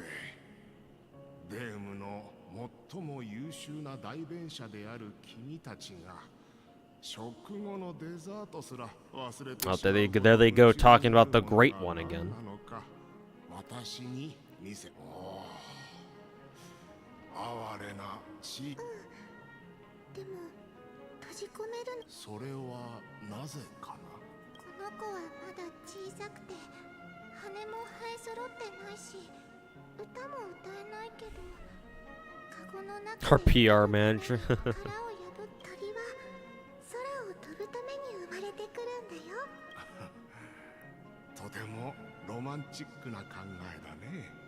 僕もロビンの言う通りだと思います。我らが小さな知っての通り。Flashbacks, flashbacks, flashbacks, 大気圏を飛び flashbacks. 越えることのできる鳥だ。高い高度を飛ぶとき、その羽 Huh, は that's pretty cool 摩 lore. 擦による高音で、そういう美しい光景を何度も目にしてきた私たちは、ハーモニーピジョンの祖先はあまりに弱く、そうして数千、数万世代にもわたる試みを経て、群れの中の一羽がついに Off topic, what phone do I use? Think you're due for a change. Currently I have the Samsung Galaxy S20. Pretty sure. God, I don't remember the model of my own fucking phone. But it's the Galaxy S20, I believe, the Ultra version. Yeah, Galaxy S20 Ultra, pretty sure. And yeah, that phone runs games pretty damn well.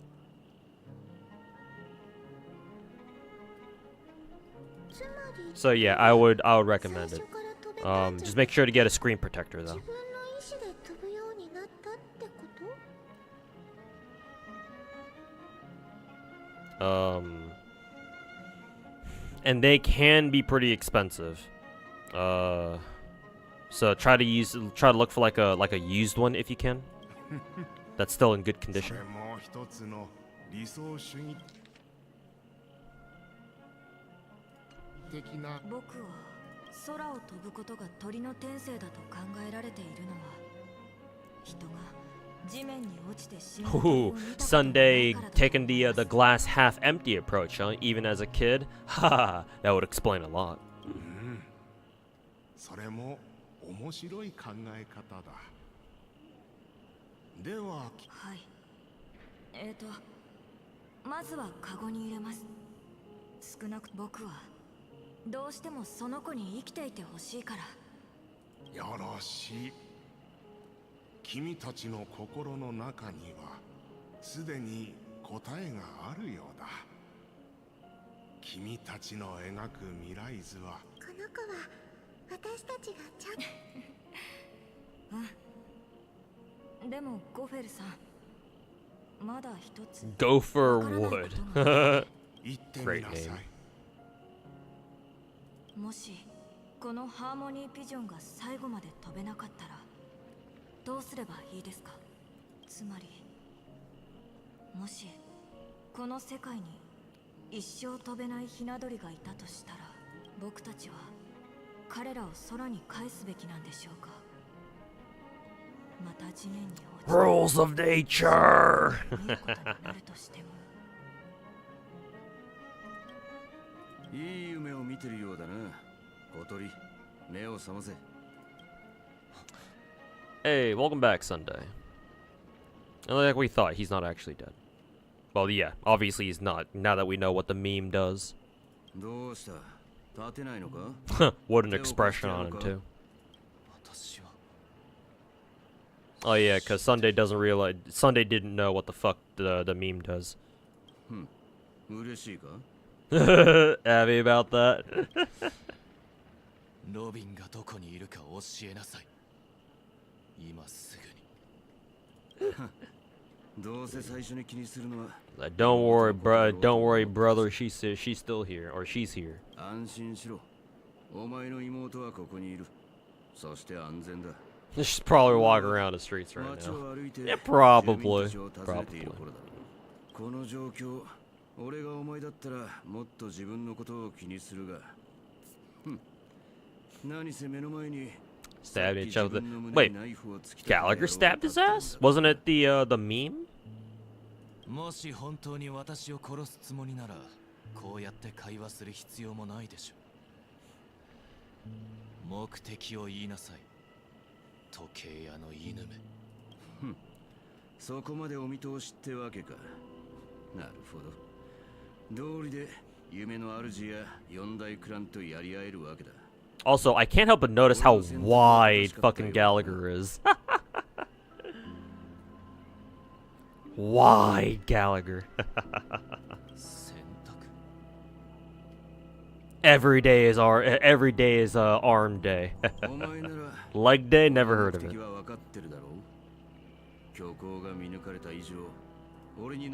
Let's see. Choice, okay. So now Gallagher is explaining. If only Ito had that body type, yep. If fucking only. Maybe one day.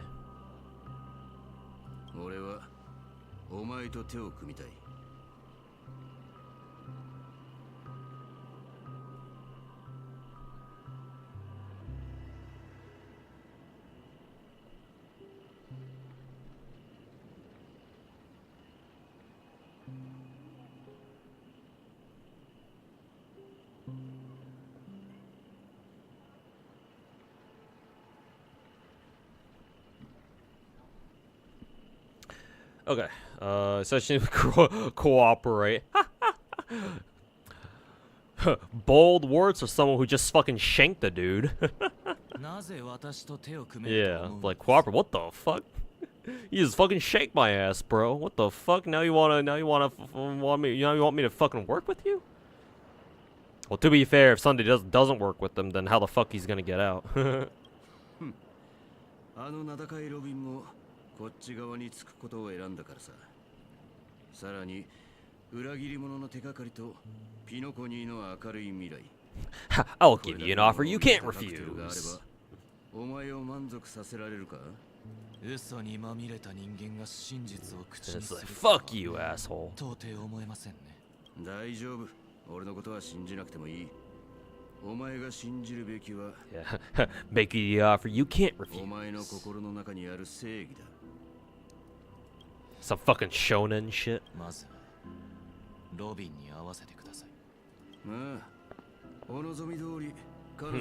Gallagher, Giga Chad.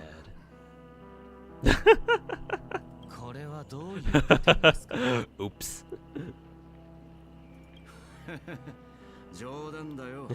Oops. Wait, this wasn't part of the script? 私も請求列車も含めてあなたに聞きたいことがある人たくさんいるからね。Too many people who you owe an explanation. Yeah, about right. All the actors are on stage. Yeah, no fucking kidding. Actually, where the fuck is Acheron? Where the fuck is she at? She's still hanging out in her fucking black hole dimension? Ah, here are the tombstones. 書かれてる名前はあんたたちならよくラザリナ、そしてティエルナ。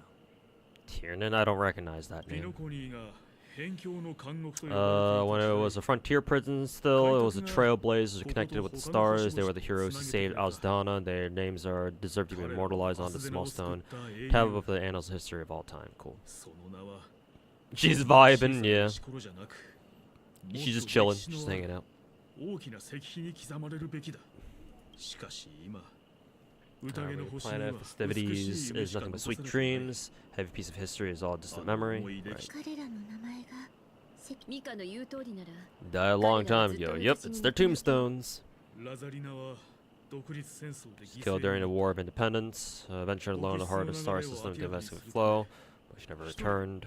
ティエルナンは銃の Skilled 扱いが gunslinger, うまい strong カ and ウボーイで reliable. He didn't live long enough to witness the arrival of true peace. 彼は人々を率いて Gunslinger. So maybe like Boot Hill is like following in his footsteps or something? Well, I guess we'll see if there's a relationship or like a connection. 戦争から10年が経った頃、 They only went over 2 tombstones. Where's the ピノコニーは third? ひどい内憂外患に陥った。アスデナのために Tiernan took up the way of the Trailblazer and led the Lamp Moth family to explore beyond the system, only to be surrounded and wiped out by the swarm. Get wrecked. 予想はしてた Get けど fucked. 実際に先輩たちの話を You didn't wail hard enough on gacha, Keck W. 彼らの人生は未知の世界への旅の上にある開拓の名に恥じないものでは。 Okay, Himiko's asking about the この third 名 one. 前のない慰霊碑は It lies entering unknown. Blah blah blah. ドリームリーフが誕生した時、 Oh, here's Gallagher. その記念碑の主はまだ死んでいなかった。だが、その人はいつか来る日のためにと言って、 Yeah, it is supposed to be for the Watchmaker. At least I think so. 請求列車ご一行 Alright, here's Sunday. また Here's the gang. ロビン Everybody's together now. Or the gang's all here. The gang's all here. Double Robin. Hey, I've got Akron on our team. Now everybody's here. Alright, let's talk to everybody. 兄様何も言う必要はありません。あなたが無事ならそれでいい。 Not gonna talk about anything else? Like, won't Sunday want to fucking ask you what the fuck you're doing here? 兄様何も言う。 Alright. You're not gonna talk about anything else? そいつは俺が連れてきた。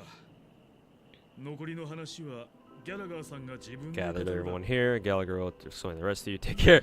But you didn't do anything. My work here is done.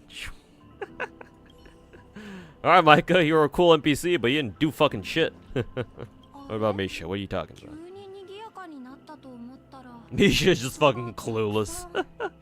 Misha's just vibing. He doesn't give a shit. Head empty, no thoughts. Hey, look, so a lot of people are here all of a sudden. No, that's good. ギャラガーさんを連れてきた Hey, Hector, how's it going, man? Welcome back. やっと真実に向き合う時が来たね Time to face the truth. Alright, chat, give me 1 second. I'm gonna go grab a drink.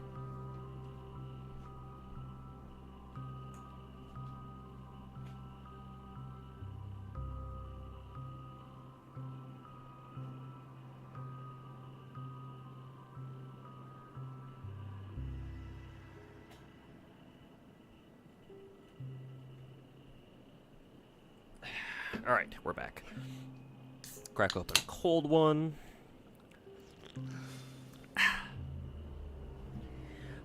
My god, I do love me some high fructose corn syrup.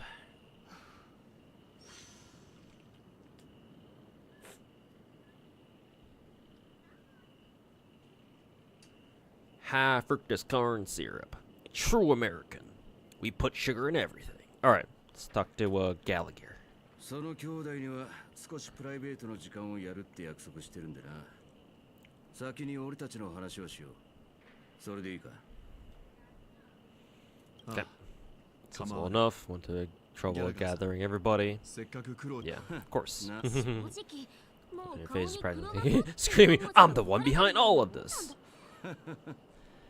ベルトさんの言う通り、そろそろ誠意ってもんを見せる時だな。その兄弟は知るべきことは知ってるから、どう選択すればいいかもわかるだろうが、七死人ご一行はと改めて自己紹介をしておこう。The founder of Dreamflux Reef, deputy watchmaker, one who sent out that invitation. Oh yeah, from the invitation that brought us to Penacony, right? Okay, so he's the mastermind. How the fuck is he the mastermind? He's only a 4-star. Corn juiced water. Yep.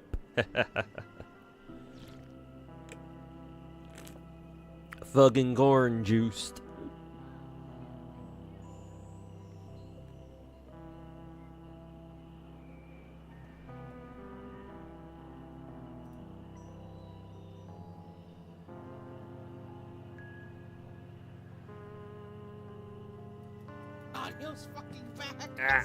Sorry about that. I turned on the audio for another stream by accident.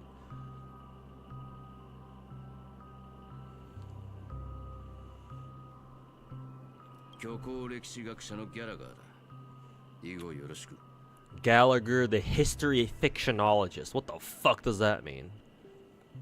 Here they go again, chat. MiHoYo's doing that thing again of making up random ass words.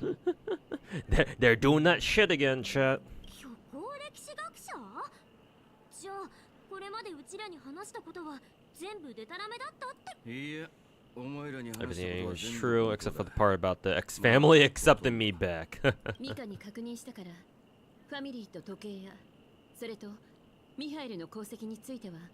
ご理解いただいたところで、 Let's get down to business. I'm sure you're all wondering why I went through trouble. どうして俺 Separate が ruckus 答えは至って spoils on something very familiar with you. The Stellaron. Oh, it comes back to us. It all depends on us. 性格？ピノコニーはどこへでも行き来できる。おっしゃる通り。だから当ててみてくれ。 You're pulling our lead again. 鋭いな。さすがはこの場で最も正確に詳しい人物と言って、美しい夢は無から作り出されたものじゃない。記憶域を海に例えるなら、夢の地を築くってのは荒れ狂う海を土で埋め立て陸地を作るようなものだ。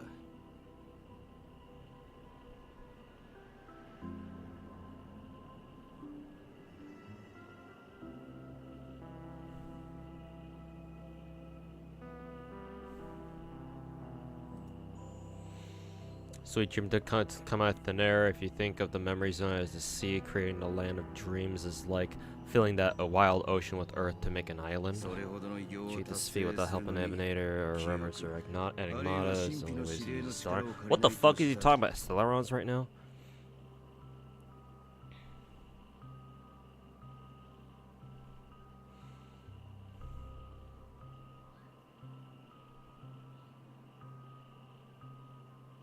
Oh, is he talking about how the Dreamflux Reef or whatever first came to be? Or like how it got created in the first place? So they needed the help. They needed the power of a Stellaron or some shit. Asdana,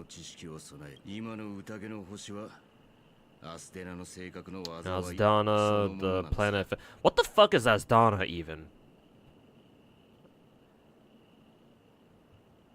Is Asdana this plane, this realm that we're in right now? I assume so. But then again, they call this place a Dreamflux Reef or something. So what the fuck is Asdana? Hey Chrono, how's it going, man? Welcome back. Hope you're doing well. I'm doing alright. Just trying to enjoy my weekend as much as I can.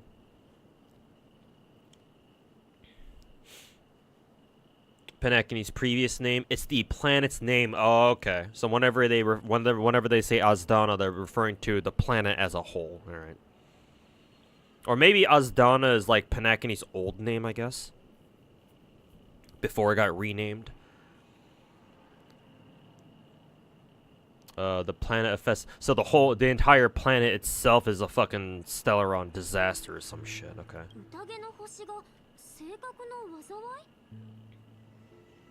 Azdana is a star system. All right, chat's giving me different fucking answers. YouTube chat saying it's the planet's name, and then Twitch chat saying it's either its previous Penacony's previous name, or it's the entire fucking star system shit that Penacony is in. Hold up, what the fuck? Back when the Watchmaker and his crew liberated the frontier prison, they faced countless challenges that began building Penacony from the ground up. Okay. That's when the idea of using a Stellaron came into play. First enter. Okay, no, it's the star system. Yeah, Sinolava is right. It was the entire fucking star system. The nameless warned everyone against the folly of attempting to tamper with such power. Most heeded their words, but there were always people in the shadows with ulterior motives, of course. First entered the Azdana system during the war. Okay, so it just kind of showed up. Watchmen had to go into the front lines. At this moment, the rival saw an opportunity. Okay. By the time a representative from Montour system family arrived at the Watchmaker's call, the Stellaron had been activated and was seeking through the primordial Synthesia dreamscape. I don't like that they don't elaborate on who, like, the Watchmaker's rivals were. Like, did they already explain that in previous chapters? Or, like, are they just kind of saying that, you know, oh, like, the Stellaron showed up, and because a couple of bad guys here, now we're all fucked. Like, did they mention any of the Watchmakers, like, rivals or some shit?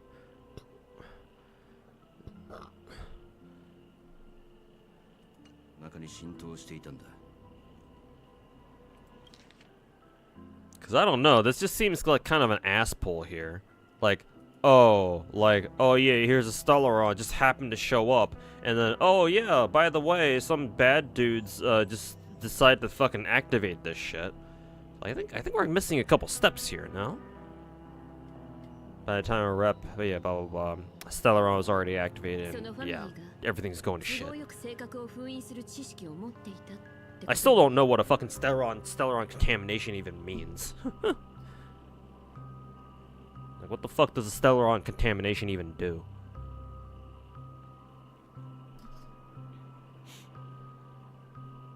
Suppose the family happened to possess knowledge to seal the Stellaron. Not just that, they knew more about the Stellaron than the average person. They helped Nikhail quell the civil unrest and played a part in building Penacony under the guise of the Harmony. Okay. Age of Dreaming, the Watchmaker and left in the dark sent out invitations across the universe, spreading the hype around the land of the dreams. To bait people in, okay. The truth is, Stellaron was never fully sealed. It exists in a different form within the dreamscape. Think about this. What would it cost to create and maintain such a lavish dreamland? It was never fully sealed. Oh, right, because fucking Himiko asks him about how, yeah, the family happens to possess the knowledge on sealing a Stellaron. Ugh.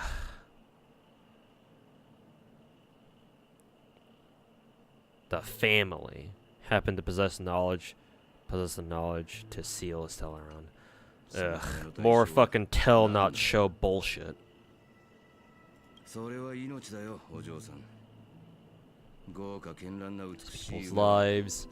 What was the previous one? Cause and create. The opulent dreams built upon the decay of spirits with toxic elixir called pleasure, flowing through the dreamscape. Gradually, minds becoming nourishment for the sweet dream. Okay, so we're basically fucking liquefying people's fucking consciousnesses and extracting them and fucking using that as fuel. Cool. I think I've heard this one before. What happened to the Flame Duke's mansion? Oh, he's already dead. In 2.1, we got a whole fucking cutscene where Akron fucking beats the shit out of him. Or they didn't even show that part. They just show Akron about to fucking beat the shit out of him. But yeah, no, flame dude is already the flame demon head dude is fucking already long dead, which is very disappointing. It's like literally the dude just shows up to die, and that's pretty much it. It's like, oh, okay. So why the fuck did he have a whole ass fucking trailer dedicated to him and his gang?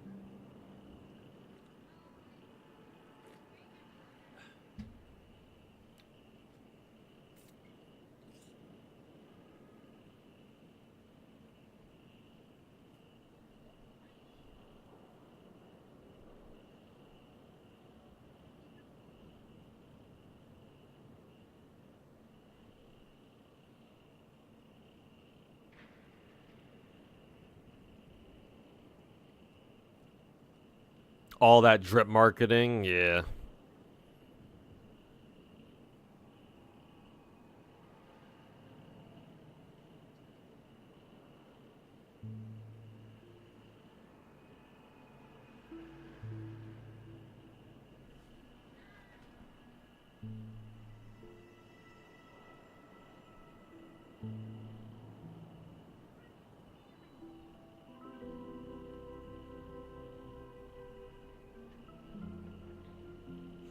Anyways, confusion, laziness, cowardice. Weaknesses that plague humanity were magnified and nourished by the family. Oh, it's not their consciousnesses. I guess they're just farming people's emotions.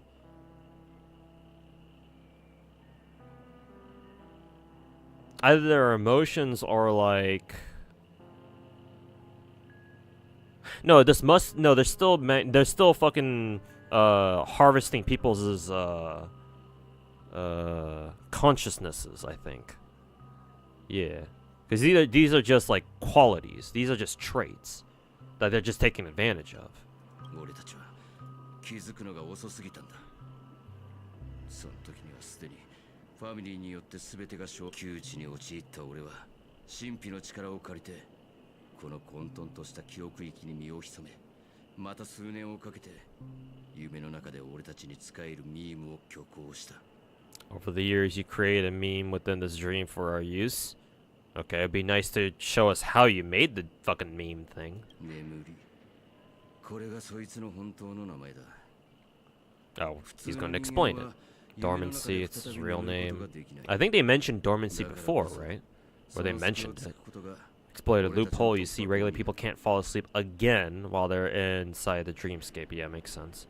You can't, like, if you're already sleeping, how can you fall asleep? それが不可能を見届けるの本当の意味だったの。つまり、あん The たが時計屋 impossible. として招待状を出した You の sent は out invitations in 正確の Watchmaker's 危機を name. 何とかできる派閥を見つけ、ピノコニーの真実に気づくよう誘導するためだったってことね。それだけじゃない。 Not just that. Let's see what happens when major factions engage in struggle for the legacy. What the fuck is the Watchmaker's legacy anyway? Still confused about that part. This Watchmaker's first announcement in decades of traitor in the family is bound to reveal themselves. Oh, I just want to see what happens when major factions engage in struggle. Watchmaker's first announcement in decades. Huh? Made an announcement? When? つまり遺産は本当にただの口実だったって。もしお前が性格を遺産にしたいってんなら俺も文句は言わないぞ。それで、その性格は今どこにあるの？ Okay. Oh, the Watchmaker legacy is the fucking Stellaron. So people are fighting for the Stellaron? それはあの羽頭の小僧に聞くべきだな。性格は常にファミリーの支配下にあり。Okay, that's why we have Sunday here. So we gotta go talk to fucking Sunday now. 行こう。あの羽頭の小僧が答え。Okay. What about Firefly? 事件の核心はまた正確だったんだね。As expected of the Stellaron Hunter. 真剣な表情ですね。何かお手伝いできることはありますか？ Literally, Misha is just vibing. He's like, head empty, no thoughts. Like, can I help? God fucking damn it, Misha. どうだそろそろあの性格のありかを教えてくれないか Dormancy is the whole death dude? Yeah, seems like it. You're new here and you love me? Appreciate it. You know what I don't love? The story. This story's some ass. But we're reading it anyway. But appreciate you hanging out anyway. Hopefully my rants and ramblings will entertain you. Are you done talking? So will you tell us what a Stellaron is? Being very fucking direct now, aren't we? それはピノコニー大劇場そのものです Yep, nuclear yapping. It's the Penacony Grand Theater itself. Huh, that was fast. Like, Sunday went from fucking like, how do I trust you? Where's my sister? To all of a sudden, oh yeah, sure, here you go, bro. that was fast. The fuck? He didn't even put up he didn't even put up a fucking fight. Bruh. That was real fucking fast. Like, we couldn't at least get, like, some sort of, like, dialogue between Sunday and, Robin? Where Robin's like, yeah, so, these guys are actually, like, here's what they're actually trying to do, and Sunday's like, oh shit, you're right? We don't even get a scene like that. Sunday's, like, just fucking, you know, fucking head down, ass up. Yeah, here's the Stellaron, boys. Go get it. やっぱりそうなのね。ファミリーの化身、美しい夢の中に最初に現れた建物。それがピノコニーをこんな姿に変えた元凶だったなんて。性格を利用してそれを完成させたのはおそらくはゴフェルさん今の夢の主でしょう Mr. Gopher Wood, their dad or guardian character or whatever. 思ったより順調だなこんなに早く容疑者を特定できるとはそれとも事前調査が十分だったのかあなたの言う通りです妹を殺した犯人を調べていたときあなたを除いて私が次に疑ったのは彼でした This really is Star Yap 2.2. I mean, to be fair, how else is a game like this supposed to convey the story?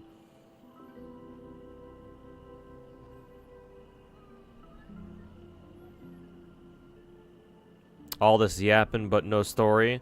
I mean, there is story. It's just a lot of fucking explaining. Which I don't mind, but like, half the explaining I don't even fully understand because like, they don't fucking show that to us. Like, there are so many parts of the story so far, even in the last dialogue chain with Gallagher, I'm just like, going back to, I'm like, did they explain this? Because I don't know what they're referring to here.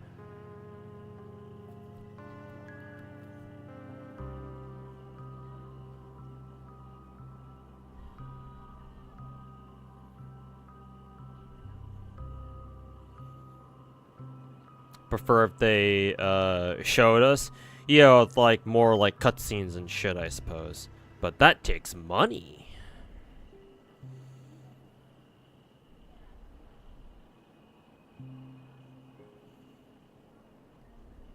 Okay, Gopher was your second suspect. 正しかったみたいだな他に選択肢はありませんでした夢の主の形跡を捉えるのは難しく With the heads of the family, it's hard to get an audience with 彼 them. に会うのは困難ですからしかしゴフェルさんは私と妹にとって恩のある方こんな結果は Yeah, MiHoYo is a small indie developer, please understand.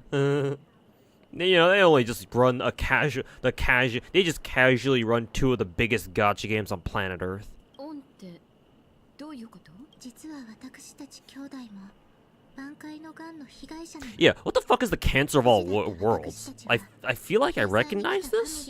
Like, I'm pretty sure they mentioned this before, but I don't remember fully what it fucking was. What the fuck are they talking about when they say cancer of all worlds? Like, huh?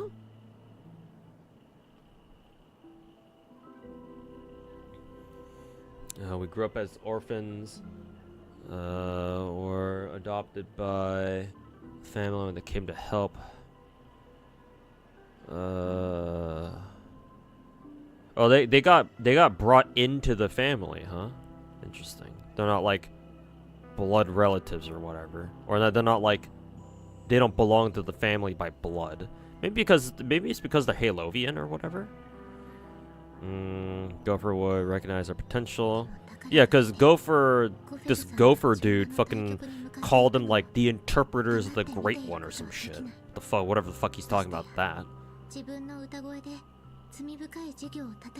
Oh, the Stellaron? That's what they're referring to? I guess that makes sense why they would call it that, but yeah, I had no idea that's what they were talking about. Like, all I knew was that, oh yeah, they mentioned this whole cancer of all worlds thing before, but like, what was it exactly? Well, now that you guys tell me it's a Stellaron, that makes a lot more sense, but like, why the fuck doesn't the game make that clear? Because if it made it clear, then I wouldn't have to ask you guys in the first place, right?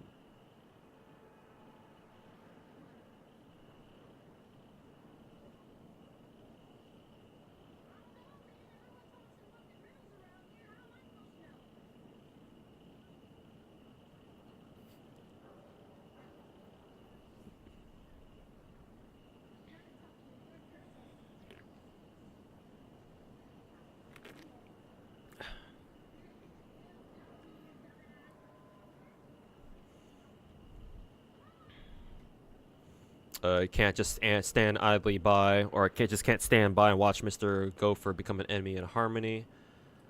Blah blah blah. Okay. Yeah, like it makes sense why they call it cancer, because like I don't even know what the Stellaron can do, or like when a Stellaron hits, like I still don't know what exactly it does, but like it causes all sorts of bullshit. So yeah, like at least that alone makes sense. Why, you know, they will call it the fucking cancer or some shit.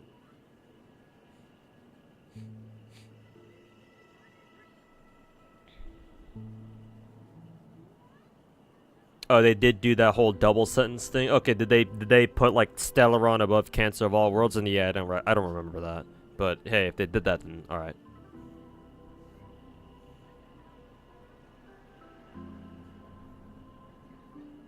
MiHoYo going for the visual novel style storytelling. Yeah, the fucking text above the text kind of shit.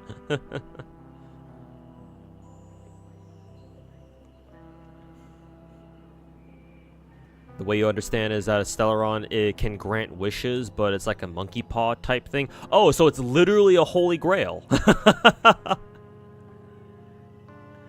It's a literal holy grail then. So yeah, this Star Rail literally is FGO 2.0. Or, I mean, I shouldn't really call it FGO 2.0 anymore. It's basically, from a story writing perspective, it's basically fucking a fucking discount FGO though. So yeah, it's literally a holy grail then.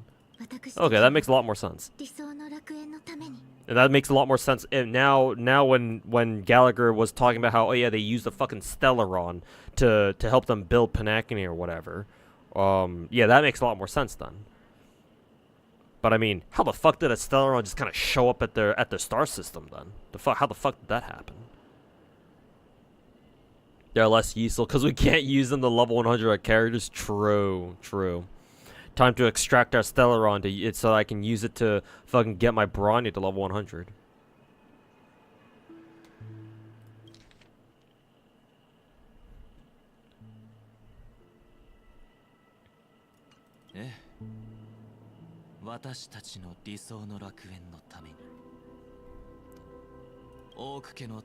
Whatever the fuck they mean by that.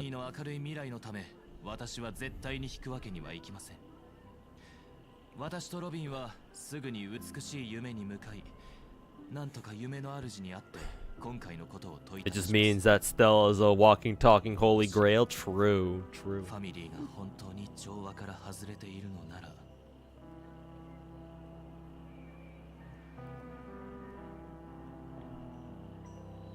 Like in Jarrillo 6, they were being attacked by the Antimatter Legion. They used the Stellaron to stop it, but it caused the planet to freeze over. I see. Gotcha. Now all the now Bellaball makes a lot more sense now.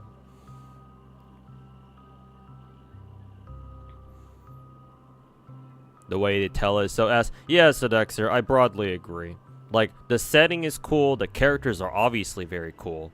And the plot, the storyline, from what I understand, isn't bad either. In fact, it's very intriguing. If you just pay attention to, like, if you read a synopsis of Penacony's story, that would be a lot more interesting than going through Penacony's story itself. Because, like, the major plot points of the story are actually fairly interesting. But yeah, I agree. The way they fucking tell the story is some hot garbage. Ugh. But yeah, thanks for explaining that one, anime guy. So yeah, Belobog, it makes a lot more sense now that, you know, I know that. As to, like, why Belobog is a fucking frozen wasteland. But again, I suppose same thing with Penacony, or same thing with Belobog. How did the Stellaron even get there in the first place? What even is what even does a Stellaron even look like? Like, was the Stellaron on Belobog the fucking big giant mecha ass dude? The one you use to help punch the shit out of Cocolia when you're fighting her boss form? They mentioned in the flashbacks, then yeah, I don't fucking remember. Because yeah, the Stellaron has to be the big robot dude, right? Or maybe not? But yeah, I guess my question now, my major Star Rail story question now is, where the fuck did Stellarons even come from? And how did they end up where they were? Gonna go to sleep. Alright, so Dexter, thanks for hanging out, man.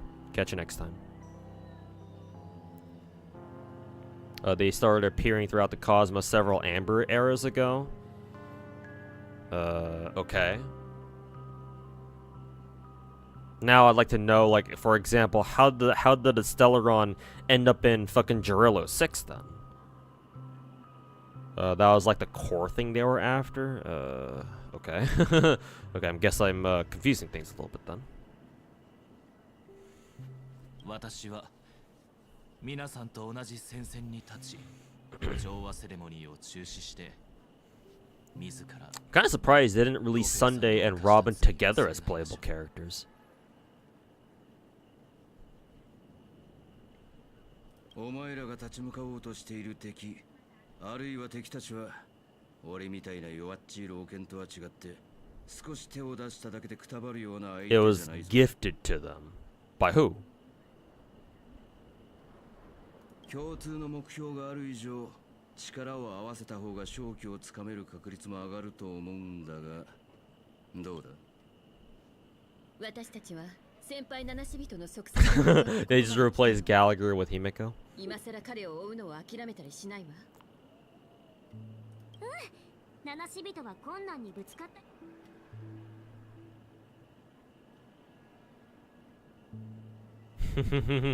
Nah, I'd surrender. Fucking localization team is a bunch of memers. Peace was never an option. またうちら請求列車が世界を救う時が来た。 Let's kill everyone. 列車組はこうした事態を傍観したりはしない。サンデーさん、ロビンさん、請求列車を代表して俺が君感謝します。皆さんも調和セレモニーは間もなく幕を開ける。もう時間はありません。皆さん、 They're a menace. こっちに来てくれ。出発前にまだ準備したいことがある。Okay. What do you got to 同 say? 行を申し出たのは俺だが、今回の夢の主との対決はきっと厳しいものになるだろ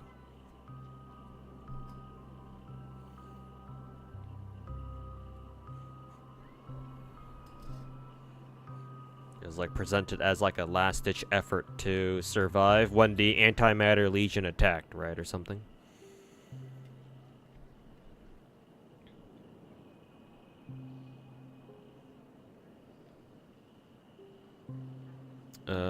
Confronting the Dream Master could be a very dangerous affair. Okay.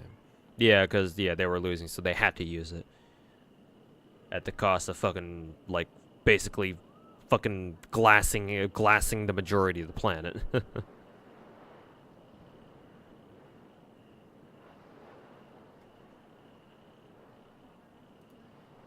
Confront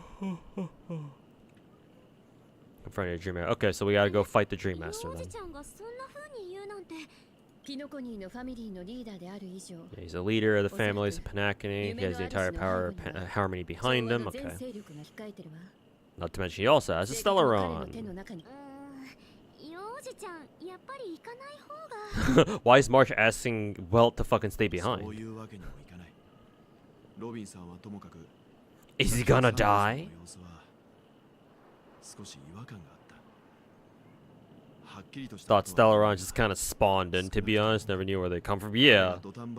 I still don't know where the fuck they even come from. Or like, what even they look like. Because at least with FG and FGO, we know what Holy Grails look like. And we know what they do. But like, do we know what a Stellaron even looks like? That won't do. Even we count Robin as an ally. Something fell off about Mr. Sunday just now. Yeah, he fucking motherfucker like turned heel real fucking fast.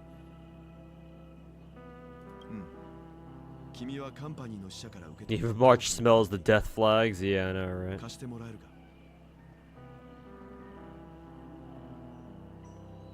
Seems too broad. Yeah, exactly. They haven't really like specify what a Stellaron even is. It's like just some sort of like, as far as we're concerned, it's just like some sort of like fucking enigmatic like entity that's like, oh man, this is like a fucking pocket nuke that you're holding, but like we don't know what it looks like, or we don't even know what exactly it does. You do see them a couple times, mainly yellow glowing energy balls.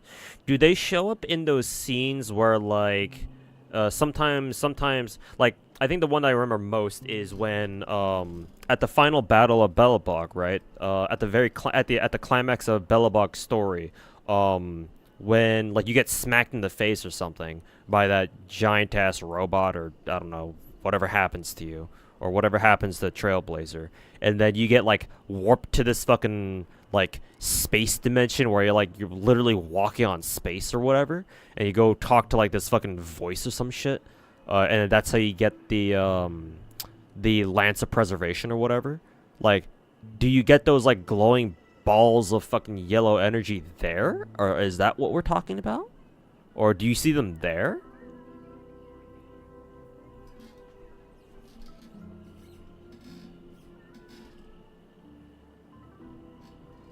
They talk about blah blah blah. The thing Kafka shoved into you at the start of the game. Oh, those things. Okay. I was also about to bring that up too, but then I didn't because I was like, maybe that's not exactly what we're talking about.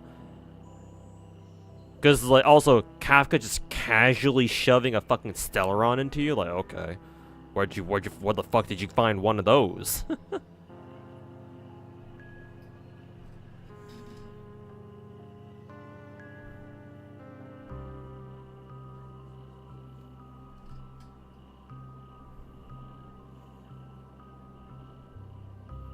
Okay, so we do know what they look like.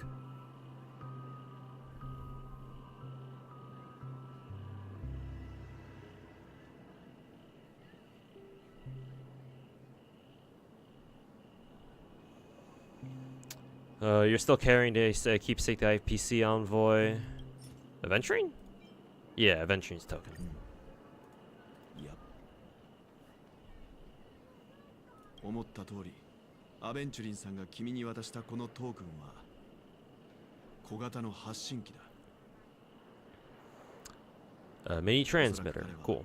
これで君の動きを追跡したり、必要があれば連絡を取 Cool. った We り get する。 to communicate with our boy, who's stuck in some fucking black hole or some shit. アベンチュリー？あの人ってまだ生きてるの？言っただろう。カンパニーと協力するのはファミリーとのバランスを保つためにも悪くない。 Keep the family in check. Yeah, we're playing everybody off each other. ファミリーが正確に手をつけた意図が明らかになる。これがあの死者が夢見ていた突破口だ。その時が来たら、俺はこの発信機を使ってカンパニーにメッセージを送る。 The reason why physical Trailblazer or the first path we have is destruction is because it was created by Nanook. And yeah, cool. That explains it then. Only question mark in this is Adventuring's current status. The IPC is always listening. Getting message across shouldn't be a problem. Yeah. Oh, this is a massive death flag.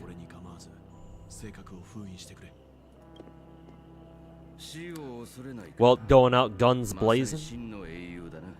たとえ夢の主が潔白であってもファミリーの腐敗は根深い。ミハイルが犯した過ちは二度と繰り返さない。彼の幸運を祈ろう。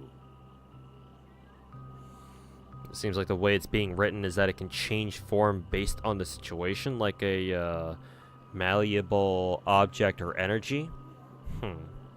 But what does it change to? Have we seen it change into anything else?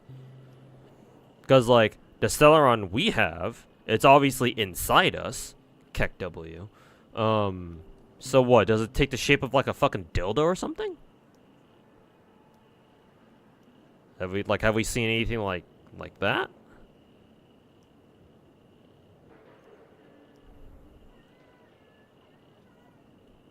Even Dream Master is innocent, corruption runs deep. Okay, yeah. Let's see. How did Kafka insert? Well, she shoved it into our chest cavity or some shit.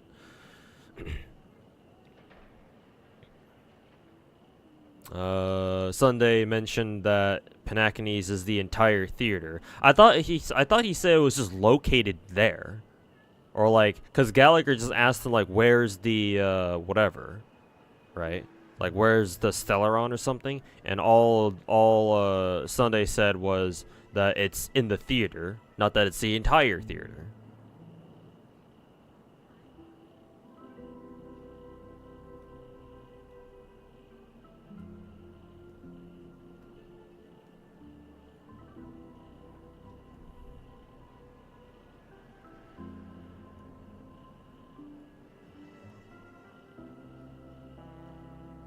Shrug, yeah. I guess who knows. Don't you have something else to tell us? Let's see, conductor asked us to inquire about 3 nameless. We've already collected intel about Rosalina and Tiernan. Only one left is the legwork. Who the fuck is legwork?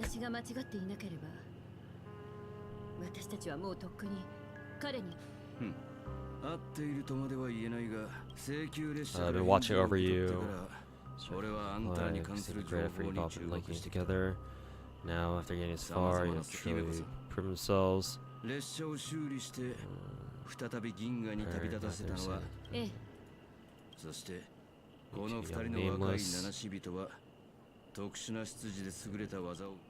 Very interesting life stories. I mean, sure, if you can call it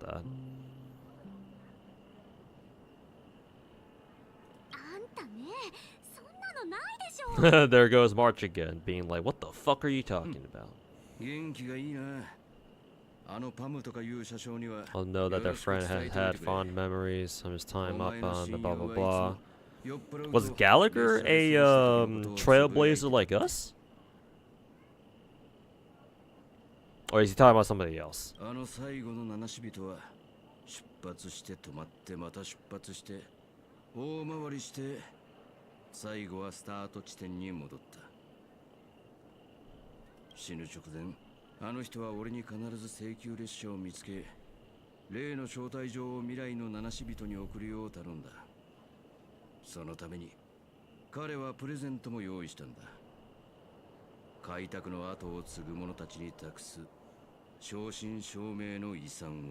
On his deathbed, he told me that to find Astral Express to deliver an invitation featuring Nameless. A special gift, a true legacy, something that belongs only to the successors of Trailblaze. Okay.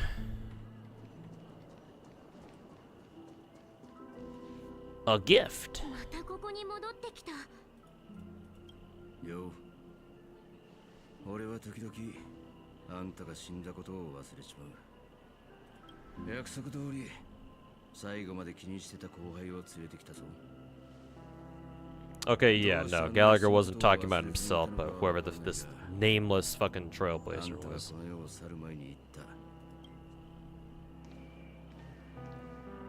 俺たちを失望させるなよ、じいさん。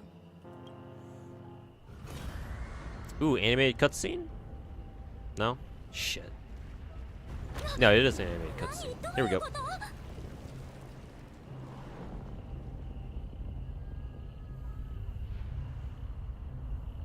Reminds me of one of the later missions in Armored Core 6, where like the entire fucking like city, like the transport boat or whatever, the transport ship just turns out to be in the entire fucking city.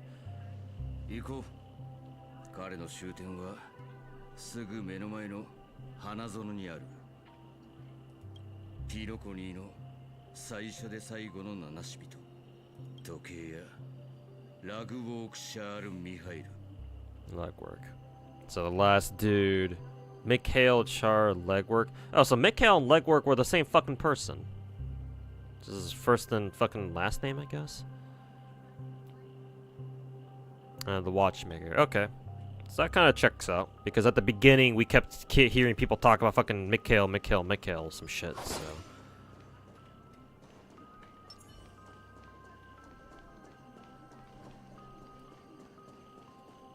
So, whoop, whoop, whoop. It turns out he's the watchmaker.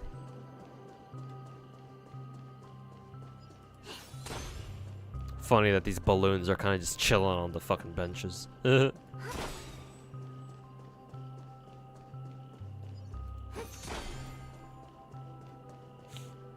Ooh. Chest. Am I gonna E6 Firefly? If I had the fucking money, I would.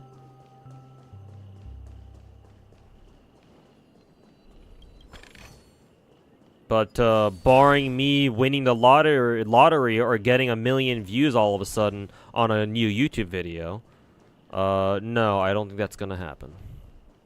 I would love to. But, at the moment anyway, I am fucking flat broke. Wheelchair, motherfucker. What's his fucking name from, Bloodborne? Oh, Garamond, right? Yeah. Fucking Garamond.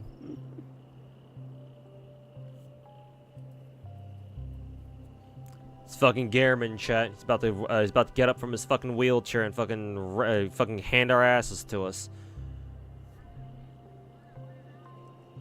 Who do you suggest? Boot Hill or waiting for Argenti rerun? Excuse me. Argenti is obviously very useful for pure fiction.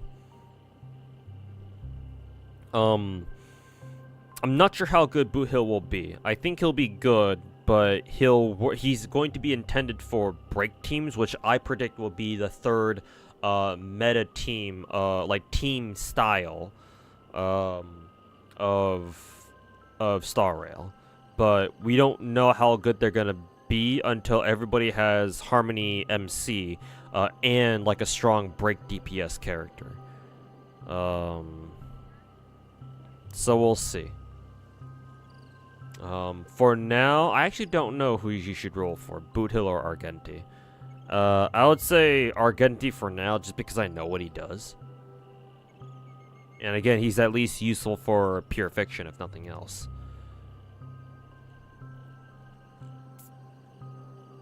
Do I think GFL 2 will have a global release? I don't know, man. It's one of those things where I'll believe it when I see it, but, like, I don't know, man. I hope we still get one, but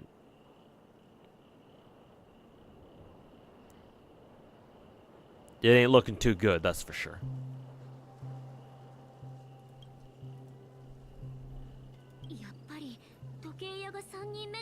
Surprising they actually fucking show his ass. I like how his hand isn't even properly on the fucking memory bubble thing.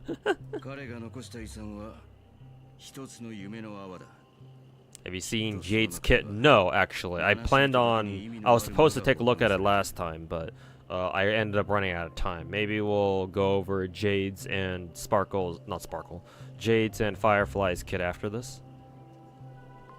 How long have I been streaming for? Almost 5 hours now? Shit, man. 何しろ俺が中身を見ても何も見つからなかったからな。おそらく何らか Leakers? Yeah, I don't mind talking about leaks. I don't give a fuck. Mihoyo can go fuck 俺 themselves. より謎に包まれてやがる。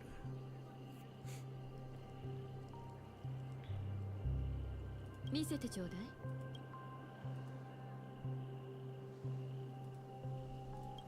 Ooh, is this how we get Harmony MC? Because I mean, it would make sense.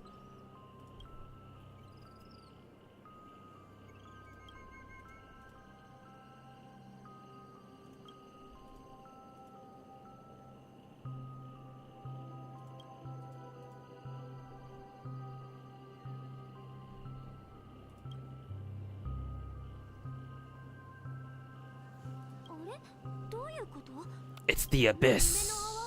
本当に何もないじゃん。一体どういうことなの？やっぱりそういうことか。彼はいつも七死人に対してわけのわからない自信を持ってた。その計画の中には常に開拓が組み込まれていたが、俺にはその自信がどこから来るのかわからなかった。俺はずっとこのじいさんが何を考えているのかわからなかったが、この空っぽの夢の泡はわけのわからない幻想と理解しがたいロマンチシズムに満ちていて。 This empty dream bubble is so typical of him because he was always full of weird fantasies. Where's the logic in that? If he's if he's always full of weird fantasies and incomprehensible romanticism, then yeah, there should be something there. How's that typical of him? ひたずらじじめ。まあ、この人が何か手札を隠し持ってる Okay, I don't quite understand that logic train, but sure, whatever you say, Gallagher. いいえ、ギャラガー。ミハイルはきっと一番大切なものを私たちに残してくれてるわ。Megaman, let me just say this up front to you, because I've given this warning to chat many times already, but I'm assuming you didn't see it yet. Refrain from saying anything about like you will know more later, because I consider that a spoiler in and of itself. Because a lot of the time whenever I ask like rhetorical questions like the ones I'm asking, and people come to my chat and be like, "Oh, you'll know more about that later," like half the time I can already kind of figure it out myself. So I don't really like it when people say that. So let that be your warning. Like, if it's something that'll be explained later, just don't even say anything at all. なんだ？ミハイルが未来の七死人を信じたように、私たちも過去の七死人を無条件に信じてる。彼らは愛する土地のために自分の一生を捧げようとした。それなのに未来への後悔を抱えたまま急に旅立ったりするはずがないわ。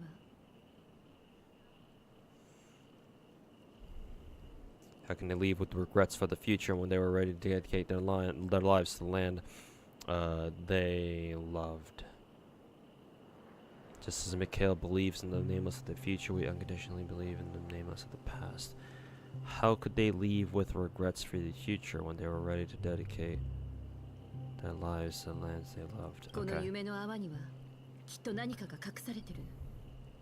ただ私たちがまだそれを見つけられてないだけ。I believe through the power of belief, and you can do it. I know you're in there somewhere. Fucking shonen ass tropes. 俺は神秘の運命を歩む人間。人生哲学は何も信じないことだ。My philosophy forbids me to have faith in anything, so I don't believe in anything. You guys can all fuck yourselves. だから俺にもわかる。信じることが開拓にとって何を意味しているのか。俺も彼が何を残したのか知りたい。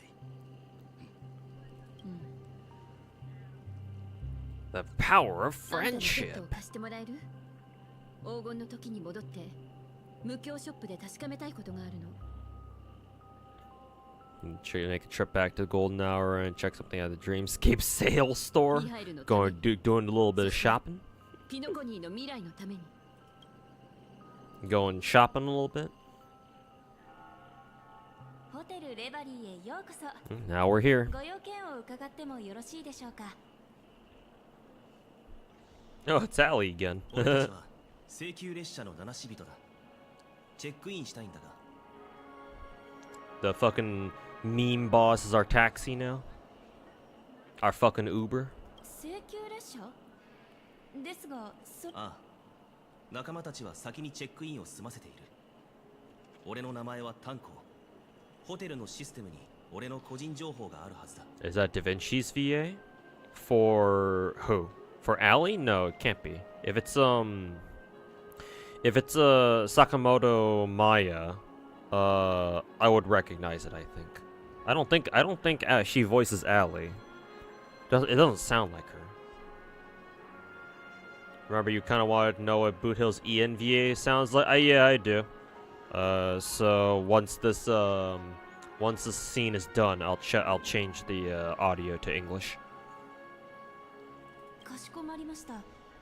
ですが、 Because I believe I cannot change it right now. チェックインさ Yeah. れる際にお客様の予定が変わって As a story now, 宿泊できなくなったとおっしゃっていましたが、 a lot more of the usual tell not show bullshit from Mihoyo.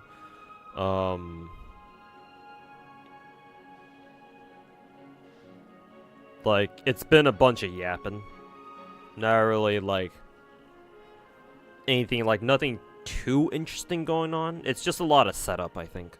It's a lot of setup and explanation yap.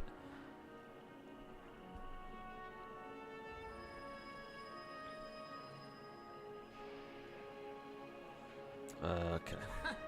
また予定が変わったんだっつーの。俺は請求列車に乗ったばっかの新人ならしい。名前はパムだ。こいつは俺の仲間だ。俺たちがファミリーの正体に返事をしたのはこいつが列車に乗る前だったからシステムに記録はないと思うんだが。He's pom pom, guys. 融通を聞かせられないか。ああ、そういえば先にチェックインされた七死人の方々の中に Yeah, playable pom pom, guys. He's got a fucking gun. 最近は開拓の運命に足を踏み入れる方が前例がありますので原則的には問題ないかと思います。Surely a lot of people are joining the Trailblazers these days, right? 申し訳ありません。請求列車の方々と連絡が取れないようです。So what, they're gonna just get stuck here? 連絡が取れないというのはどういう意味？申し訳ないのですが、私もこのようなことは初めてでして。システムによると、請求列車の方々は Because they're currently in まだ the 無境の中にいらっしゃるよう they're ですが。 currently in the Dreamflux Reef or whatever the fuck they're called. 俺ら二人で行ってみるから。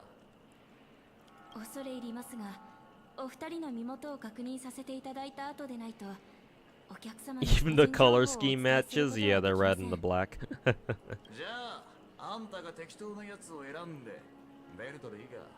そちらも致しかねます。強制覚醒には厳格な使用規定がありますので、勝手に操作することはできないのです。あれもダメ、これもダメって。あんた一体どうしたいんだ？俺どうか落ち着いてください。お二人の身元を確認。だが今は先に俺たちの身元を確認し。確かに。さ、ベイビー。これ以上お役所仕事のたらい回しみたいな真似はやめろ。いいか、ジョーちゃん。です。お客様、お怒りをお収めください。あの時はオーク家の当主であるサンデー様が自ら処理してくだ。彼女は俺たちを困らせようとしているわけじゃない。本当にどうすればいいかわからないんだ。Customer service 101. まずいかもしんねえな。Even fucking thousands of years into the future, customer service never changes.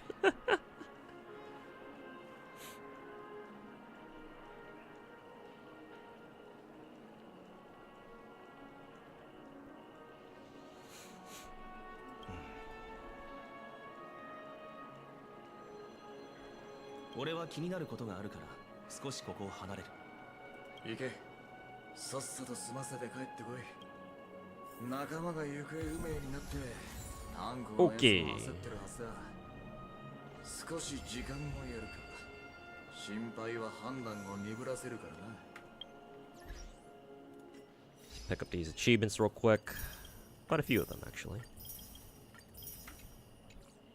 And chat, while I download the English voice pack, I guess now would be a good time to ask this. How far through, what is this? Oh, it's just the song event thingy on the website. I should probably ask this now.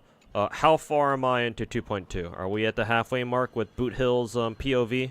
Or do I still need to keep going for the halfway mark? Let's see here. Let's go. Settings. What do I go to again? Voice. Text. Voice. Oh yeah, we change it to English. There we go.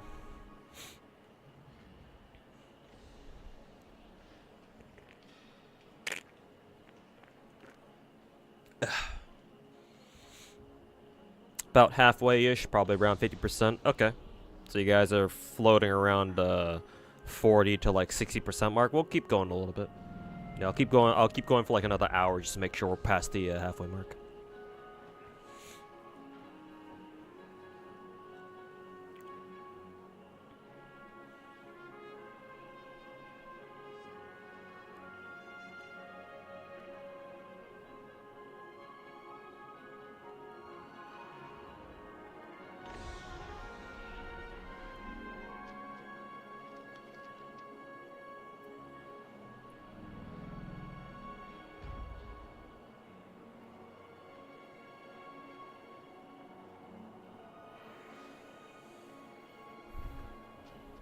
Downloading.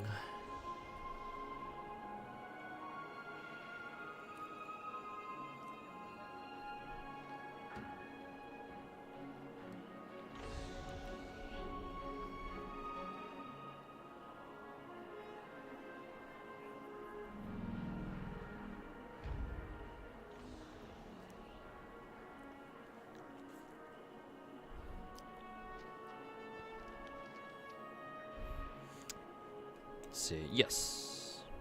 All right. Let's see how our boy Boot Hill sounds in English.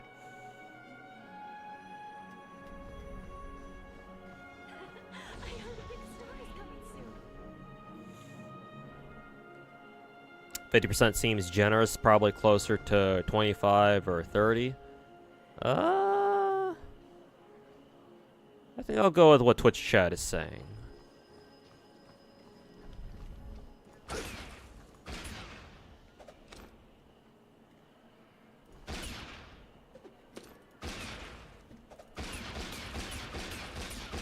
That's pretty cool. You keep spamming left click. He just stands there and just keeps shooting.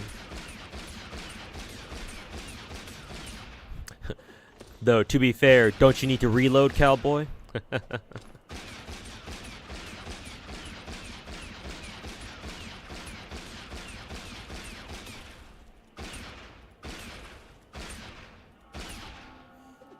Also, why is he holding his revolver canted?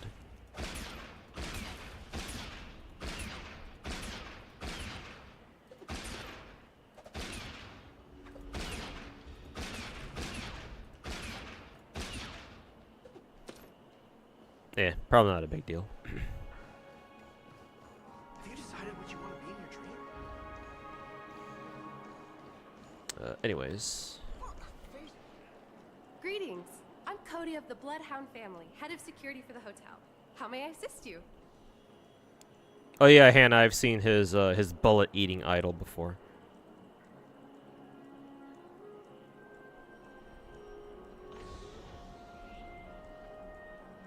He's using Fallout vets.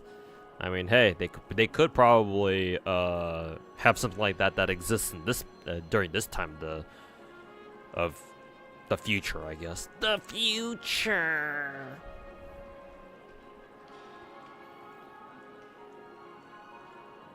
The bullets on his belt are massive and definitely don't go in that gun. He probably eats those bullets, to be honest.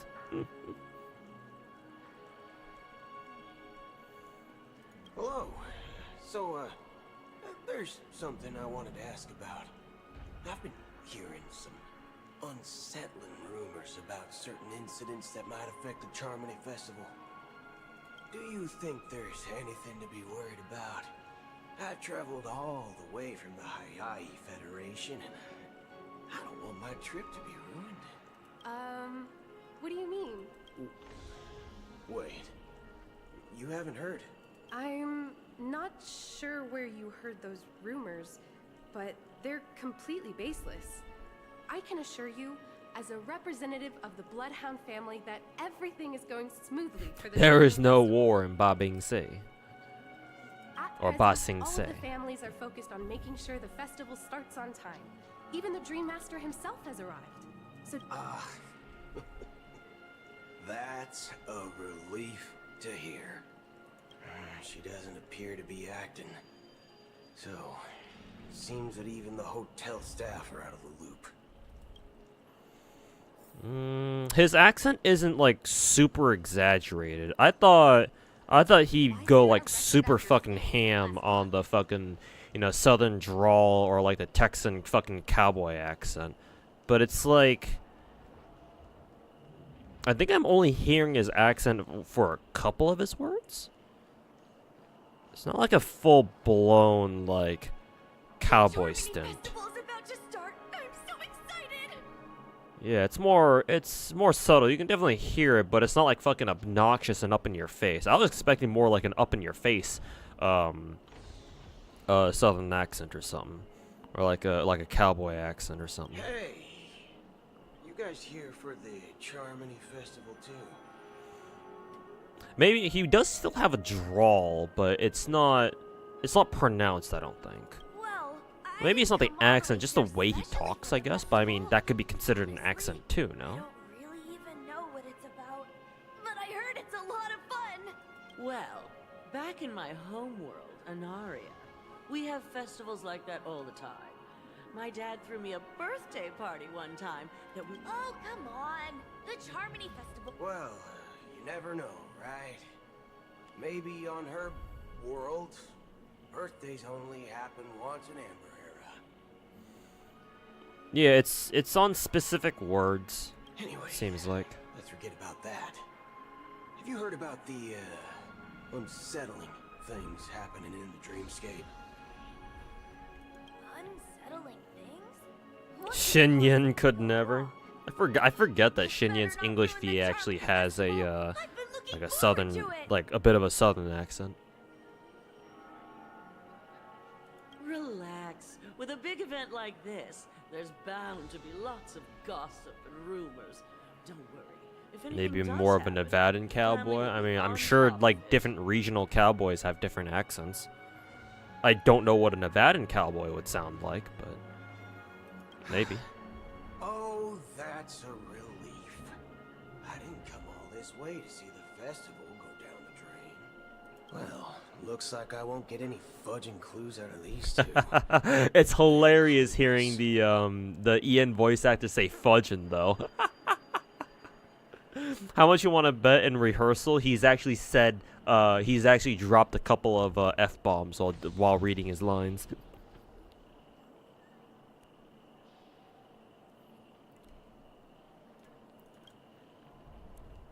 Back already? Hasn't she returned yet? Nope. I'm starting to wonder. Sending her to contact Sunday was a good idea.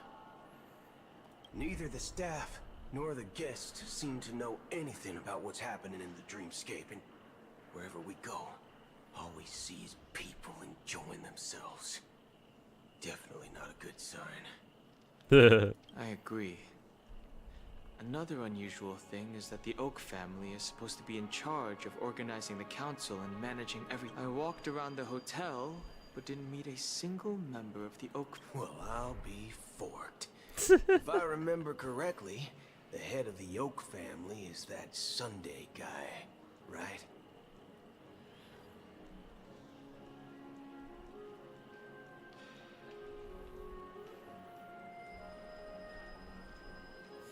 Shinyan's VA is what made you swap over to JP. I mean, It's not bad, but like, I do kind of wonder why they made the decision to let that one go through. It's just kind of like odd. Like a random Chinese character has like fucking American accent. It's like, huh? Also, I just noticed, why the fuck does Boot Hill have a fish on his arm? It's like a sash, right? Yeah, it's just a sash. Why does it look like a fucking fish head? We shouldn't linger here too long. Not so fast. Have you ever robbed VIPC, bro? If you run away now, everyone will be chasing after you. The way Boot Hill just says bro is hilarious. You thought Xinyan was Natlin? No, she's Liyue, bro. She's fucking Liyue. Holy shit. Unless, like, her bio says that she's originally from Natlin, but I don't think so. Like, she's Liyue. At least I'm pretty sure. You can't unsee the fish head now. Yeah, doesn't it look like a fish head?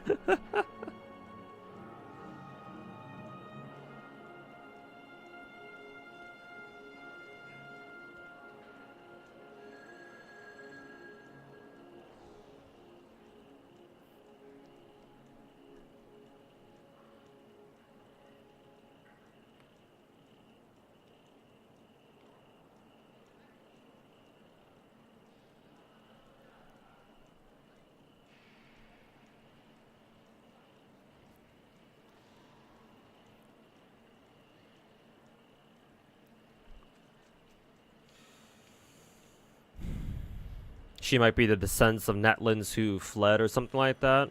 If that's the case, that actually makes a lot more sense then. Why she's, well, why she's darker skinned, and why she's Pyro for sure.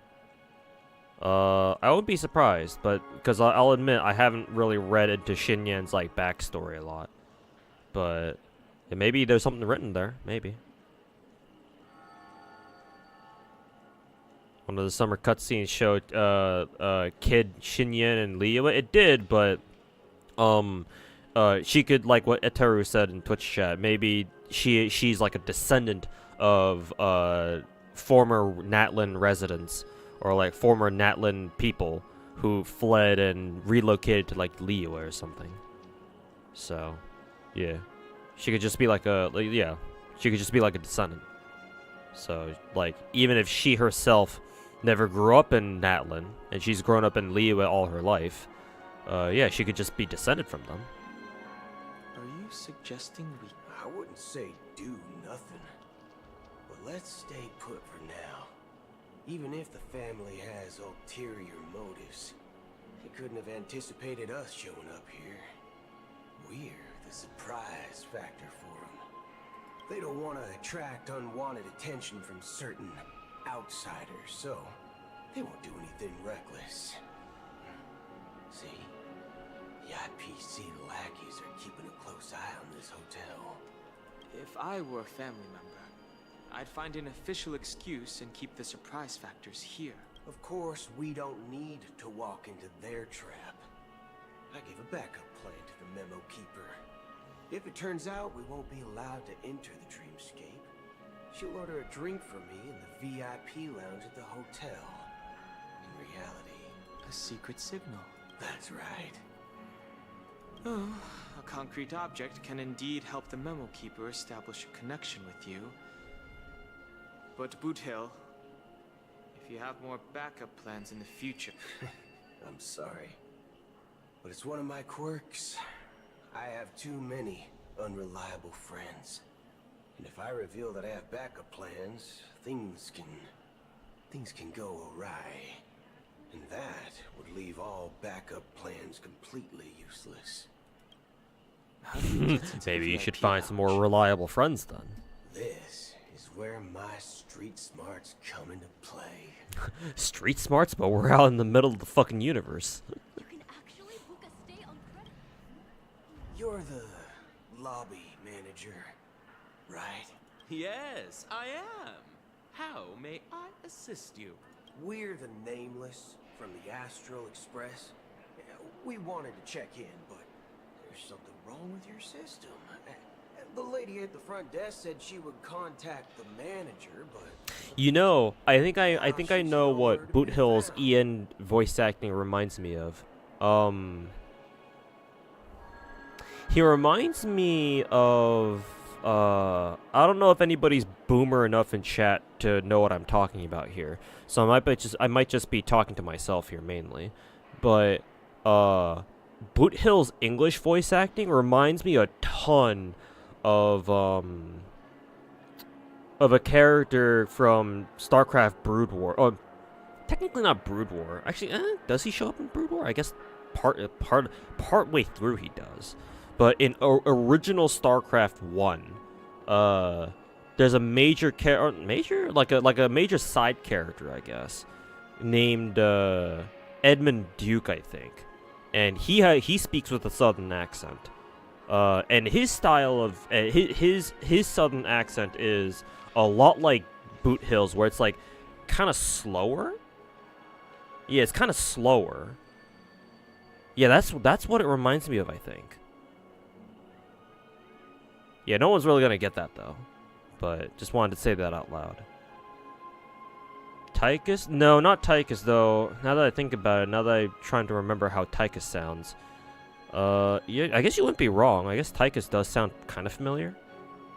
I actually wouldn't be surprised if Tychus Finley from StarCraft 2 has the exact same voice actor as Edmund Duke. Wouldn't be surprised. But yeah, that's what it reminds me of. we've been waiting here forever, without any food or water. What the fork, man? Is this how the family treats its guests? Is this your idea of street smarts? Starting an altercation. It's called standing up for your rights. Careful, Boot Hill. Careful. We don't need a space America now, do we? I apologize for the inconvenience. Please wait while we try to contact Mr. Sunday. I'll arrange 2 premium seats in the VIP lounge so you can rest there while you wait.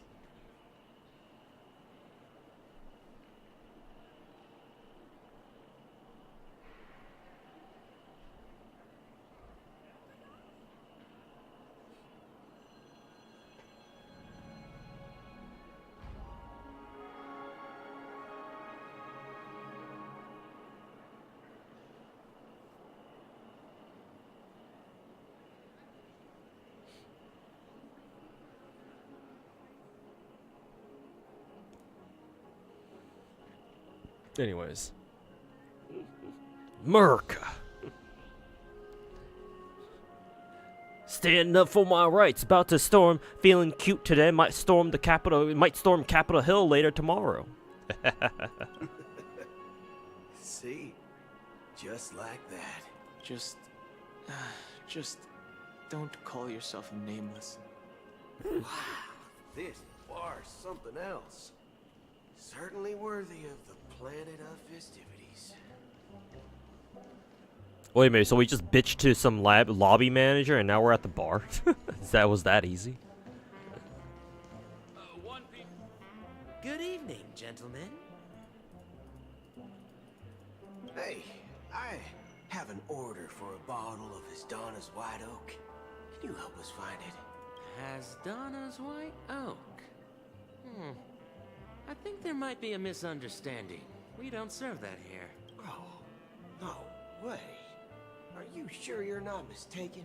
If someone had reserved such a beverage, I would definitely remember it. It sells for hundreds of thousands of credits per bottle, after all. I couldn't afford to cut. That's strange. Well, could it be that the memo keeper couldn't afford it? The Black Swan is broke. What should we do now? Oh, no need to rush. Well, let's grab some drinks first. Maybe I arrived too early and he hasn't come yet.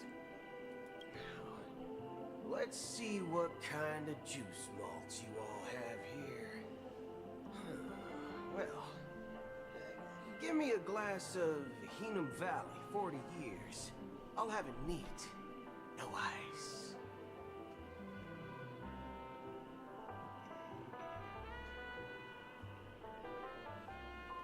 Well, that's the most expensive one on the list. You have a taste for the finer things. Somebody in customer service can dump you somewhere else, or other than the face, then they will. I mean, shit, man, they just dumped us in the best place in the fucking real life lobby. Usually, customer service doesn't go that far. It's on the house, anyway. What can I get for you? Anything you recommend is fine. Is it worth to crown max level Asta's ult? That should be the speed buff, right? Technically speaking, yes, because speed boosts are some of the strongest boosts in the game. Especially when it comes to, especially in the context of like speed thresholds. So if you use Asta a whole lot, and especially if you have teams that rely on Asta's speed boost, then yes, naturally, then you should. If you only use Asta like every now and then you probably don't need to. You probably don't need to like max it out.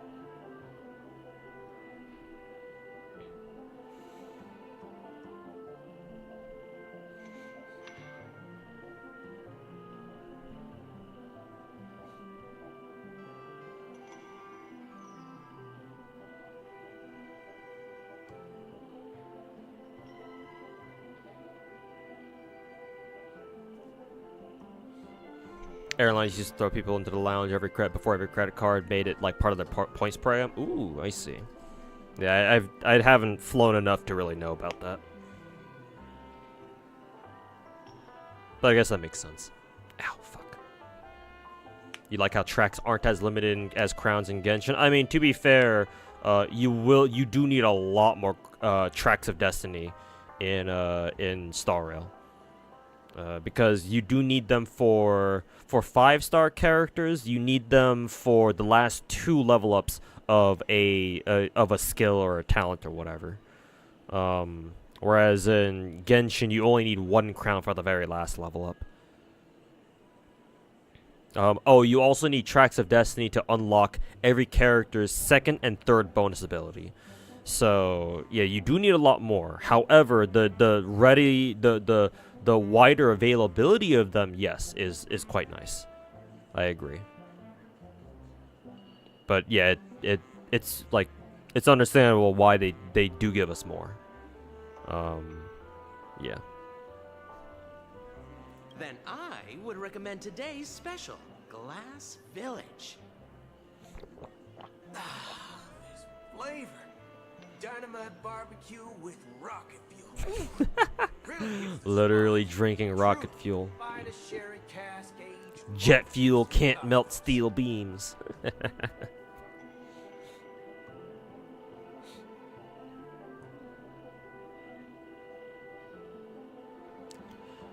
Dynamite barbecue with rocket fuel. Hey, this guy doesn't know anything at all. As long as you're satisfied, dear guests. Let's give them. And even the NPCs are voiced really, really well. If she doesn't show up, we'll need to come up with a new plan. In the meantime, MiHoYo paying their voice actors and actresses real fucking good, eh? what do you think? At least I hope so.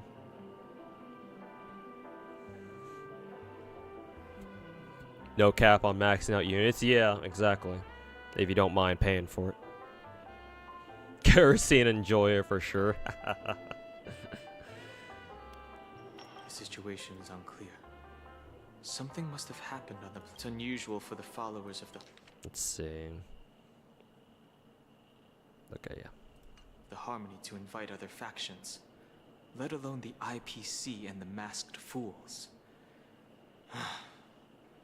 If what you said about the Emanator of the Nihility is true, the situation in... You don't really like the English VA for Still? Yeah, I think I prefer JP Still for sure.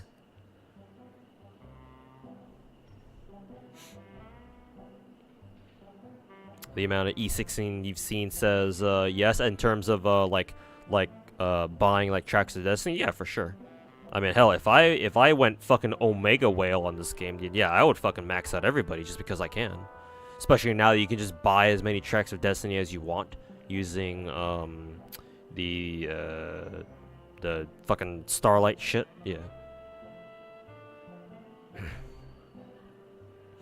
Oh, you meant the VAs getting paid? Okay, sorry. Awkward confusion. But yeah, for sure, man. And of course, I'm glad that a lot of Star Rail's English voice actors or English VAs are picking up streaming, like Selly's English VA, and wasn't Aventurine's English VA also streaming a lot recently? So yeah, good to see them doing some content creation as well. Black Swan question: 2200 attack with 137 speed versus 3K with 127.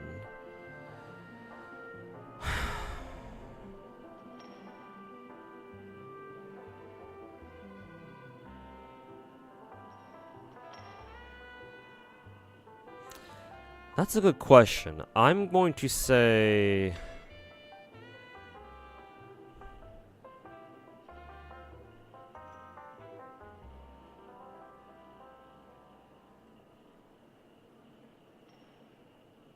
I'm kind of leaning more towards the 3K attack Black Swan. If you're running her with Kafka, and I assume you are, if your Kafka is slower than your Black Swan, that would be ideal. But if your Kafka has more speed than your 137 Black Swan build, then I guess that doesn't really matter anymore. Yeah, you're right, Soth. It's kind of a hard question to answer without knowing the entire team's speed.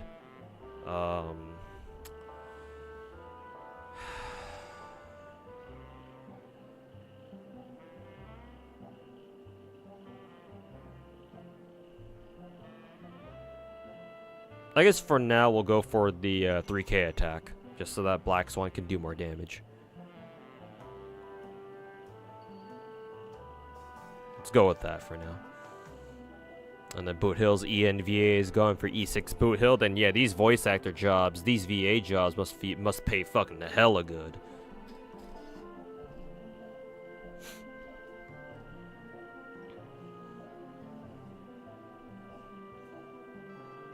Actually, there's something else I'm concerned about. Regarding Acheron, as you know, Black Swan's like the slowest, second slowest. If Kafka is fast, yeah, then your team is basically just like mine. Right mind would impersonate the Xianzhou Alliance or the Galaxy Rangers. Personally, I prioritize speed the most. So maybe you can try a speed boost too, or a speed build too. Like ideally, you have your Black Swan be faster than your Kafka, so your Black Swan goes first and then Kafka goes. But obviously, it's kind of tough to speed tune your Black Swan that way. But yeah, personally, I go for max speed. But then for you, maybe you could try max attack instead. I don't know exactly how that question works out, or I don't know what the right answer would be in a context like that. All I'll tell you is that I play my Black Swan, or my Black Swan is slower than my Kafka, but there's not really much I can do about that. Minus me getting more speed for my Black Swan, of course, but that'll be tough.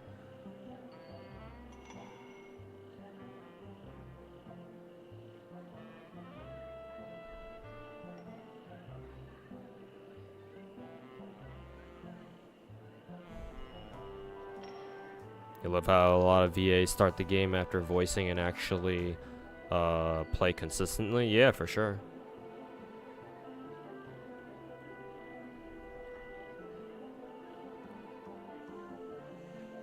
As you know, faction that follows path of the hunt are some of the most dangerous folks in the cosmos to mess with.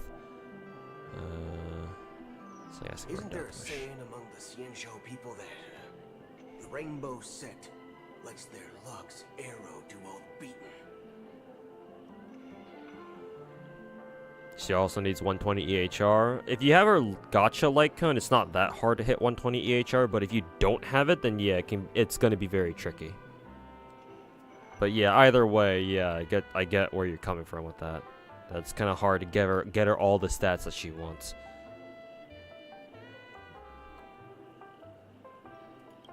Talking. Do all the talking. Well, you know what I mean. Even though the Galaxy Rangers have been out of sight for years, we've been keeping I like how an eye Boot Hill on can this still get region. embarrassed sometimes. Even the That's a dumbest nice criminals touch. know better than to mess with the Annihilation Gang, much less the Rangers. But that Acheron lady, she doesn't seem like a lunatic at all. On the contrary, she's highly logical and organized. She knows exactly when to hold back and when to strike without mercy. And you believe that someone like her would have an ulterior... I'm not entirely sure, but I do have my suspicions. Maybe she knows a Galaxy Ranger, or perhaps she's trying to lure us out for some reason, which I can't figure out. Anyway, what worries me more are the anomalies within the family. They've summoned followers from various paths for the festival. Unless the invitations weren't sent by them. If that's the case, it's even more intriguing that the family insists on organizing the Charmony Festival, despite the chaos. Maybe it's she pay the Harmony pulling the strings. You find it beyond human understanding because it wasn't arranged by humans at all. People do stupid things out of irrational impulses. They abandon their principles when self-interest is involved. They believe in things they know they shouldn't and fudge. They even break their own rules. Who is his wife? Oh, anime guy. The ENVA for Boot Hill is married to Navia's voice actress from Genshin. So now they are both technically MiHoYo employees, or contractees, I should say. But yeah, they're married. And very appropriate characters. People have been calling. I've been seeing people on Twitter, kind of like unofficially calling them like Guns and Roses, which is cute.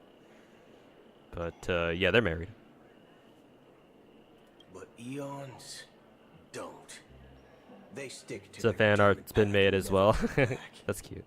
Even if they reach a dead end. You think Shippei's will is behind all this? It may not necessarily. Yeah, literally the Bonnie and Clyde. There's definitely some higher entity involved. I know it may sound pessimistic, but if human free will were reliable, why would we even need Galaxy Rangers?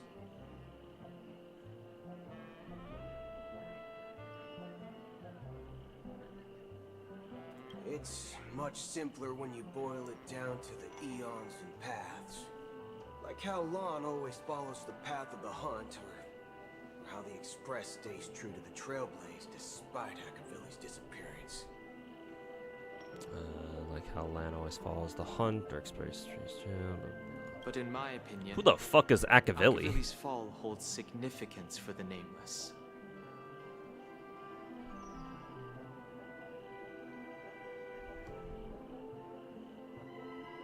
The name Akavilli sounds familiar. Looks familiar.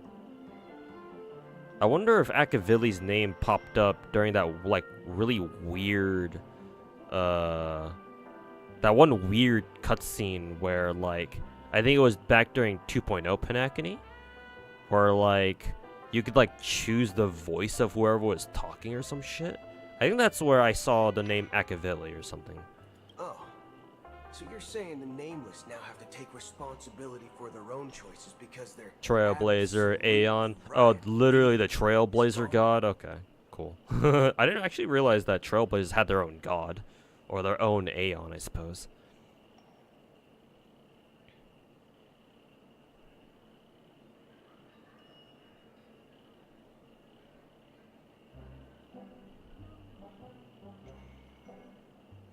So saying Nameless now has to now have to take responsibility for her own choices because the absolutely right leader is gone. I believe the purpose of the journey isn't just about following a path that's always. It's more about doing your best to choose the right path for yourself among countless possibilities. I don't know what you've been through, but I agree that people must take responsibility for their choices. Because no one else Apparently can do died it or for disappeared. Okay. The one who created the Nameless group. Okay, so their founder. Gotcha.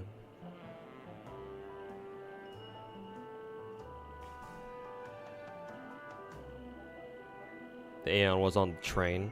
Was Pom Pom there too? Or was this even before Pom Pom? That's why the Galaxy Rangers need to uncover the imposter and figure out her true intentions. Boot Hill refers to the Galaxy Rangers in plural, but he's the only one here. Do we see any more Galaxy Rangers? Like, where is this fucking backup? Just in case. I have a backup plan if the Memo Keeper doesn't show up. This is my final backup plan. I promise. You sure have a lot of cards up your sleeve. Well, it is Pom Pom. Ooh, plot twist. By the way, when you were Oh boy, Boot Hill's gonna walk into the place and fucking shoot the place up. Wild Wild West. What's your plan? It's simple. We just grab some hostages and use them as bargaining chips with the family. Of course. Or maybe we can even take their identities. No need for that. We'll return to the Express now. Wait. Are you getting scared? Draw your weapon. Let's make a big scene. Are you leaving, esteemed guests? Would you like to cancel that as Donna's White Oak you just ordered? Huh? As Donna's White Oak? But didn't you just say? Ha ha. Looks like you are a bit intoxicated, esteemed guest. Looks like your Memo Keeper friend has finally arrived. Oh, right. Sorry, my memory's not the best. You know, too many modifications and all. Cyborg. Let me check. Well, fork me. It says Donna's White Oak, all right. And there's a note.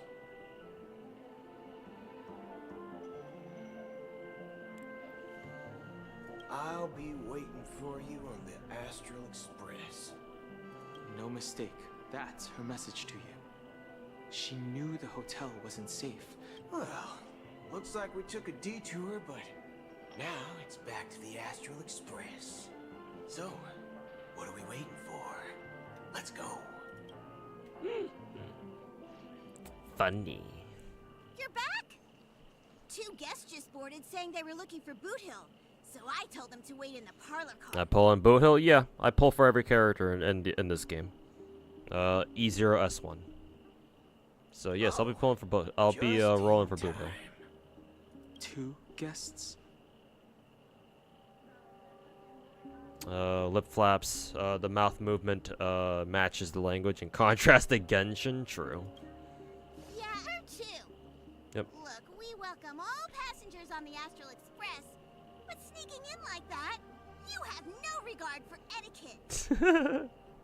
My apologies, conductor. It was an oversight on my part. Pom Pom accusing Black Swan of having no etiquette is kind of funny. Nameless are the only ones we can truly trust right now. You are the Memo Keeper. Pleased to meet you, Dan Hung. I've seen you in others' memories. And as for Boot Hill, this is our first face-to-face meeting. I hope you enjoyed that bottle of Astana's White Oak. You sure have a refined taste. Finally, Memo Keeper. Well, let's cut to the chase. Spill everything you know. Yeah, didn't Pom Pom say there were 2 guests? If it's Black Swan, who's the other one? That's precisely what I intend to do. But before that, Please allow me to introduce myself. My name is Black Swan. Oh, is it I serve Acheron? the Garden of Recollection as a memo keeper. I think I just saw Acheron walk by. As for Acheron's story, I'm sure she knows it better than I do. I'm surprised Boot Hill doesn't just fucking immediately draw his gun. Greetings. I'm Acheron. What? You Garden of Recollection shirtbag! You betrayed me! That's funny. I apologize, but she did that at my request. Due to certain reasons, I have been exiled by the family. Thankfully, this memo keeper came to my Also, aid a random and helped me question escape just their popped in my surveillance head. If we're back at the train, at least for Boot Hill's POV, where the fuck exactly is the train? Because I noticed that they haven't really shown, like, exactly where the train is. Like, are we just... Is the train just, like, orbiting Asdana? Or whatever planet Penacony is now? Like, how does this shit work? Like, how does this shit look like? Maybe it's the docked outside the hotel. Yeah, we don't... Does it ever show it? Because, yeah, it'd be nice if they actually showed that. Just so that we have, like, an idea of what it looks like. Due to certain reasons, you've been exiled by the family. Yeah, because she complied with the watchmaker's order of leaving. We escaped their surveillance unnoticed. To be honest, it was more like stalking than helping. Beam The me up, process pom-pom. was far from unnoticed, but we did escape. I asked her to guide me to a place beyond the family's reach and to contact a few trustworthy individuals. Namely, all of you. Trustworthy? Son of a nice lady. You think I'm dumb or something? I like it. I like the delivery of that line. How about this? I'll put a Yeah, there we few go. holes in your head and see what secrets spill out. Then we can talk about trust. It doesn't have to be like that. I'm willing to answer all your questions, but not right now. If my cover hadn't been blown, we might have had more time, but at the moment, we don't have any other options. No other options? What do you mean?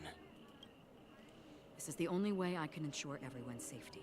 I kindly request an immediate warp jump out of the Astana star system. we just bailing. We're gonna set off the Stellaron, just fucking wipe out the entire star system. It's always docked outside. Exception is her to space station. Yeah, cause now that you bring it up, actually, KDMCA. Yeah, cause it's cool that we can see the. At least I'm pretty sure we saw, at least in the beginning of the game, right before we left for Belobog, we were able to physically see the Astro Express, like, docked in the space station, right? Yeah, that was cool. But they never showed that again later. I mean, for Belobog, it's understandable, because, you know, it's a fucking desolate fucking planet. Frozen fucking wasteland type shit. But, like, with Shenzhou, it would have been cool if there was, like, a place in the Shenzhou where we could see, the Astro Express, like, docked somewhere. Because, I mean, it makes sense, too, because, like, you know, we're supposed to be, like, docked with, like, a Shenzhou fucking starship or some shit like that. So that would have been nice. And same thing with Penacony, because it's a whole entire fucking planet, but... Pom Pom just kind of sat in there, it's like, what the fuck? As far as I can tell, she's not a threat, and seems to be telling the truth. Pom Pom just like, what's this bitch asking for? I know their whereabouts, Don Hung. Please rest assured, your nameless companions are safe, but they need our help. As for Boot Hill, you may have guessed, I've been waiting for you.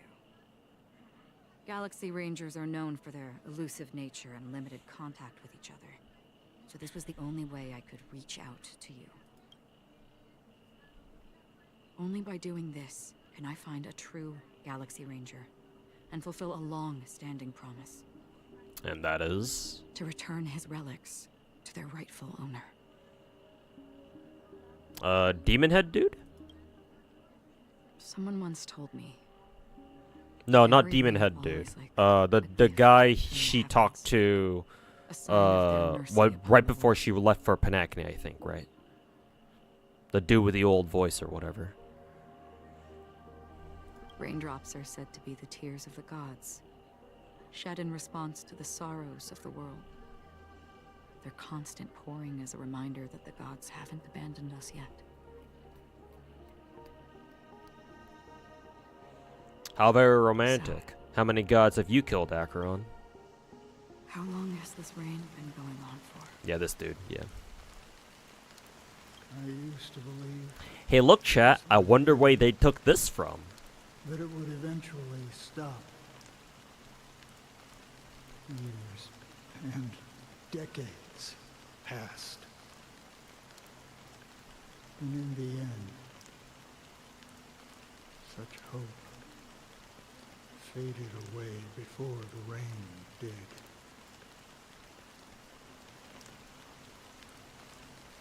Looks like the god you mentioned doesn't exist after all. From Dark Souls, I was more thinking of the shit you see in either...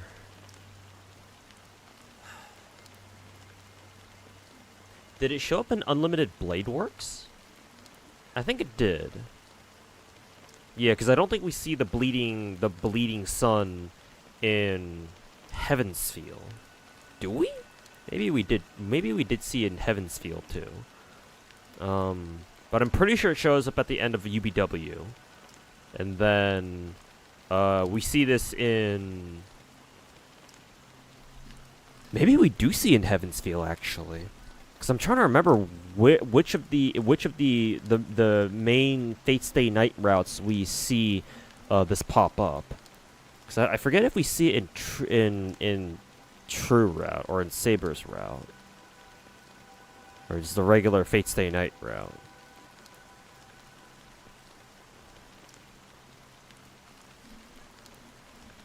It's used a lot in multiple media. Well, I was more thinking of its depictions in FGO, but I'm aware that, what is it, Dark Souls 3 has something like that too. But no, this reminds me more of Fate's fucking bleeding sun shit. It's also Kide's NP, yeah, that too.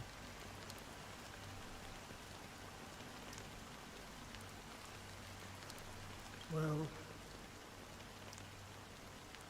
let me share a story with you. Mortals who walk the paths are like sailors on a vast ocean. Yeah, the False Grail or whatever. Leaving behind a trail that creates countless ripples of possibilities. Have you seen Firefly's kit? Not yet. I was planning on taking a look at it after I reached like the halfway mark for 2.2, but looks like that'll be a little bit longer.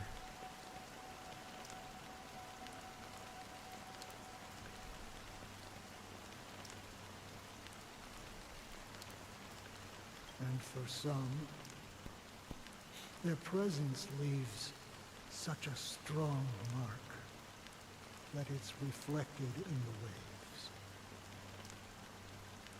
Kitsu's mental breakdown? Yeah, back in Fate Zero, yeah. Like those shadows on the ocean. Sinthirsters, the obsessions of the Pathstriders. They emerge from the depths of IX, seeing themselves as masters of their own destiny, unknowingly repeating the actions of their past lives.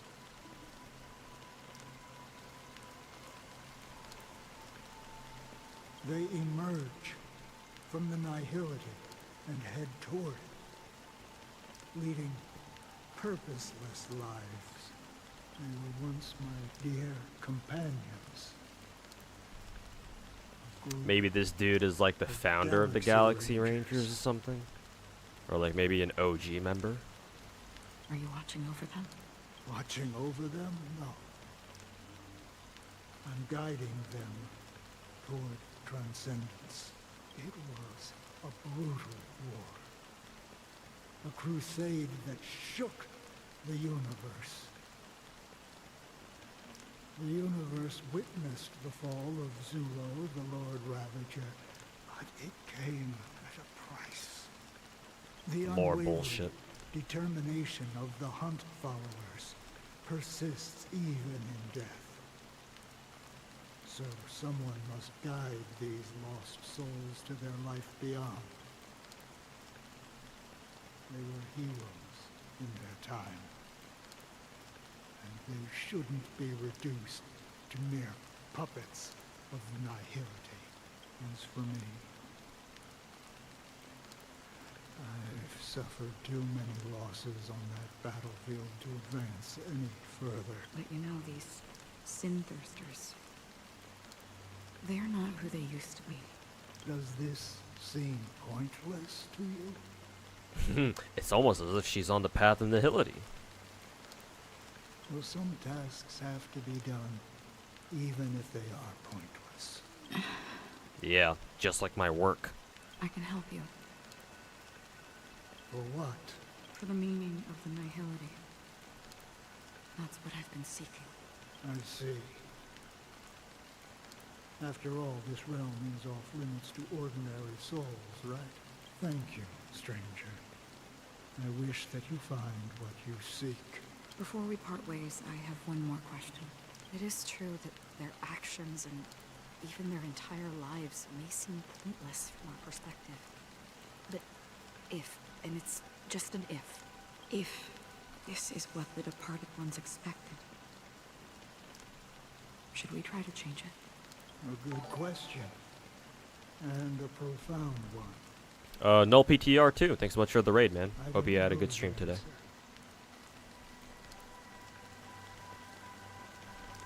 What I do know is that one day, I too will pass. Someone will stand at my grave and place a bouquet of flowers on it. Cool. So she wants to put a bouquet of flowers at this dude's tomb or some shit. Alright, cool.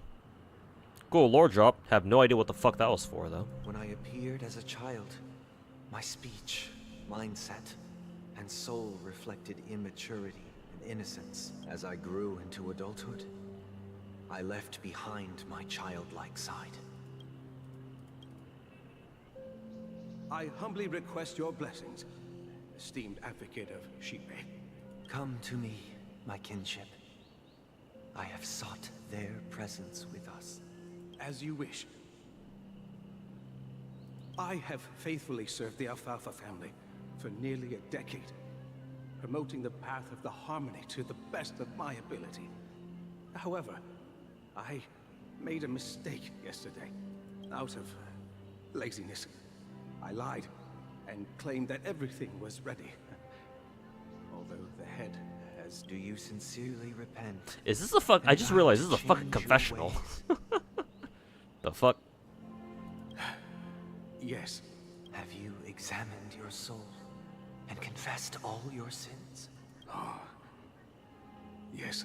Are you willing to accept the process of atonement? Yes. Very well. Show your dedication and goodwill to the family, and you shall be reinstated among them. Now, please, leave in peace. Oh, praise Shipe. And thank you, esteemed advocate. Next, please, step forward. I wholeheartedly confess to you. Please, pardon my sins. Rest assured, I have implored their presence to be with us. As long as you are sincere, absolution will be granted. Oh, great. You know, I arrived in Penacony as a stowaway. I sold everything to get it. So basically, Penacony is the Catholic Church. My 2 children. The pacing is terrible. You're so lost for most of it. Yeah, welcome to Star Rail story in a nutshell. Shenzhou, the pacing was too slow, and in Penacony, the pacing is way too fucking fast. Honestly, Belobog's story is probably the story that had the best pacing. Probably, but it's been a year since I last paid attention to Belobog's story, so God knows what happened there. I see. Please, go on. Sunday also only listens to confessions on a Sunday. I mean, I guess it makes sense why he's named that way.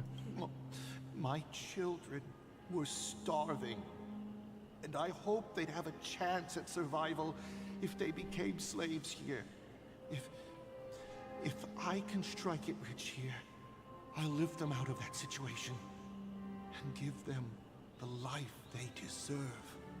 But the Bloodhound family got wind of it. They're on my tail, hunting me down. I thought I could bring my kids here. It was all my fault. All my fault. The family is ready to forgive all sinners. I'll ask the Bloodhound family to cease their pursuit. You don't need to live in fear anymore. Oh, thank you. Thank you. Next, please step forward. Hey, long time no see, Mr. Sunday. The most We got a fucking esteemed bozo. individual in Penacony, and the next leader of the Oak family, right? I have sought their presence with us. Let us proceed. Sure. Let's just get this over with. I have sinned. Please forgive me. Why Now does wait this it voice out for sound like pizza and Fillion? breakfast, and a bottle of Soul Glad. Did MiHoYo hire Fillion to voice all the Pepeshi characters in the game? The fuck? Why am I hearing Fillion from this? Fucking... What the fuck is a fruit snack muncher doing in this game? The problem is not enough side content to let you spend time with the characters. There hasn't been a character story quest since 2.0. I mean, sure, yeah, it'd be nice if we got some character quests, but there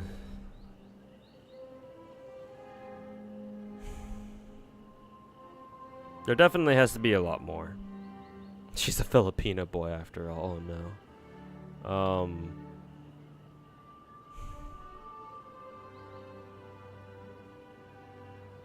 Yeah, like the issue that we were talking about, at least what Ronaldo over in YouTube chat was talking about, was the pacing, and like side quests aren't gonna do shit about the pacing.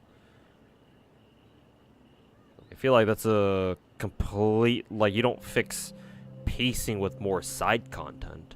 You know, like, you gotta fix the main content. Belobog is technically the best written story, but not the best story in Star Rail. Yeah, the plot was, like, okay, but I mean, hey, like, the fact that the plot in Belobog was more grounded and more believable,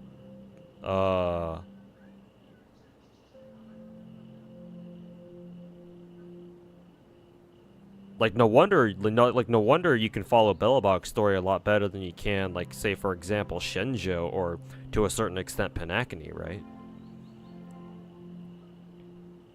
So,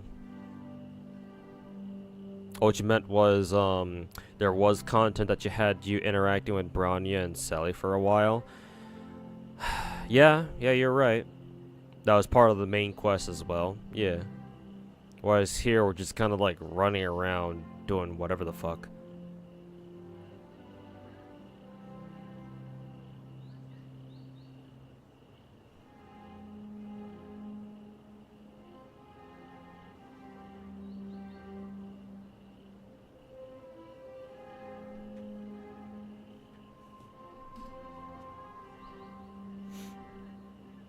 Feels like when they cook hard, they fuck up.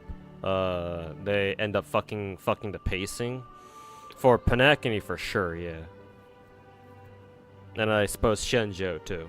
They made the mistake of making the pacing too slow in Shenzhou and try upping the pacing in penacony. We end up with this mess.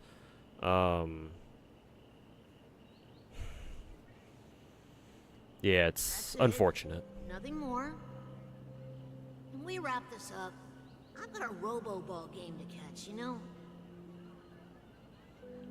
For Dr. Ratio, his follow-up attack is highest priority or his skill alt? Follow-up attack for sure, yeah. His follow-up attack does the most damage.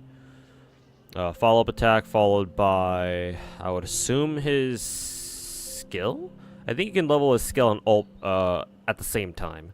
But highest priority should go for his talent, because that's where he has his follow-up attack. Do you seek to atone for your sins through good deeds? My sins? Starting to sound like a saint, huh? Well, let me tell you something. Neither the family nor you have the right to judge me. You think nobody knows what your precious family has done? About the watchmaker? Huh? Don't kid yourself, Featherbrain. Those dream chasers might be fooled by your Ooh, act. fighting words, eh? Don't fool yourself. Before you start spouting off your holy verses, answer me this. Where does the power of the Oak family come from? And your power? What makes you think you can sit there all high and mighty, looking down on everyone else?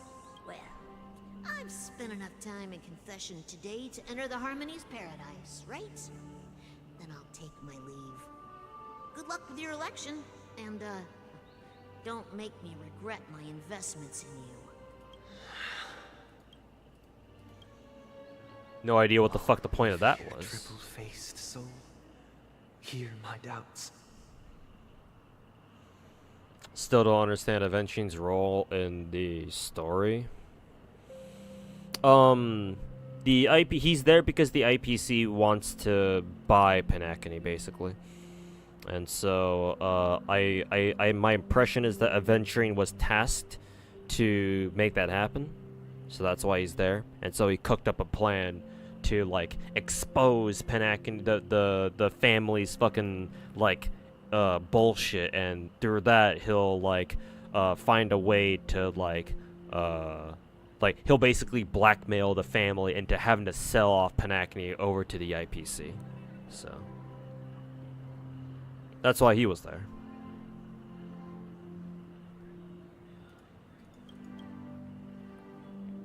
Who can judge the strong when their power hides their crimes? Is Dr. Ratio in his guild party IPC? I believe so, yeah. Ratio is IPC affiliated, which is why he hangs out with Aventurine for a little bit. Then again, he does betray his ass. So, you know, get fucked, Aventurine. But, yeah, Topaz, Ratio, and Aventurine, they're all part of the same... Technically, they're all part of the same faction. Just different departments, I guess. Trash talk by some Pepeshi, yeah, by some kid with a fucking fat tumor on his head. Who can vouch for the weak when they will pay any price to survive? Who can comfort the purest souls when even they get led astray?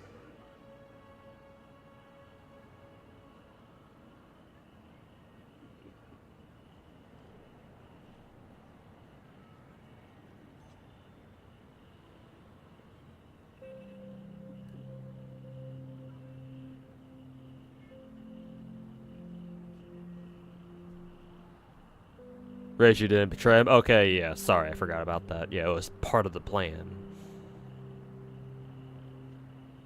The Genius Society and IPC were on good terms. Oh, sorry, is Ratio not actually a part of the, like, an official part of the IPC?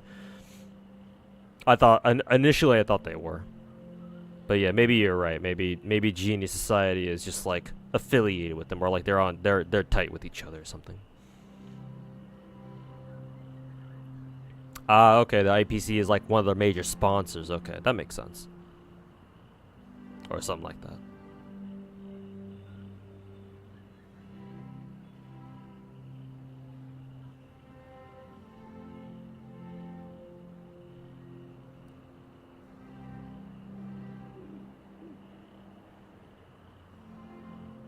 Ratio is part of the intelligentsia guild, and a genius society is what Herta belongs to. Okay, whatever affiliations that go around. Bow got to Robin's death. Yep, I heard her scream. You might have heard it too, from my second PC. Yeah, I just heard. She just got to that part. I hear a fucking scream and I look over to my second PC. Oh yeah, it's that scene. If the strong defending the weak is truly the foundation of paradise. And now she is currently suffering. Who is responsible for the suffering and anguish in this wretched world?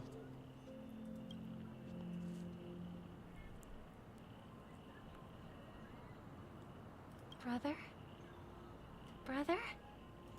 Anyways, what the fuck is Sunday yapping about? I'm fine. I've been working long hours, and I just made a trip to Dreamflux Reef and back. So, I'm a bit out of sorts. But it'll all be over before we know it. You've been working non-stop on the Charmony Festival, Mr. Sunday. Wow, I just got a little bit of whiplash hearing Welt speak English. Even if the Stellaron does pose a grave threat, I still feel sorry for all the trouble we've caused you. No need to worry about troubling anyone. The Charmony Festival was meant to spread joy and harmony across the cosmos. But now that we know the truth, I'm afraid we'll have to cancel it. It has always been our wish to make everyone happy, so we'll do our best to explain everything to the Dream Master. I'm sure he'll understand, even if the negotiation does not go. Ratio's involvement is weird because he's like a contractor, but he's pretty high up on the hierarchy. I guess that just goes to show how tight Ratio's group is with the IPC, I guess. And nothing more. I'm relieved to see your determination.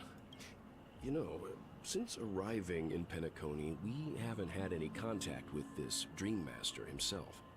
I'd heard of the heads of the 5 major lineages, but the Dream Master is a mystery to me. Yeah, who the fuck is this Dream Master rarely anyway? Grants an audience, even for us. But given the urgency of the situation, he's agreed to meet us in person. Perhaps you'll be the first guest to meet the Dream Master in years, Mr. Yang. Let's hope we can reach a consensus that satisfies everyone. Indeed. Let us hope so. It's about time. We'll have to get ready for the meeting. I apologize for any inconvenience caused by the urgency. Don't worry. I'll be waiting here. Alright, finally, we're back.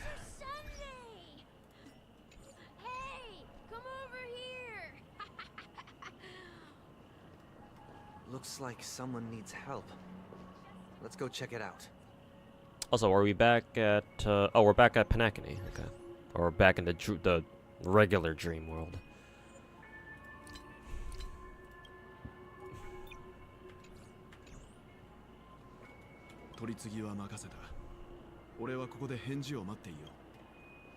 Alright.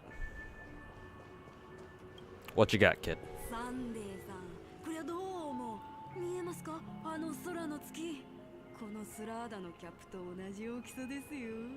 手を伸ばせば掴んで懐に入れられそうじゃないですか？ねえ、そう思いません？月大劇場のことを言っているのですか？ええ。私と来たら、でもそんなのはどうでもええ。あいつら。 I guess the Grand Theater is the theater in the background, huh, behind us. なんて言ってきましたが。家財道具を全部売る。どうしてそこまで。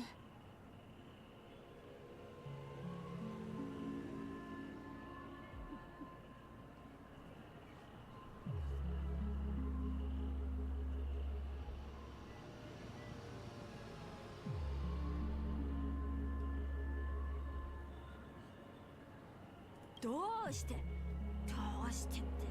故郷の暮らしは苦しくて人間らしく生きることができなかったからですよ。やっぱりピノコにはいい。ここには美しい夢しか。これは本当に生きていると言えるの？お嬢さん、今なんて言いました？よく聞こえなかったんですが。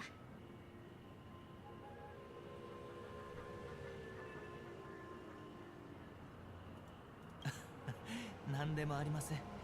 ほら、グラークス通りは車が多くて危険です。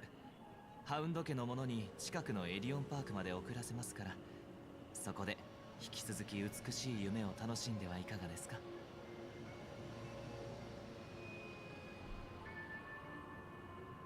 ああ、それではまたサンデーさん、話に付き合って。どうしました？ロビ。夢の地にいるのに、なぜ人々はこんな生活を送っているの？さっきの人はちっとも幸せじゃないわ。どんなに甘い夢であっても、それは所詮目に見えない、手も触れられない幻に過ぎない。なのに彼はそれを生きるための唯一の選択として現実の未来さえ放棄した。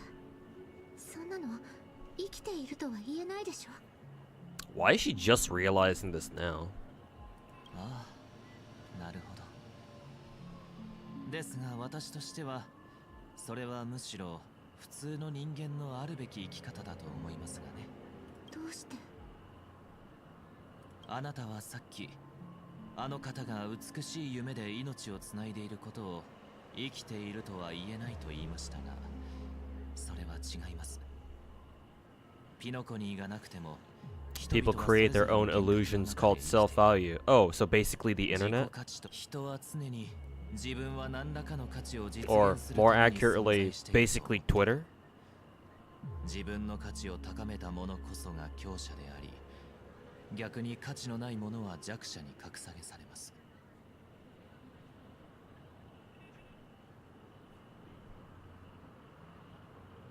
Because the writing is ass. ですが、価値とは無から生み出せるものではなく、その総量にも限度がある。そのため、価値。兄様はそんなことはあってはならないって言いたいのよね。はい。しかし皮肉なことに、人々はそれが間違っているとは思いません。なぜなら彼らは一貫してその適者生存、弱肉強食。世の中にあふれるここに悲劇はなく、ただ幸福だけがある。ひながさっきの人は特例だったのかもしれない。結論を出す前に自分の目で確かめた方がいいわね。ドリームリーフの時のように。Oh boy, we're in for a rude awakening now, aren't we? 私も一緒に行きましょう。夢の主はまだ来ていませんから。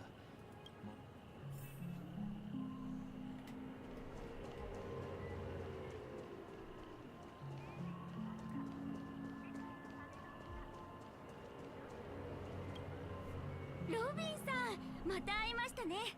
調和せ順調よ。ありがとう。遠路はるばる調和セレモニーに来てくれて嬉しいわ。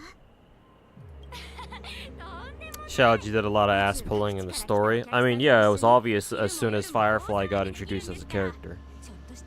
Like, it's very obvious that, oh yeah, Firefly is supposed to be your fucking girlfriend, so here you go, fucking... Oh, hey, here's this cute girl who needs your help that you help, and then you end up helping her. Oh, she pays you back by buying you fucking dinner, and basically, you know, some shit happens, and oh, we're fucking BFFs now.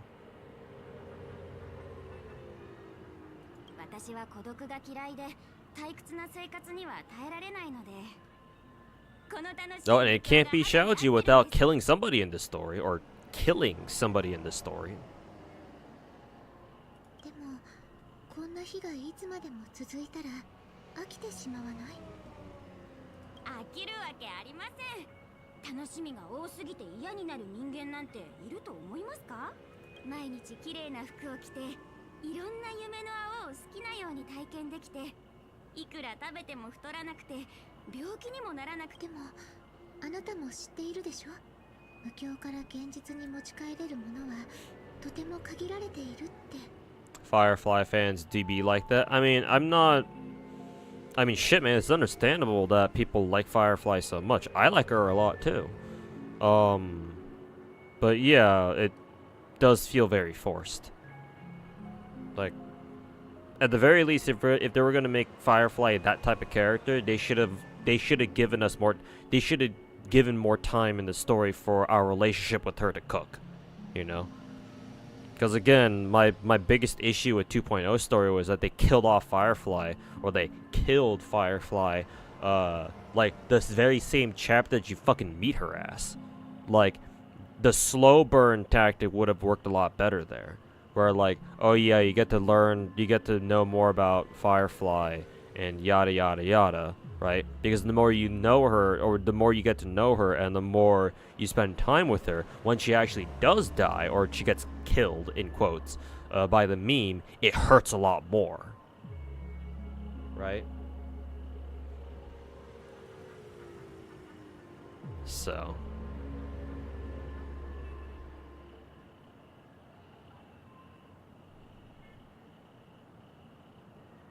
she's a lame character? I mean, you can explain, like, have you explained, like, why you think she's a lame character before, though? Because I don't think she's a lame character. She just needed more time to really cook. Like, how exactly do you think Firefly is lame?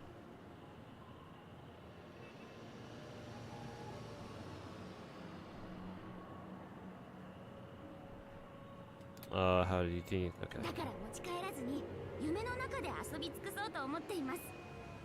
私は長命種じゃないので寿命はせいぜい6、70年。あんま Regular り human. たくさんのことを気にしていたら楽しくなんて生きられませんから。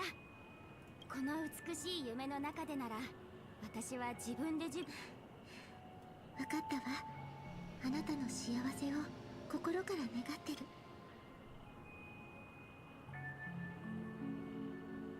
私もロビンさんの講演が成功。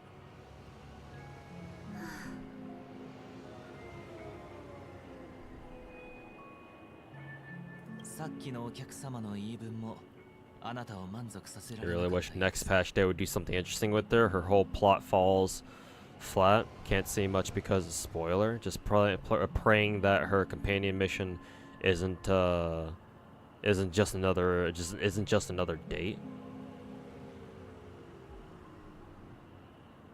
I mean, we'll see. But yeah, to be fair, Firefly hasn't really had much of a role so far.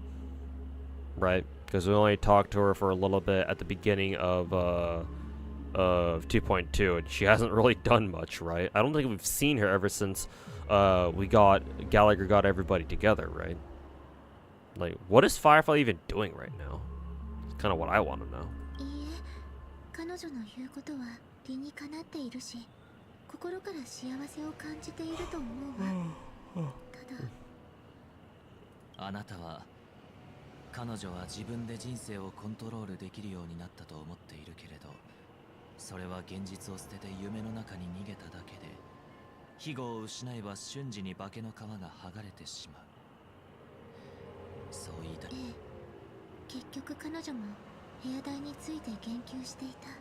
そうでしょ？しかし私たちの思い描く楽園に終わりなどあるべきではない。私たちの思い描く楽園は儚い夢であってはならないわ。They're asking for a utopia, and guess what utopias are, chat?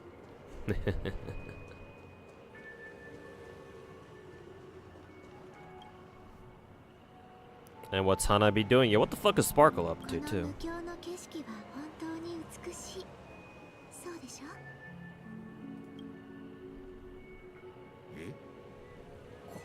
これはロビンさん。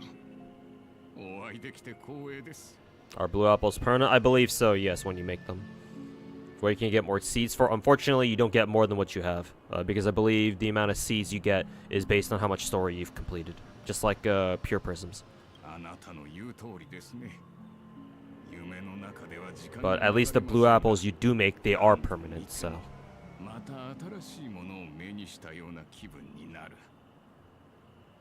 Probably looking at the big red button that can blow up penacony. Ay. Probably. 素敵な考え方をする哲学者ね。お邪魔になっていないといいのだけれど。 Meanwhile, Robin didn't even get into the oven. My problem with Robin is that, like, it feels like the game just kind of thrusts her into the story with no prior fucking warning. Like, before 2.2, Robin literally just shows up for, like, a few seconds in, or, like, one scene or two in, like, 2.0, and she's completely AWOL up until 2.2. And then, all of a sudden, oh man, here's Robin all of a sudden, right? Like, she was here all this time, guys. いいえ、私はもう長くありませんので、むしろ誰かと話ができるなら嬉しい限りです。ましてや、あなたのような尊い女性が相手なら、なおさら。喜んでお相手するわ。さっき、もう長くないと言っていたわよね。 Would be cool if we had heard of Robin before 2.0. I mean, I guess maybe it would make sense because Robin's supposed to be like a famous singer or some shit, like some shit, right? そう。私は戦場に出たことがありましてね。そこで総空の母艦から出た際、放射線を帯びた鉄の塊に頭を撃たれてしまいまして。 March is a #1 fan, but never mentioned her. Yeah, like if she claims to be your #1 fan, then yeah, we would have seen like some recordings of Robin, like her room or something, as like a sign of like foreshadowing. But I don't know if there are any. Maybe there is, but I certainly didn't notice anything. 故郷も何度かの中性子線の爆発で溶けてなくなりました。何もかもを失い。 この命も長くはありません。しかし、なんて痛ましい。ファミリーがあなたの苦しみを取り去ってくれることを願うわ。ファミリーはもう十分やってくれましたよ。心から感謝しています。彼らは私のために快適な部屋、全銀河の最先端の生命維持装置、そして今。 私の体はドリームプールに固定され、私の本当の姿。だからあなたは永遠にこの夢の中で生きていくつもりなの？はい、生きているだけで幸運なので、夢か夢じゃないかはどうだっていいんです。私の世界はもともと不完全なものなので、次の瞬間。 消えてなくなってしまうかもしれません。ああ、永遠に変わらないものが。あのお年寄りのお話があまりにも悲しくて、あの美しい夢が彼の余生に幸せな思い出を残してくれてよかった。これがピノコニーの美しい夢が存在する意味です。 To be fair, Robin probably wasn't made as a concept at the very start of the game.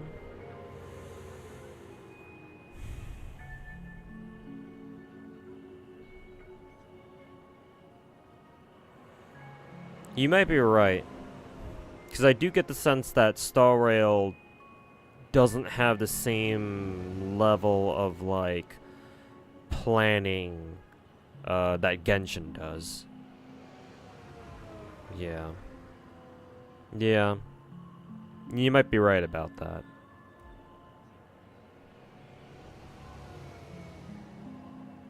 Like, that would certainly explain, like...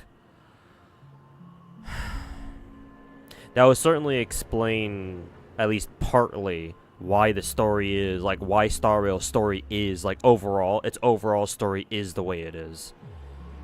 Because, like... all the stories we've seen so far aren't really that connected. So if they're disconnected like entities or like chapters, then it's a lot easier for MiHoYo story writers to just kind of you know, come up with something on the fly. And whether or not it like relates to like the rest of the story or not, you know, it doesn't really matter as much.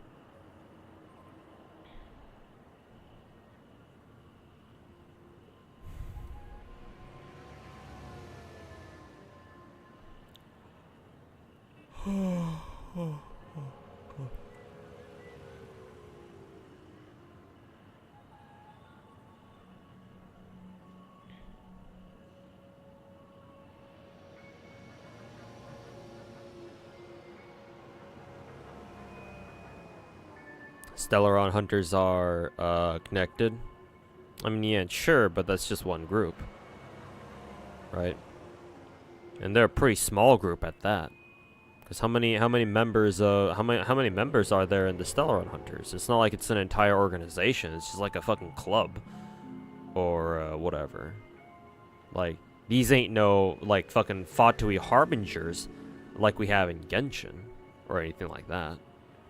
So.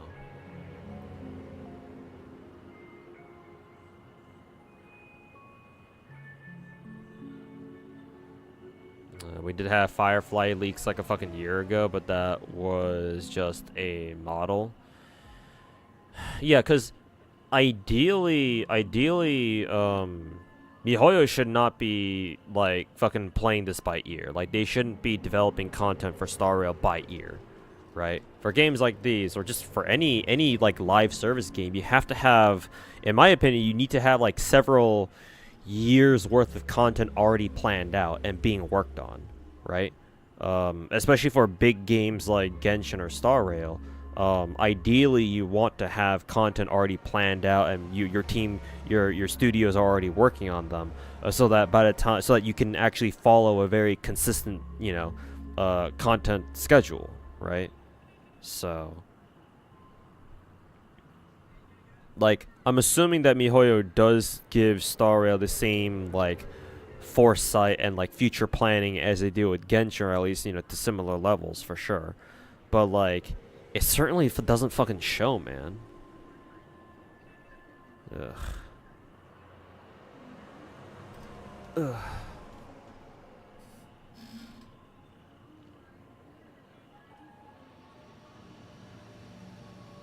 What story patch I'm on? I'm on 2.2 right now, Metal Gear Solid. I'm pretty deep into it, so it'll definitely be, everything that you're going to see on stream right now is definitely going to be spoilers.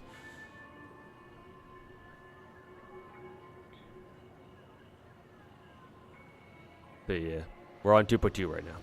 Enjoy. Yeah, thanks for stopping by, Metal. Yeah, unfortunately I know you can't stay, but yeah, I'll try to enjoy 2.2 as much as I can anyway.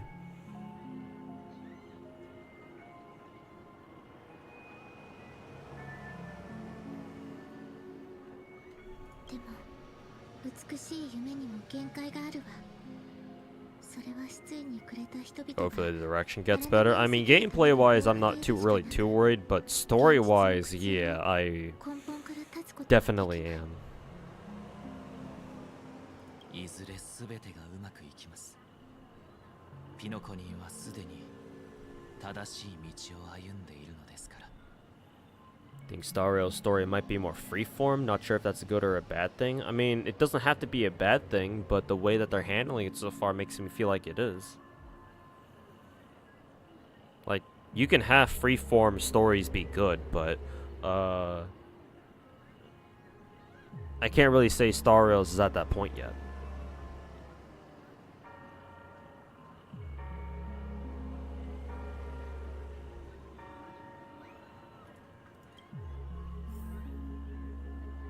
Story-wise, yeah, okay. So we're on the same page.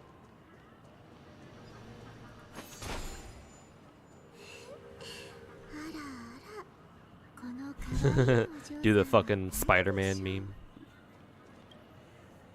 Hello, Sparkle. 正体を表しなさい。あなたのトリックは私たちには通用しません。And then yeah, Sunday already knows because Sparkle's already shown up to him at the end of 2.0. I 人を think. 欺くことに長けた仮面の愚者も招待されていると聞いたけど、あなたのことみたいね。楽しんでいるかしら。 Watch me do story, let you understand what's happening because you keep skipping too much text yourself. Oof. But yeah, glad to be of service. なんとかね。ここの人たちみんな騙されやすすぎ。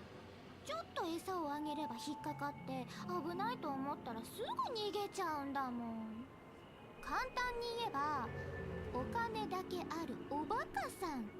そんで臆病者って感じかな。十分楽しんだのなら早めに出て行った方がいいわ。調和の学章は雑音を許さないの。なんで？本人が帰ってきたら Hey, Durbin Drake, thanks so much for the gift sub, man. Appreciate it. Hopefully you're enjoying your weekend so far. She's so bratty.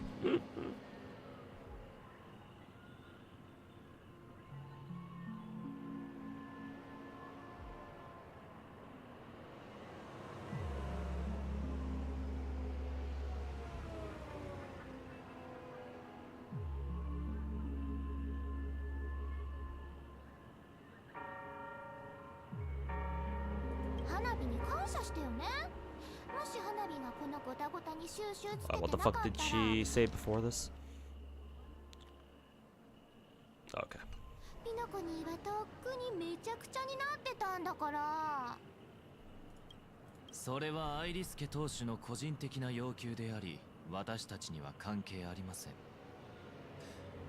ここから去りなさい。これ以上調和セレモニーの邪魔をしないように。調和セレモニー？誰を脅してるつもりかな。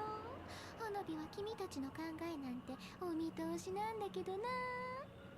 それはさておき、手羽ちゃん、そっちのかわいいロビンちゃんはもう舞台に上がるつもりはないみたいだよ。君もわかってるよね。この美しい夢が調和の働きのもとでどんなに醜い姿を晒してるか。Chicken wing boy.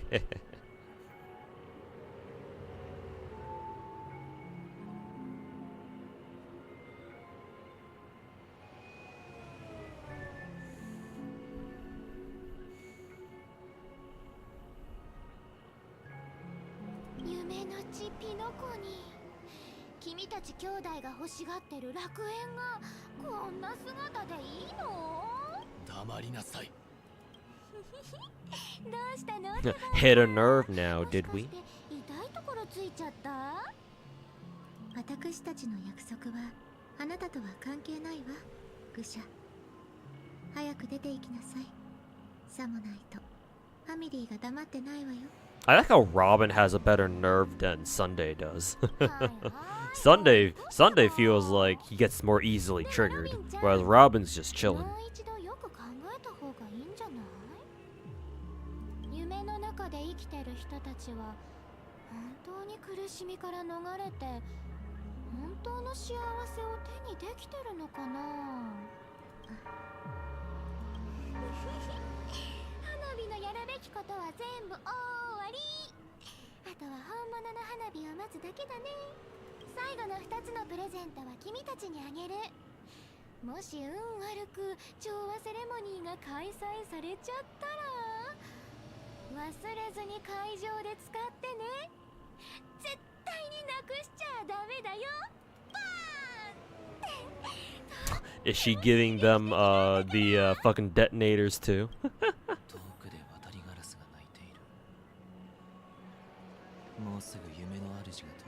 Man who's named after a rest day has no chill.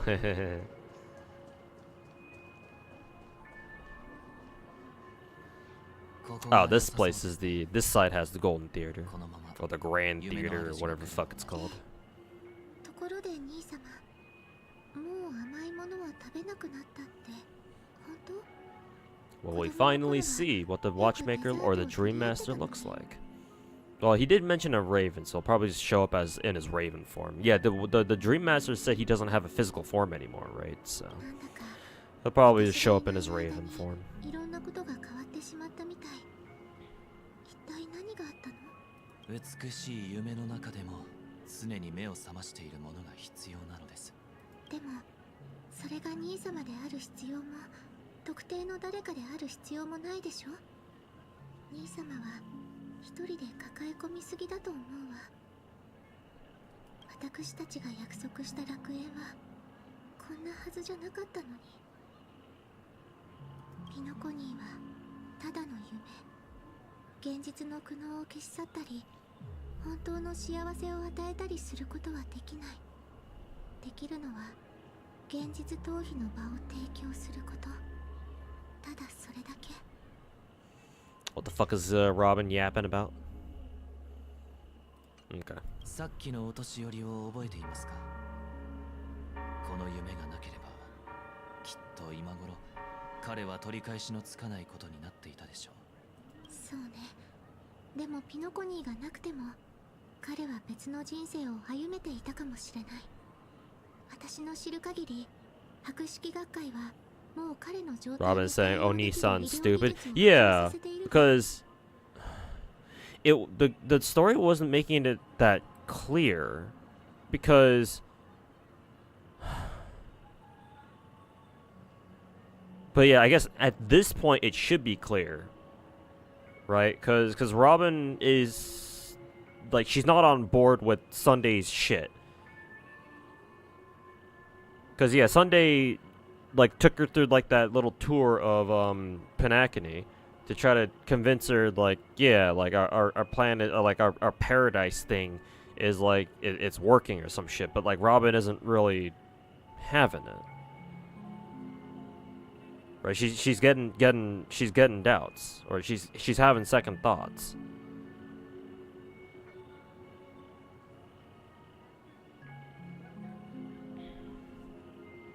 その生き方は退屈で困難なものだったかもしれないけれど、それももう関係ない。今の彼は昏睡状態の中で美しい夢という名のターミナルケアを受けている。ピノコニーはそういう人たちに未来を与えたのかしら。それとも奪ったのかしら。その前にあなたは全ての人が未来に迎えるわけではない。Not everyone really has a future. Ah, yes, some people are just more equal than others. 人にとっての未来は鳥にとっての空に等しい。人が空を飛ぶことを鳥の天性だと思うのは地に落ちて死んだ鳥を見たことがないからです。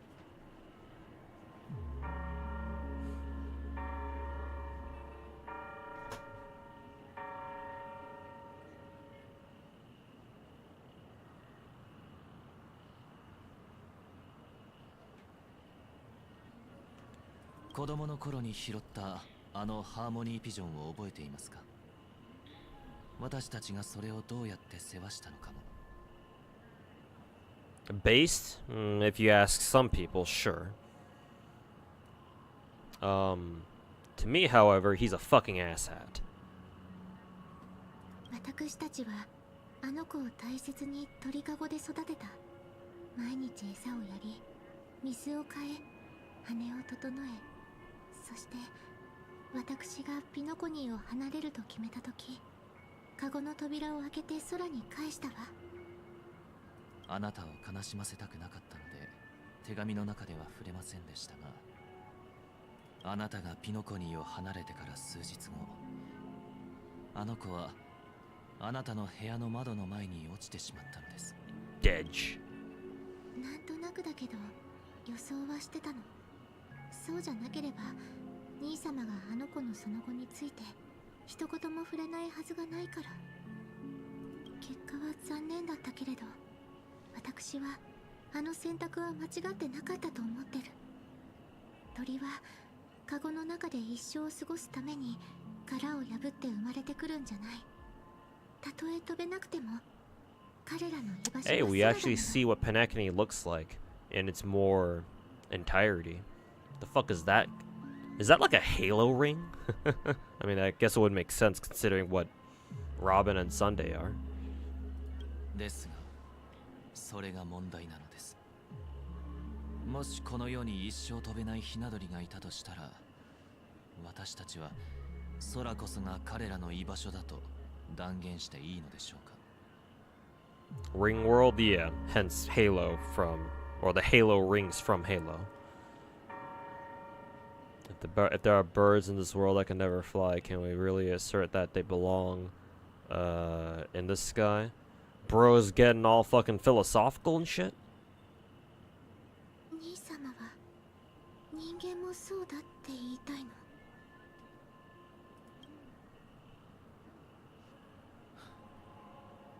請求列車がいい例でしょう。七死人は各世界を結ぶために多大なる努力を払い、高い名声を得ていますが、そのような苦しい旅を続けられる者はごくわずかであり、一様にただ人ではありません。開拓の道は決して凡人に背負えるものではない。そうでなければ、Oh yeah, there you go. There we go. Fallen Aeon, and they mentioned Akavili right there. アイオンも消失したのでしょうか。そんなのへりくつだわ。その理論でいくなら、未来は英雄たちの特権ということになるじゃない。残念ながら、それが現実なのです。未来の別名はまさに自己価値。Why are their clocks ringing golden hour? Isn't the time there just constantly at midnight? Good question. I don't fucking know. 世の中には確かに英雄が存在し、人々は彼らに憧れ賛美していますが、ほとんどの生まれつき弱い者、後天的に不幸に見舞われた者、卑劣と臆病の前に屈した者、いろいろな人がいますが、生存というテーマの前では誰もが。そう。だからこそ私たちは弱者に愛情と配慮、そして十分な援助を与えなければならない。自分を愛するように他人を愛する。調和の志は遠大ではありますが、この憂いのない夢の中でも強者は常に強く、弱者は常に弱い。人間の差がには偉大な側面があると同時に、どうしても消せない弱さもあるのです。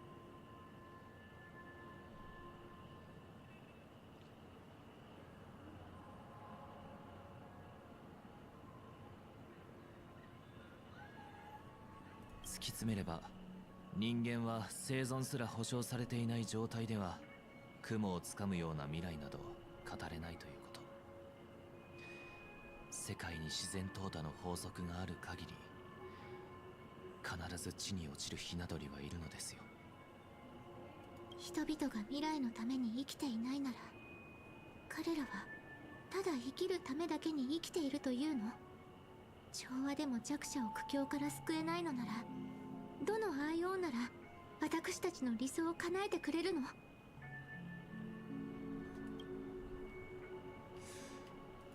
人々はいつも忘れてしまう。かつて最初の鳥が空を飛んだ時、世界が期待したのは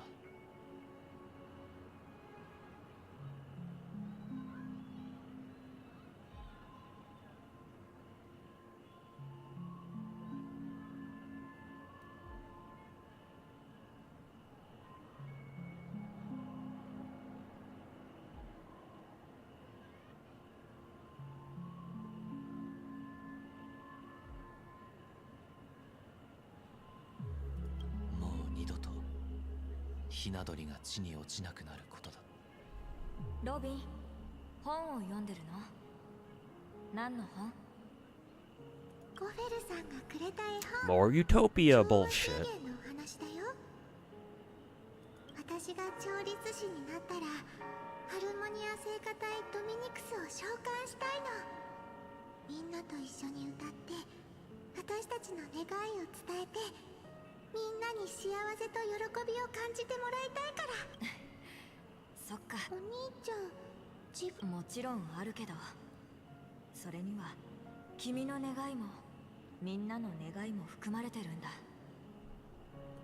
したらその中にステージを作っいいね。約束。そうですね。まずは星になることでしょうか。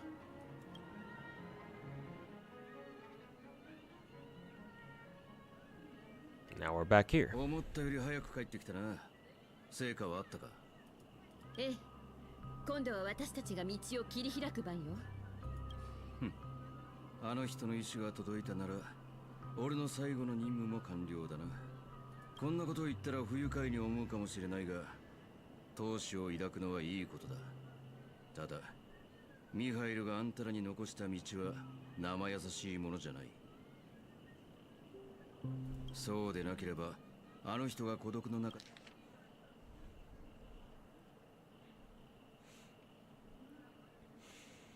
Oh, cool. Himeko's back. Didn't Himeko say that she needed to go to like the fucking like the real hotel lobby bar or some shit? And the game doesn't even show us or show her doing that. 幸いあんたらは人数が多い。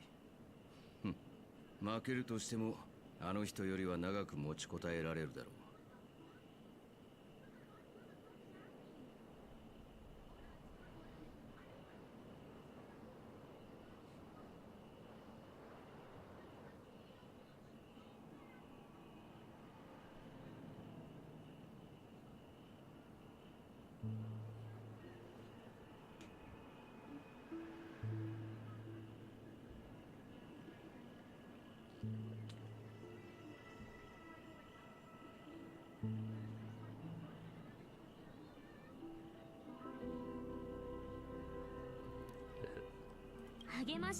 Alright, Malice, take care, man. Have a good one. Enjoy the rest of your weekend.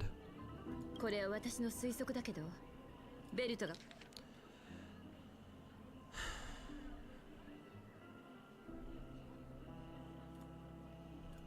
交渉に参加するだけじゃ、ペナコニーは相手の。The way I see it, Welt's negotiations alone is far from enough. Blah blah blah. Okay. ホーム。それに比べて、私たちが使えるカードは最初から少ない。ファミリーに閉じ込められて、私たちは性格の特性をよく知ってる。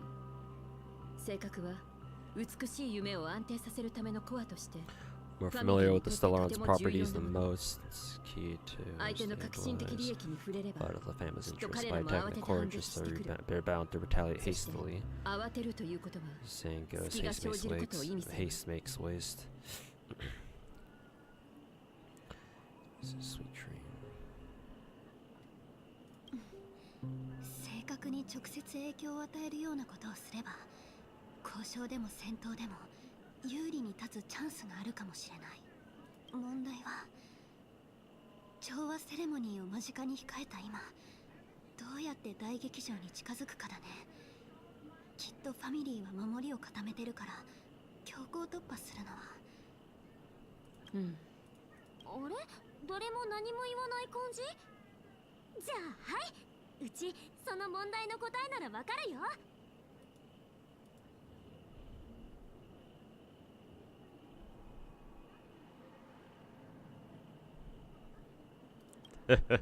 You of all people? 何？疑ってんの？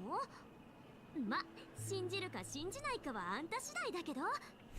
You better believe it. Alright, calm down, 聞いた Naruto. 話なんだけど、調和セレモニーが始まる前にセレモニーを盛り上げるためのオーディションが開かれるらしいの。場所はネッサの時で、確か名前はスラーダセレモニーオーディションだったかな。それで優勝するとスター・オブ・ザ・フェスティバルの称号がもらえて、ロビンさんと直接会えるんだって。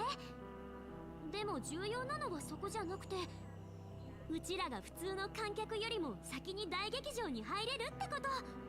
それでどうすればそのセレモニーオーディションに出場できる？ Convenient plot points. 実はロビンさんのファン限定グループで何枚か特別招待券をゲットしたんだ。実はうちずっとこのオーディションのために準備してたんだ。でも今の状況を考えるとそこで運よく目立てたとしても、ロビンさんと握手するチャンスはないだろうな。まだそんなことしてたのか。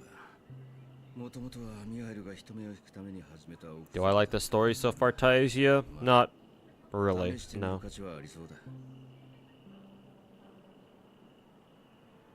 Kind of just more of the same shit. 美月ちゃんの言う通りにしてみましょう。ギャラガー、あんたは私たちと一緒に行く？いや、おそらく俺にその時間はない。虚構の人物として俺は最後の任務を終えた。ピノコニーが夢から覚めることができるかどうかはあんたら次第だ。 My job here is done. Alright, see ya. Peace. ぜひ列車に遊びに来てね。わかった。その時は列車のアーカイブにもう少し情報を追加してやろう。え、そしてホタル、ここまで助けてくれてありがとう。大きな脅威を前にした今、請求列車と正確ハンターという間。せっかくここまで来たんだもん。私も一緒にピノコニーでの旅を続けたい。最後にあなたたちとタッグを組めるなんて嬉しいな。これこそ開拓の。 And Gallagher rides off into the sunset, yeah.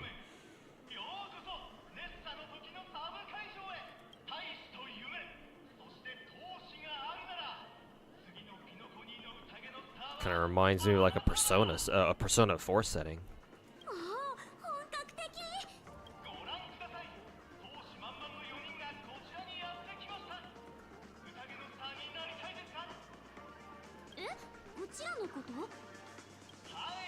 Didn't Firefly like initially introduce herself to us as like a fucking backstage performer or some shit?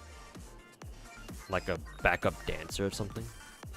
皆さんにお聞きしますが、ここに来たのは何を手に入れたいからです。最終グループの出場者となりますが、すべての我々の個人インタビューを受けて前途良縁道ケントバ Blah blah blah blah blah blah. なんでどんどん人が増えてくの？みんなすまない。失礼。私はスラーダ工場の工場長エディオンレーダー。 Sounds like a familiar name for some reason. 君たちも全銀河の観客に向けて自己紹介を頼む。ええ、こんにちは。君たち正体を隠さなくていいの？ピノコニー中にうちらのポスターが貼ってあるんだから、どうせ隠せっこないって。でも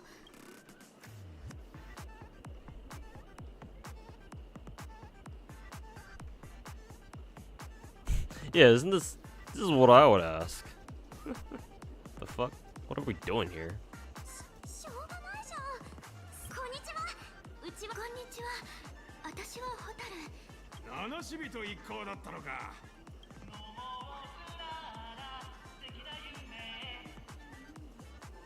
Ad. Ad time. Alright. Anyways, the fuck are we?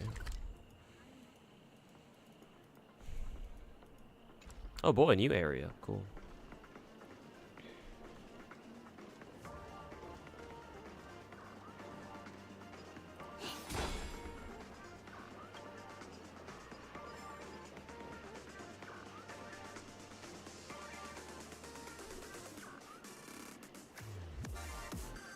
I like the soundtrack here, though. It's quite nice. サプライズが好きよ。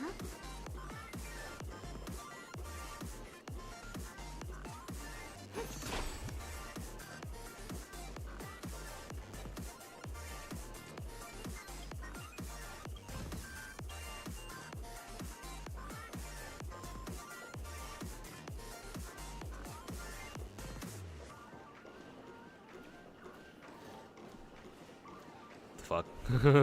Why were there so many ones out here?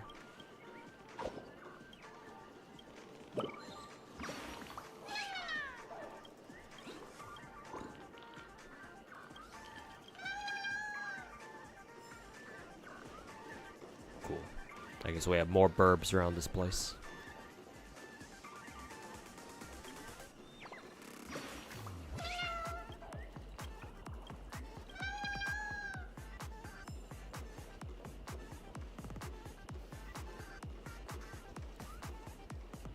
You were asking earlier where the train's parked. It seems to be docked next to a giant tower thing above the planet. Okay. Did they ever show that in the story, or like do you need to like kind of know that's kind of the case, or like maybe they tell it to you through like supplemental materials or something like that? I don't know. Anyways, chat, I think I'll end the stream here, but before I do, because it's already like fucking 1 p.m. or 1 a.m. for me, so getting pretty late. So at this point in the stage, or in the story, when we have the Soul Glad venue unlocked, how far are we? Are we past the halfway mark here? Or nah? 'Cause I feel like we should be at the halfway mark, no?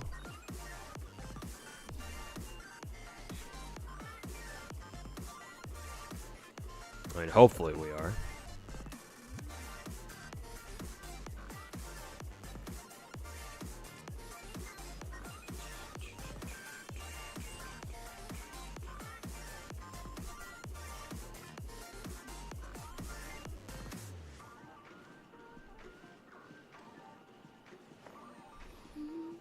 I think you're at 50%.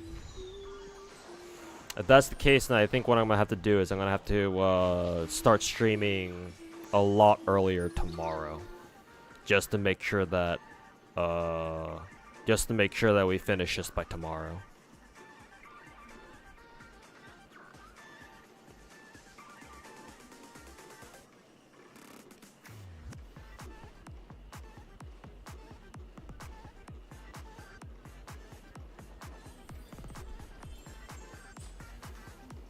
No way, this is 50%.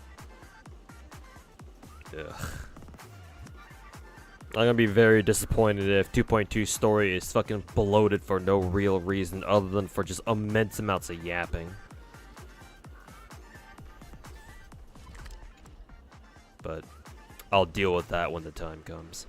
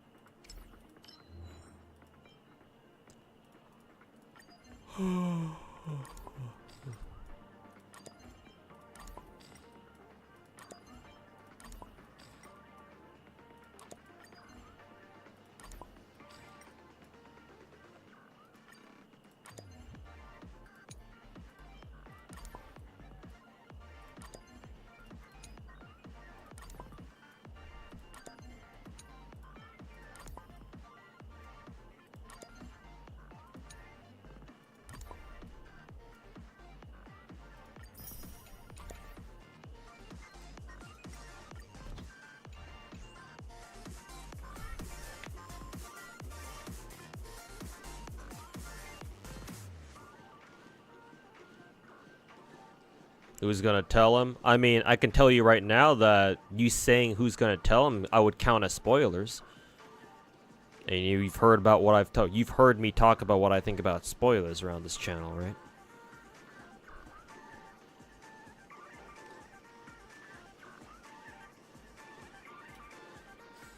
But I will continue this tomorrow. So, thanks everybody for hanging out. I don't think I'll raid anybody tonight. It's kind of late anyway. I want to go grab something to eat real quick and probably just go straight to sleep afterwards. But yeah, I'll see you guys tomorrow here again. Hopefully we'll be able to finish 2.2 tomorrow. If not, then oh well, fuck me, I guess. But that'll do it, chat. Thanks for hanging out. We'll see you guys tomorrow, hopefully. So yeah, peace.